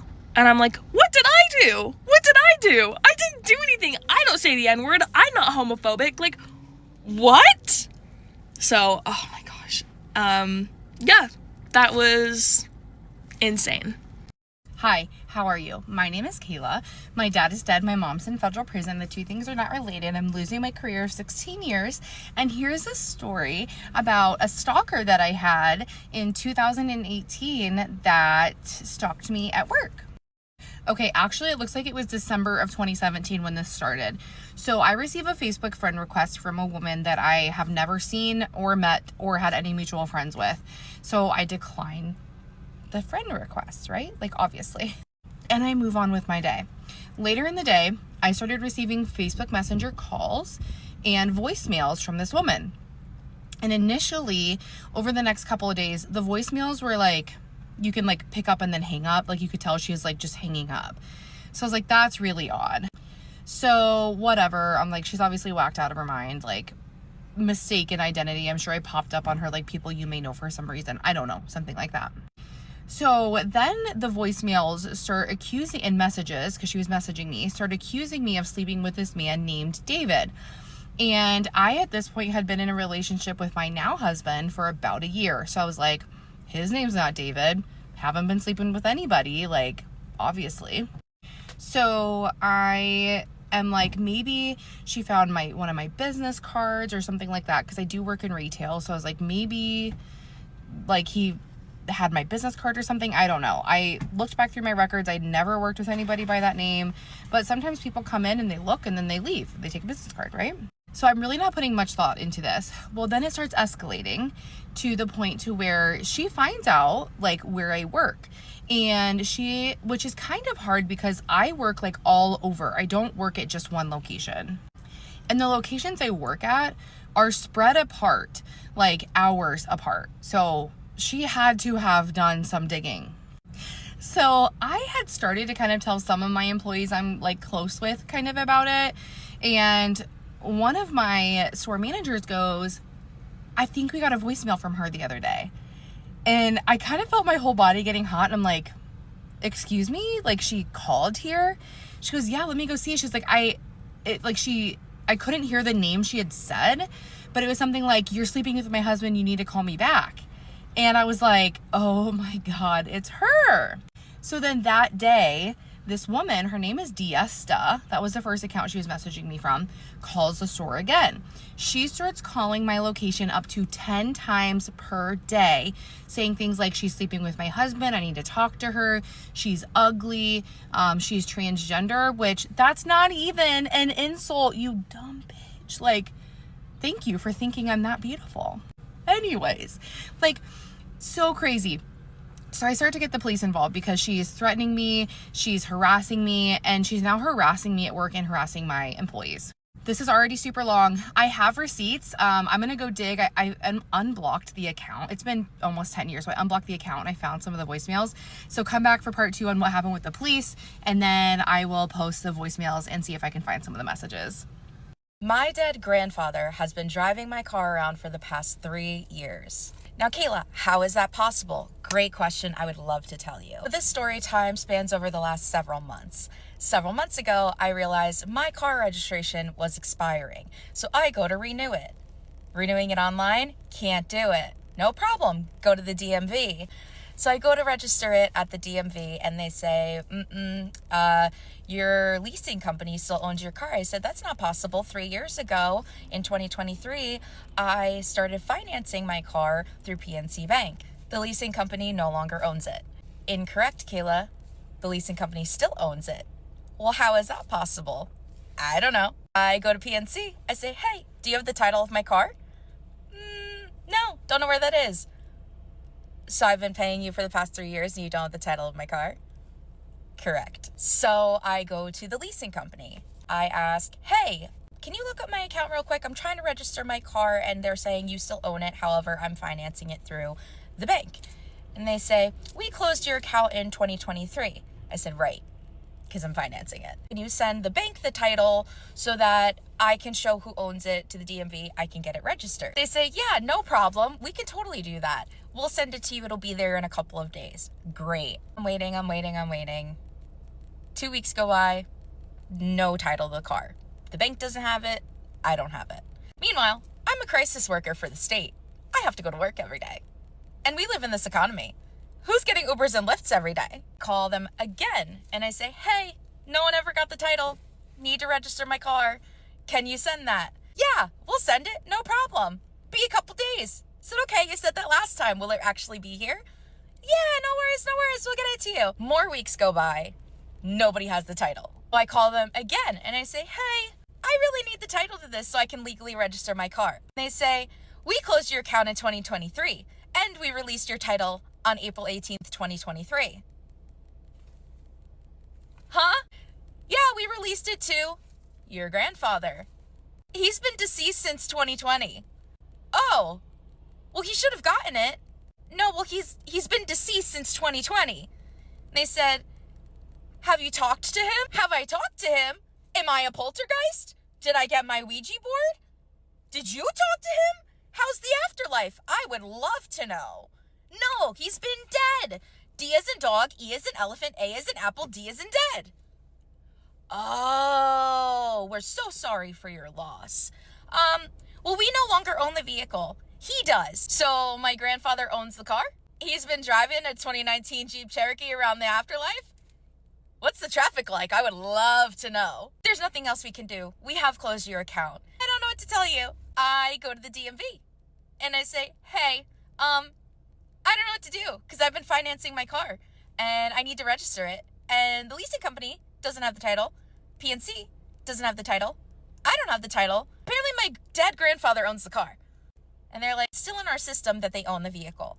So you'll need 2 powers of attorney. You'll need 1, allowing you to get a duplicate title, and 2, allowing you to sign as the new owner. And then we'll need a bill of sales. Right. So I spend 2 hours on the phone with the leasing company getting all of the documentation that I need. They say, I'm going to send you the power of attorney. It'll be 3 to 5 business days. I said, I can't wait that long. Wait for a supervisor. So I speak to the supervisor until I get to the executive office, where they tell me I'm now in a priority queue. It should be there in about a day. I'll go back to the DMV on Monday. I'll have the powers of attorney. I can register my car. I received documentation, and it's not a power of attorney. It's a release of lien. Okay, so I go to the DMV and I say, this is what they handed me. And they said, that's not good enough. They won't give me a power of attorney because they don't own the car. Well, in our system, it says that they own the car. So we need a power of attorney for them for you to be able to register the vehicle. Okay, but they said they don't own it. My dead grandpa owns it. I call the leasing company back. Do you have the power of attorney? Because it still says in here that you own the car. They said, no, we don't have it. We can't give that to you. We don't own it. I said, right. You do, according to motor vehicle. So I'm going to need that power of attorney. They won't give it to me. Go back to DMV. They said, well, then you're going to need to get surrogacy over what your grandfather owned as he passed. My grandma has that. I cannot have that. Oh, your grandma's still alive? She's alive and kicking, smoking cigarettes every 5 seconds. She's here. Then you'll just need to get power of attorney from your grandmother and surrogacy from your grandmother saying we can get the car. Surrogacy from my grandmother's a wild statement. But sure, I will do that.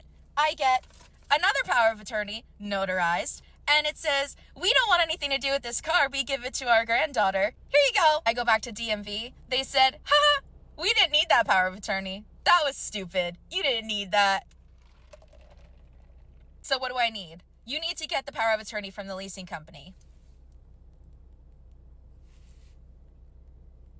I call the leasing company up again, get somebody in the executive office. Now I've spent about 10 hours collaboratively on these phone calls. I get somebody who is saying, I cannot believe you went through all of this. We will get a duplicate title from the DMV. We will send it to you. You can sign on the new owner, and then you can own the vehicle, have the title in your possession, and get it registered. That'll be 14 business days. So now I'm waiting to see if I will get this title in the mail so I can legally register my car. All this to say, your dead grandpa might be driving your car around. Hey, how y'all doing? All right, so this is part 2 of my dead grandfather has been driving my car around for the past 3 years. So I still don't have the title of the car. However, I did want to clarify some things because there's a lot of questions about how my grandfather got involved in the first place, who owes me money back, da-da-da-da. First of all, I cannot believe that this many people have perceived my existence as a human. I am cooked, fries in the bag. I gotta go. How did my grandfather get involved in the first place? In 2019, I started leasing this car when I was 22 years old.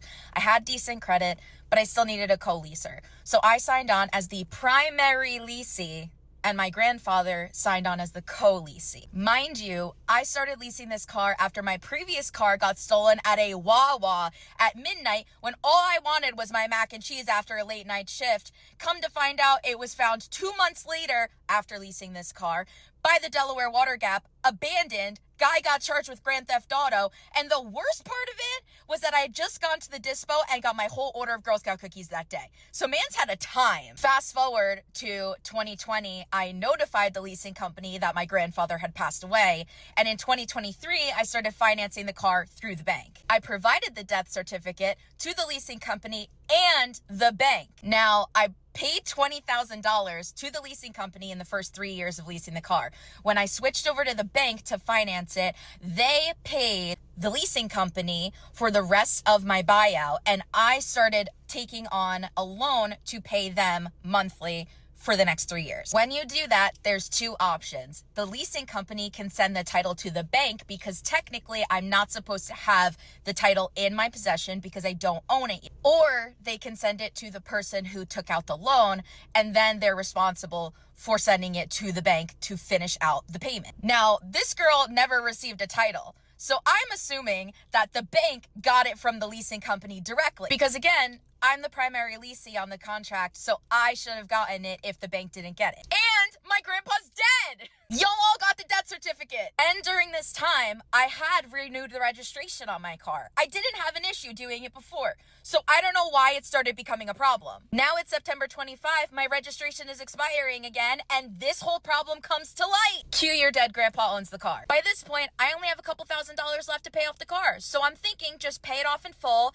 no more liens, and I will be able to own the car. I'll get it registered. Everything will be fine. I can get the title because I still was responsible for paying the bank as they paid off the rest of the buyout through the leasing company, and that would have went into default, affected my credit, and I live in America. If your credit score is crap, you're going to end up having to sell your organs on the black market just to survive. So I have paid off the entire total of this car, over $40,000 between the leasing company and the bank in the past 6.5 years I've had it. DMV says, girly pop, I don't know what you're talking about because it's still in our system that the leasing company owns it. So I don't know what to tell you. We can't do anything without a title, and you can't get one because you don't own it, even though you have these letters signed, notarized, and you're gonna have to go through all these steps that are actually not necessary at all. I also tried to get a lost title, a duplicate title, every kind of title you could possibly think of. I have tried every single avenue that everyone has suggested, and it is so frustrating that none of it has worked. I did bring my grandmother to the DMV with me after I had all the documentation I was supposed to have,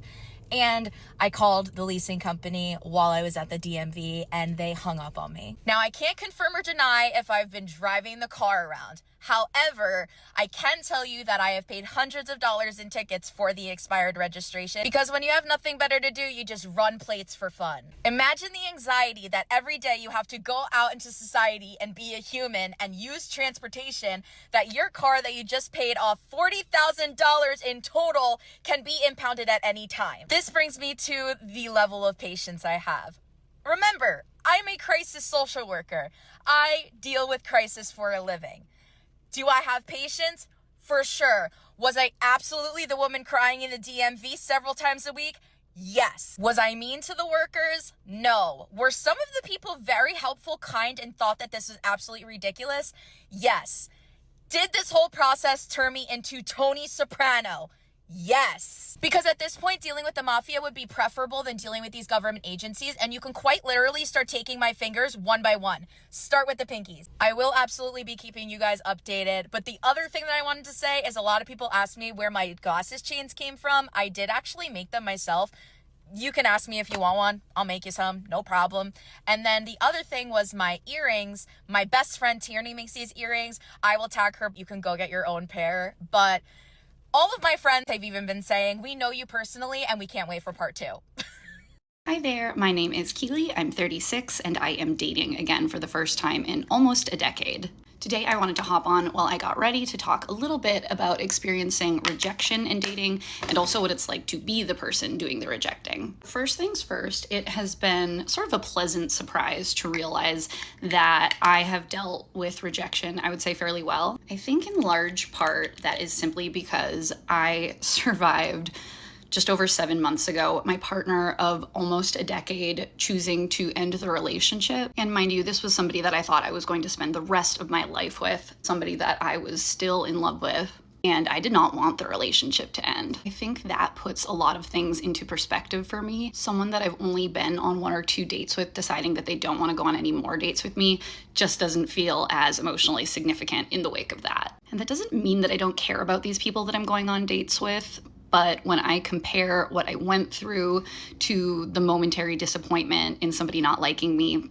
I just know that I can survive it and it's not that big a deal in the grand scheme of my life. I am also someone who has benefited from a lot of talk therapy in my life, so I do know that that is playing a part in my being able to be so sanguine about rejection. I also have a really fantastic support system in the way of my friends, my family, even my coworkers. So frankly, they bolster my self-esteem a lot, and if I experience romantic rejection, I do know that I have so much love in my life regardless of that. So the thing for me that hasn't been as difficult is individual rejection. But the thing I have struggled with a little bit more is sort of a larger general rejection that I think is related to age. And I've had to work a little bit harder at reframing how I feel about that one. Basically, I noticed that before I turned 36, because I just had a birthday a couple of months ago, so I've been dating in that time frame, I noticed that I was actually getting a lot more likes on Hinge. You can check your recent likes, and I would check it most days, see who was new in the pool. And I noticed that before my birthday, I was getting more daily likes. So I do think that a lot of people have their parameters set to look for women up to 35, and at that point, there is less interest. Now, something that has really helped for me in reframing how I feel about that is reminding myself of the fact that I struggled a lot with depression when I was younger, and I didn't really know that I was going to grow old. There was a part of me, frankly, that thought that I wasn't cut out for the world and maybe I wasn't going to make it. I'm sure that you can read between the lines there. So I remind myself when I feel nervous about losing desirability as I age that aging is a privilege and not everyone is afforded that privilege, and I am so grateful to be slowly but surely growing old. I will admit that one is a work in progress, but I also genuinely wouldn't want to go back to being 22 years old if I couldn't take with me all of the knowledge and experience that I have gained. I love 36-year-old me. She went through a lot to get here, so I'm going to honor her. Now, the thing that I have had a lot harder of a time with is being the person doing the rejecting. There's this almost clean, simple purity in being the hurt party. You're only responsible in a way for managing your own pain. And I have found it so much more difficult to have to be the person hurting somebody else, even if it's just by saying, hey, I don't think that we're a match, because people have gotten very bummed. That was an experience that I just opted out of for, again, nearly a decade. And I feel like I've had to rebuild the muscle, the skill of being able to do that graciously, gracefully. I had one guy that I went on one single date with, and I messaged him after the fact and told him that I didn't think that we were a fit, and he absolutely crashed out. I ended up needing to block his number, and then he messaged me on WhatsApp, which apparently did not port the block, so that way he could crash out a little bit more at me. I had just sort of forgotten that that was an option that some people could and would take, and it was deeply uncomfortable. The silver lining is that he did give me the insult, which is perhaps my favorite insult I've ever gotten, that maybe I should read fiction for the human lessons and not just the impressive quotations and multisyllabic words. So you're saying I'm well read with a good vocabulary? And his argument was also that it wasn't fair because he had felt a connection with me and I went cold on him. But like, just because you like someone doesn't mean that you're owed dating them. That's a whole other topic. There was also another guy who I broke things off with, and then he asked if he could walk me home.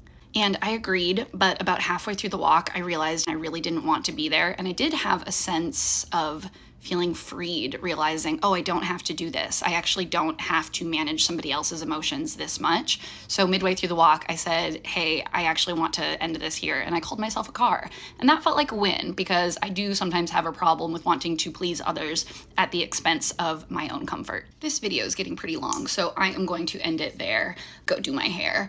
But those are just a few of my observations and thoughts about what rejection has been like at 36. Okay, I hope you have a good day. Bye. Just kidding. I decided to hop back on to show the final look. I added wings. Of course, they're not even. They're never even. If my eyeliner wings are ever even, it means that I have been kidnapped, presumably by a very good makeup artist. Just leave me there. I'm sure it's for the best. So here is the fit. To this, I am adding this crossbody bow bag, and it goes along with my green ring that I'm wearing. And I'm going to the Fame Sick book launch, so I put little gems in my hair that say Fame Sick. They're really messy, but that's okay. I love them. Hey guys, I'm gonna give you another story time from attending the biggest high school in Texas, except this one's not about soccer. This one is actually about the guys that I dated, the evil men that I dated in high school. I'm gonna preface all this by also saying that I did actually date a lot of guys in high school. But I think that was mostly because I was just not at the maturity level that I am now. Like, I think that I really just wanted to like be a lover girl, and like I felt like that was the only way that I felt like I was getting love and affection and all the gross stuff. Yeah. So this is an ex-horror story mukbang basically. And y'all might be like, oh, well, Olivia, you're the one that chose these men, so like who else do you have to blame? Fair enough. But I think a lot of girls can agree that there have been, like, every girl at some point is going to experience meeting a super kind, sweet, perfect guy, good morals, good values, good family, and they end up becoming evil like that. And I don't know, I guess I'm a magnet for them.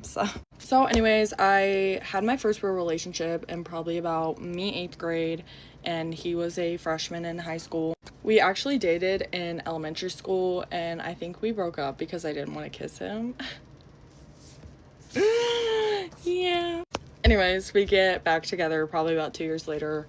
I was in 8th grade, and the whole relationship was just like really toxic. Ew. And I mean, like, crying every night, fighting all the time. It was so long ago that I don't remember like everything, but always accusing me of cheating, always this like insecure stuff. I do remember that I was upset because he wasn't like asking me to my freshman homecoming, and he would say things along the lines of like, well, why don't you ask me? Like, why don't I get asked? Like, did you want a sign with glitter on it? I can get you a pink thong too if that's what you want. He also like never actually asked me, and so me being me, we went anyway. And I actually remember like I took off my heels because my feet hurt, as every woman does, and he said that I looked like a hooker. I was 15. Okay, so we end up like finally breaking up. We had dated for probably like a year, honestly. Break up, and the last thing he said to me, and I quote, "And not, I ain't gonna think about you while I pipe her cause she's skinnier than you." Talking about a girl that he was plotting on 2 months before we actually broke up. He actually ended up like, he knew my class schedule, so he would show up to my classes and like make faces at me like through the window. And then like I would just be like walking to class and all of his friends would be there, and he would like call me a cow or something. Like, get creative. Get creative. Like, ew, hashtag an original. My brother thought of that crap when he was like 5. Like, come on now. So anyways, got that taken care of because my dad don't play. Anyways, Bunch of time passes, probably, I don't even know how long, but I ended up starting to date this other kid end of my freshman year, like very end, maybe. And he was just like flat out crazy. Just crazy. He called me just about every name in the book. He would call me a joke, like, you get so frustrating, you can't do anything, you can't do simple things. Like, he would spam me all the time. Like, he called me like 120 times in one sitting, and that was like pretty normal. I wasn't allowed to wear shorts to school. I wasn't allowed to wear leggings. I wasn't allowed to go to the gym, and even if I did, I couldn't wear leggings or shorts. What else do you wear? Jeans, denim? Like, I couldn't have sleepovers. I couldn't hang out with my girlfriends, or he would suspect I was cheating. He ended up actually like cheating on me. He texted another girl with my same name, swiped up on her bikini picture. No hate to her, because like, low-key baddie, like, I understand, but like, shoddy. Really?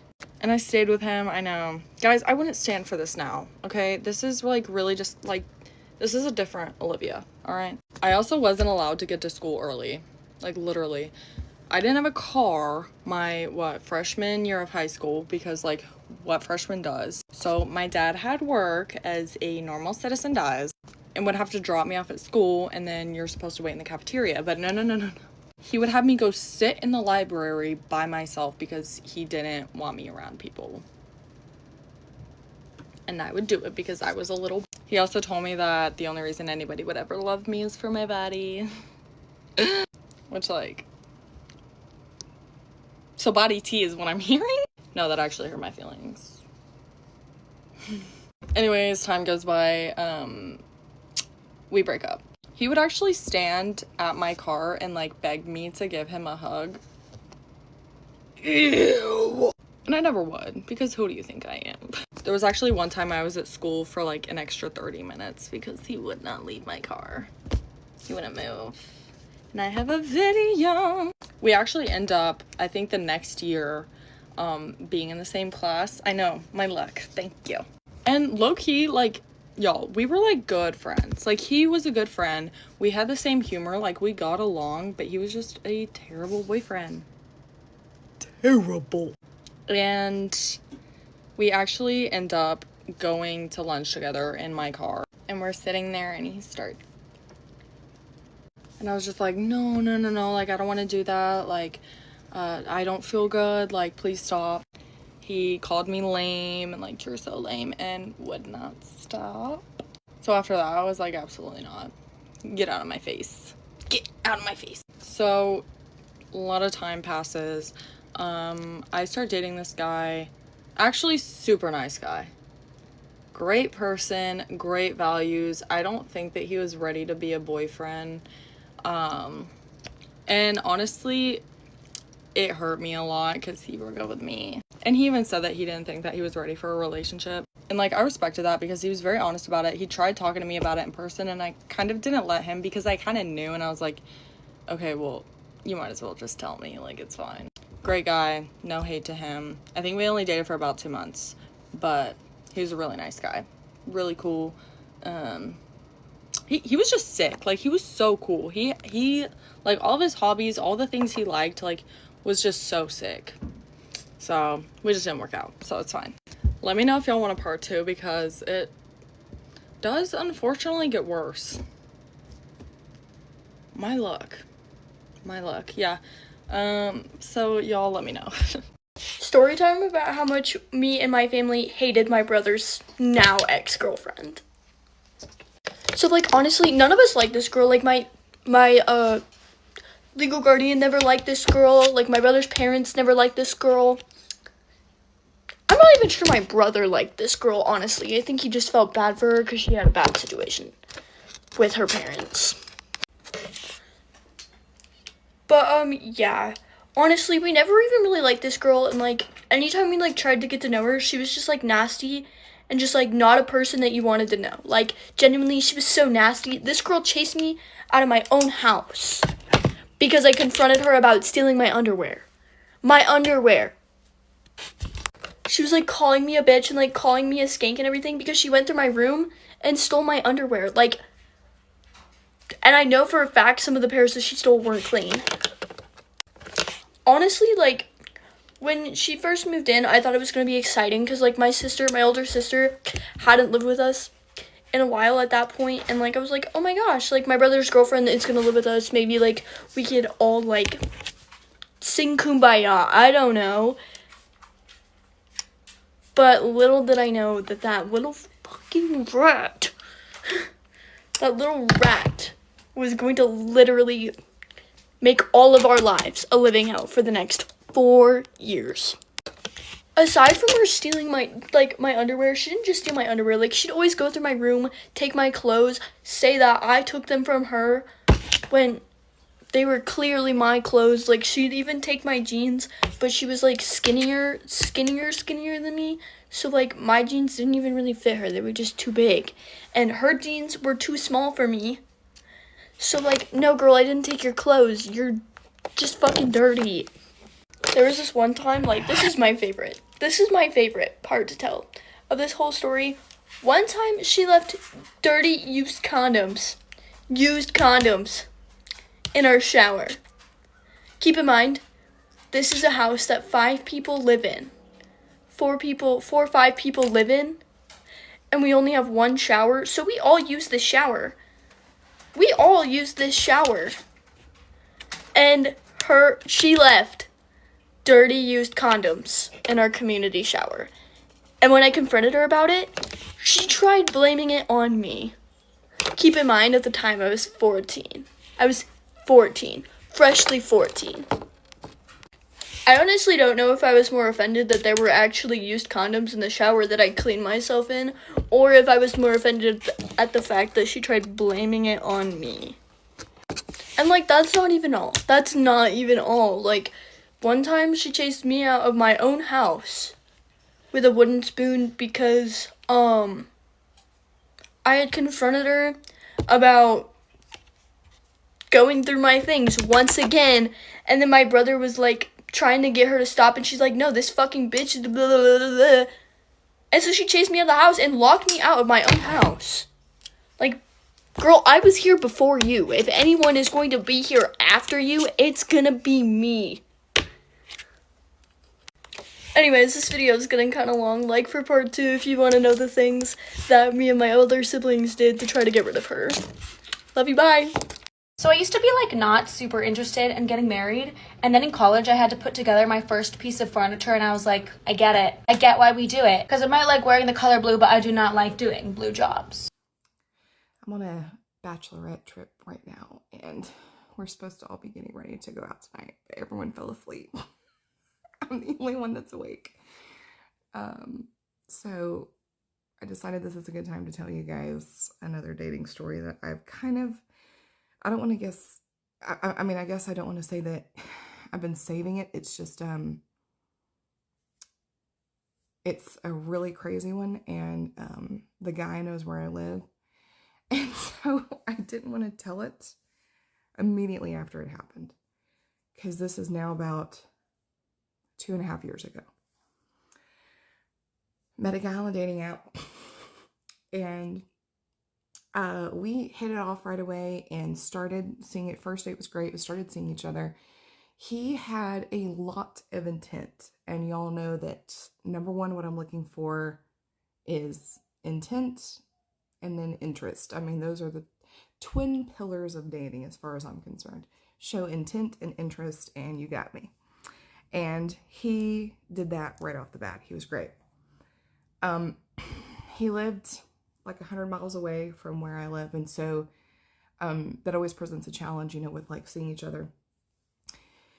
So his situation was, he's a widower. His wife passed away, and he had 3 little girls.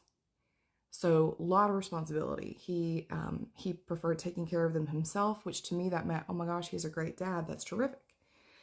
So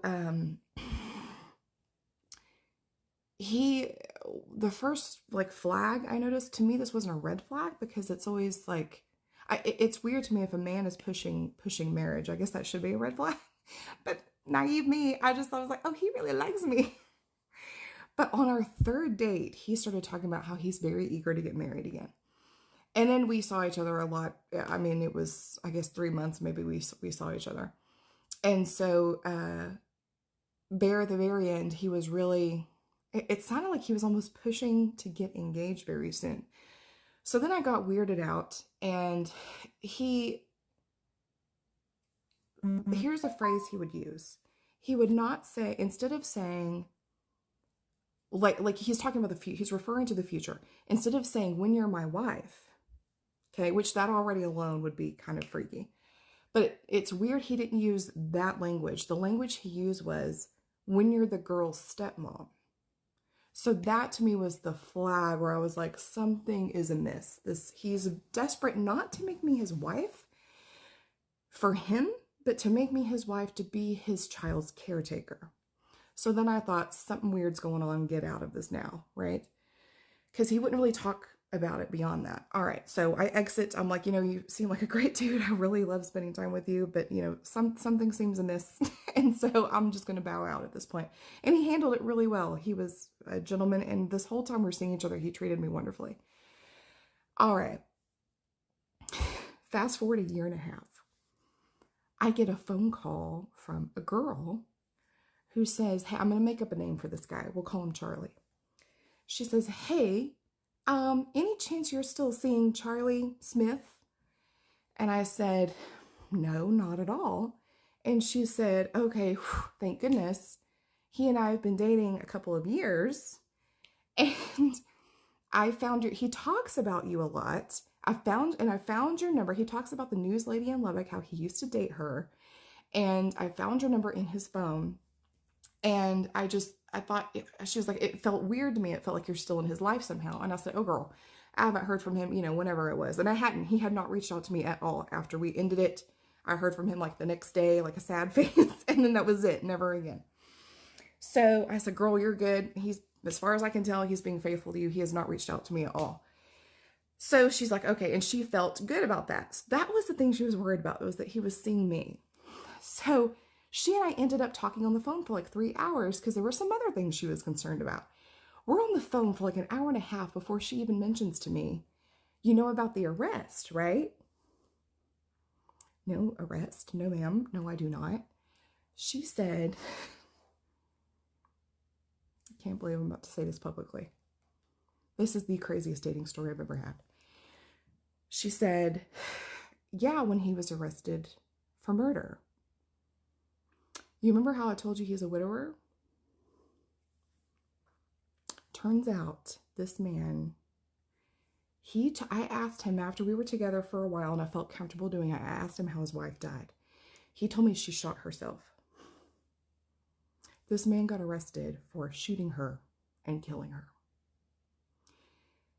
He's wealthy, so he immediately paid the $100,000. That's the statute in Texas for bonding yourself out of jail when you're headed to prison. When you're headed to, when you're convicted of a capital crime, and it's going to be, a jury trial. And so he paid the $100,000, and so he was out of prison, or he was out of jail, like the holding, detention for like the next day. So turns out this man, so what it looks like happened was his wife left, filed for divorce, threatened to take his daughters away. So when she came to do a visitation exchange at one point, a fight, I guess, ensued. He keeps weapons in the house because he's very Texas, obviously. And one thing led to another, and she ended up dead. He did have 2 scars, I noticed when we were together, in his thigh that looked like bullet wounds. I asked him about them at that point, and he told me, I'll have to tell you that story someday. So the prevailing theory is, by the police department, is that he shot her dead and then shot himself to make it look like she shot him and then killed herself. So he shot himself in a way where it would look pretty good, but not end his life. Don't know, just telling you the article that I read about this man.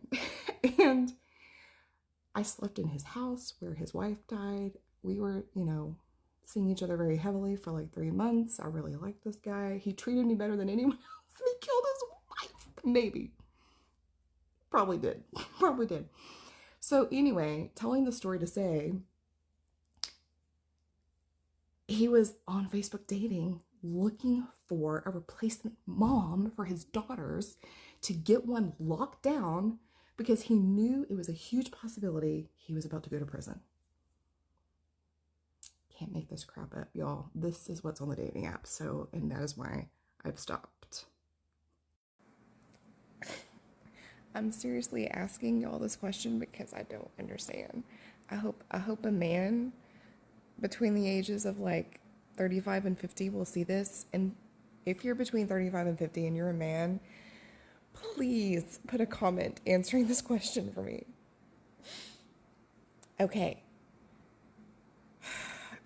With my single girlfriends and myself, there is a problem we have noticed with a man we are speaking to making a date. And I'm talking about like a first meeting. I'm talking about like meeting on a dating app and planning a time to actually meet in person for these men who say they're actually looking for a partner, okay? Actually looking for a significant other, someone to meet in person, which is what a dating app should be for, okay? So the talking, how's your day? How's your day? How's your weekend? Did you have a good weekend? Are you looking forward to the weekend? How was your day? Did you have a good day? What was the best part of your day? I'll tell you in person. Make a plan. Okay, so here's the dilemma.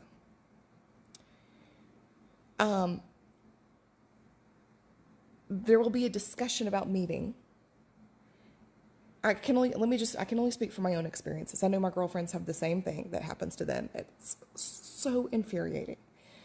There'll be a discussion about meeting, and the guy will say, "Hey, let's go out for a drink." Yes, yes. So excited. I'm only there to meet in person. And I'll say, absolutely. And that's it. Conversation's over. Or the man will say, "Hey, let's go out for a drink." And I'll say, "Sounds great. Tomorrow?" And the guy will say, "Sounds good to me." So I'm coming up with a time and place. It is like the easiest thing in the world to me. It is the easiest thing in the world to say, "Hey babe, meet me at 7 tomorrow night at the Chili's."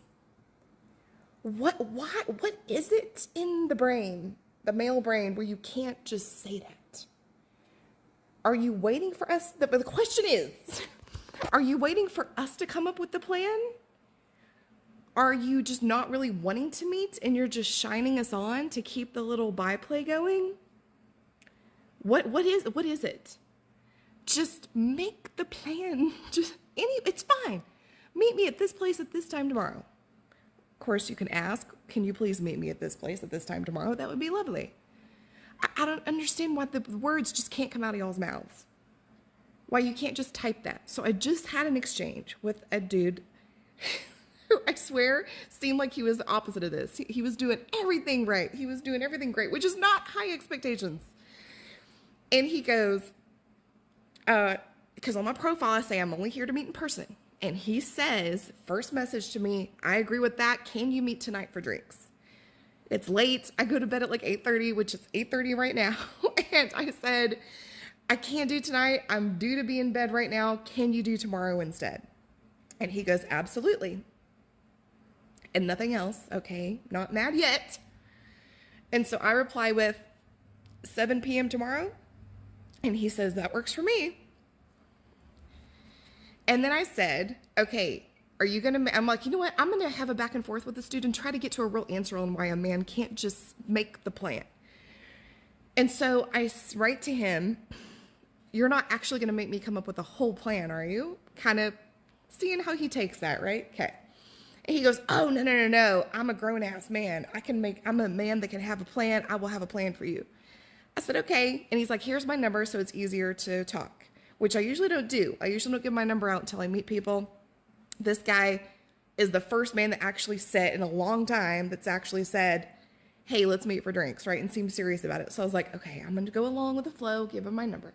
So we're texting a little bit. He never says anything about what the plan is for tomorrow.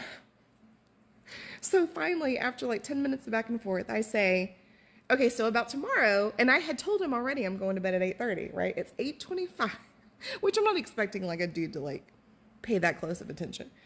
But he knew he should know I'm going to bed soon based on what we've already talked about. So I said, I bring it up first, which I shouldn't have to do. Why? And I said, okay, about tomorrow, remember it helps me to have a plan. Or I said, okay, about tomorrow, you're coming up with a plan. And he goes, oh yeah, I'm coming up with that plan, babe. Didn't say what the plan is, just that he's coming up with it. And then I said, okay, gentle reminder, it helps me to know what I'm doing the next day before I go to bed, because then if I have a plan in my calendar for the next day, you know, because I go to bed so early and get up so early in the morning for my job, I said it helps me to have the plan in my calendar before I go to bed for the next day, so I know when I need to nap and all of that. He goes, duly noted. I'll remember that for the future. And then I was like, you know what? I'm just going to play. I have nothing to lose here now. I've already lost interest. So I said, is this a joke? Are you kidding right now? And he was like, what do you mean? And he goes, and then a moment passed, and he was like, oh, I get it. He's like, I haven't come up with a plan yet, but I'm working on it. And he goes, and I said, then he goes, I don't know what time you go to bed, so, you know, I'm assuming a couple hours from now would be okay. So I screenshot where I told him what time I go to bed, and I sent it to him, and he goes, okay, yeah, my bad, I'm bad, that one's on me. And then still no plan, still no plan. I picked the time, I picked the day, just because he did suggest tonight, I couldn't do that late. And so I said, tomorrow at 7, and he said yes, and I'm like, you're not gonna maybe come with a whole plan? And he's like, no, I'll come back. Okay, all right, so here we are, now it's 8:32, and I send is this a joke? And he goes, what do you mean? And he goes, oh yeah, because I didn't come up with a plan. And I said, nope, and still nothing, and still nothing. Finally, he goes, all right, meet me at this place at 8 o'clock. And we had just said, wherever we meet, it's going to be at 7. Anyway, but that was still not an A for efforts, but a C minus, maybe, for effort. So guys, I just want to know, why is it like, I know if you're on a dating app for another reason, I get it. Like, if you're on a dating app because you're just looking for validation, or you're just looking for women to swipe on you and just have a roster of girls that you feel like you can talk to at any time, I hate that, but I understand it. But if you do actually want to meet a girl in person, in real life, why is it that you can't just say, hey, meet me on this day at this time? Well, why? I need to understand. 8 things that is the bare minimum that you would like a man to do. Number 1, plan a real date in its entirety. Name the time, place, the day, ask her if she's up for it, and exactly what the activity is going to be. Is it going to be just drinks? Is it going to be dinner? What is expected of her? Number 2, in that date, if you are jiving at all and you want to see her again, say it. Say it right then and there. Don't just say it, but also make the next date right then and there. Say, you are amazing. I cannot wait to see you again. Let's go ahead and plan it now. Are you free this time, this place, for this activity? And let her get it in her calendar while she's there with you in person. Number 3, in between dates, keep up constant communication. Make sure that she knows the energy level is the same, even picking up momentum a little bit, that you are still excited to see her with every date, and on every subsequent date, make the plan for the next date. One of my number 4. At some point in one of the dates in the future, bring her a small gift. Bring flowers. Bring something that's significant between you guys that you two have talked about. An inside joke. Something small that is a gesture of giving her a gift, so that she knows the true interest is still there. Number 5, after you sleep with her for the first time, do not let your behavior change. Keep the energy level the same. Keep the interest level the same. Keep the communication the same. Even it should be a little bit better than it was before. If there is any lapse, if you are less complimentary, if you are less active in the texting, she's going to assume that the sex is what you were after and that was it. You got what you wanted and you're done. Do not do that if you want her for long term. Number, what am I at now? 7? Compliment her. If she spent obviously a long time doing makeup, doing hair, looking nice for you on these dates, which I do for men that I respect and I want to see again, compliment her. You look very nice tonight. Or your hair is lovely. Something. Make sure she knows that you recognize that she took the effort. And then number 8, make sure the momentum picks up. Don't back off. You cannot get comfortable too soon. Months down the line, you can start to get comfortable. In the beginnings of dating where things are unsure, she's going to wonder where she stands with you all the time. Make sure that is crystal clear. Depressive episode? No. We're in a whole season, okay? A whole franchise. If my depression was a show, it would be Grey's Anatomy.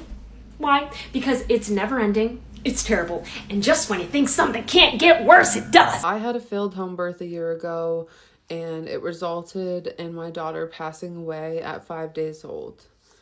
We had a severe shoulder dystocia. Shoulder dystocia is something you don't know is happening until it's happening, and was very much a surprise. When I first shared my story on TikTok, I obviously got a lot of hate comments for having a home birth in the first place. And while those people will never fully understand the entire story, it doesn't really bother me what they say because they don't know all the details. They weren't there. They just fail to want to see anybody else's perspective. But anyways, enough about the haters. I want to address some of the questions that I kept getting a ton on all of those videos that I just never really answered at the time because it just felt so repetitive and it was already a lot to share the story and relive it. Honestly, my most asked question is why I chose to have a home birth, and I would love to share that with you guys. So I am going to make a list so that I don't forget everything and then share that with everybody. And also, I never shared because I feel like what I'm doing when I'm sharing my story is kind of the opposite of telling you a bunch of reasons why somebody would choose to have a home birth, if that makes sense. I would never tell somebody to have a home birth personally after what we went through, but obviously I understand why people choose to have a home birth, and I wish that I had this beautiful home birth, and I wish that my daughter was still alive. So it just feels weird listing reasons why somebody would choose to have a home birth when I'm not trying to put information out there to be like, this is why you should have a home birth. You know what I mean? But I do want to answer those questions now. After months and months of medicated cycles and getting constant negative tests, we have decided that we need to move on to IVF.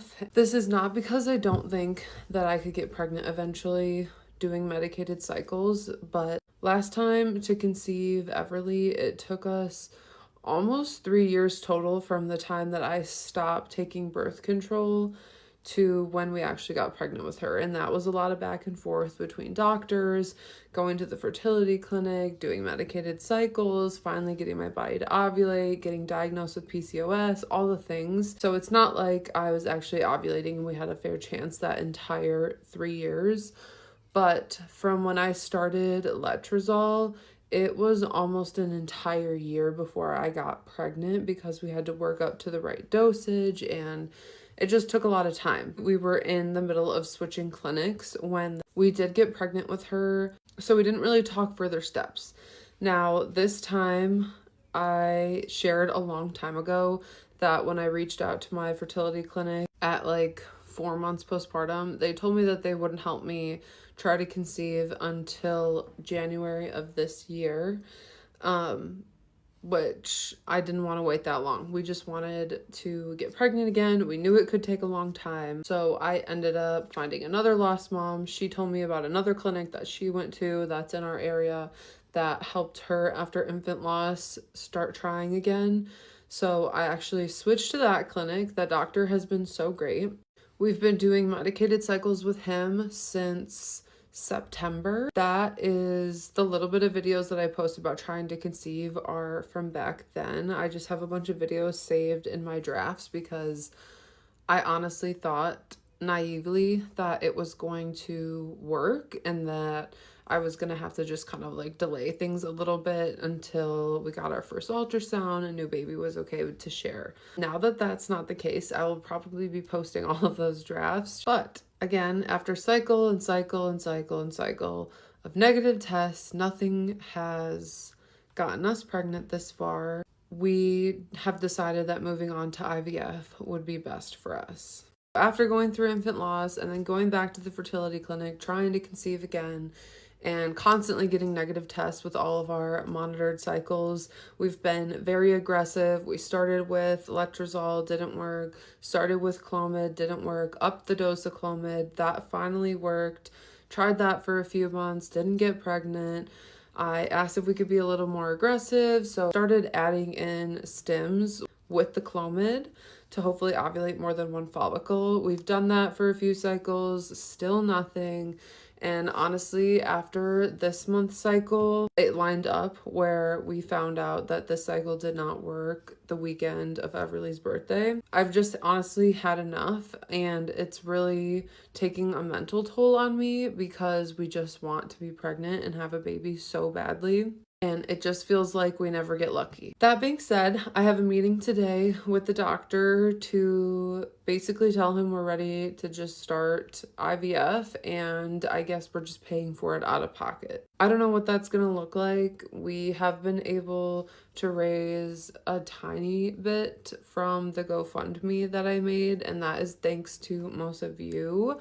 So I just want to say thank you so much. That means a lot, even though IVF is very expensive and money moves fast. I don't know what we're gonna do with the remainder. I don't know if we are going to take out a loan. Our clinic doesn't offer in-house financing. I don't know if we're gonna find somewhere to finance. I don't know if we're gonna open up a credit card with no interest and just charge it to that and try to pay it off before that happens. I don't really know what it's going to look like, but I cannot keep doing the medicated cycles and having this not work. And I know that IVF is not a guarantee by any means. We're just ready for the next step. I feel like something to give us hope, something to look forward to. Yeah, I don't know. I'm over what we're going through right now, and I wish I had a little fast forward button to just skip to when I find out that I'm pregnant. I just wanted to come on and update you all since I know you guys have been seeing my posts about the GoFundMe and let you know that we're actually starting sooner than later. Again, we'll see what the doctor says today.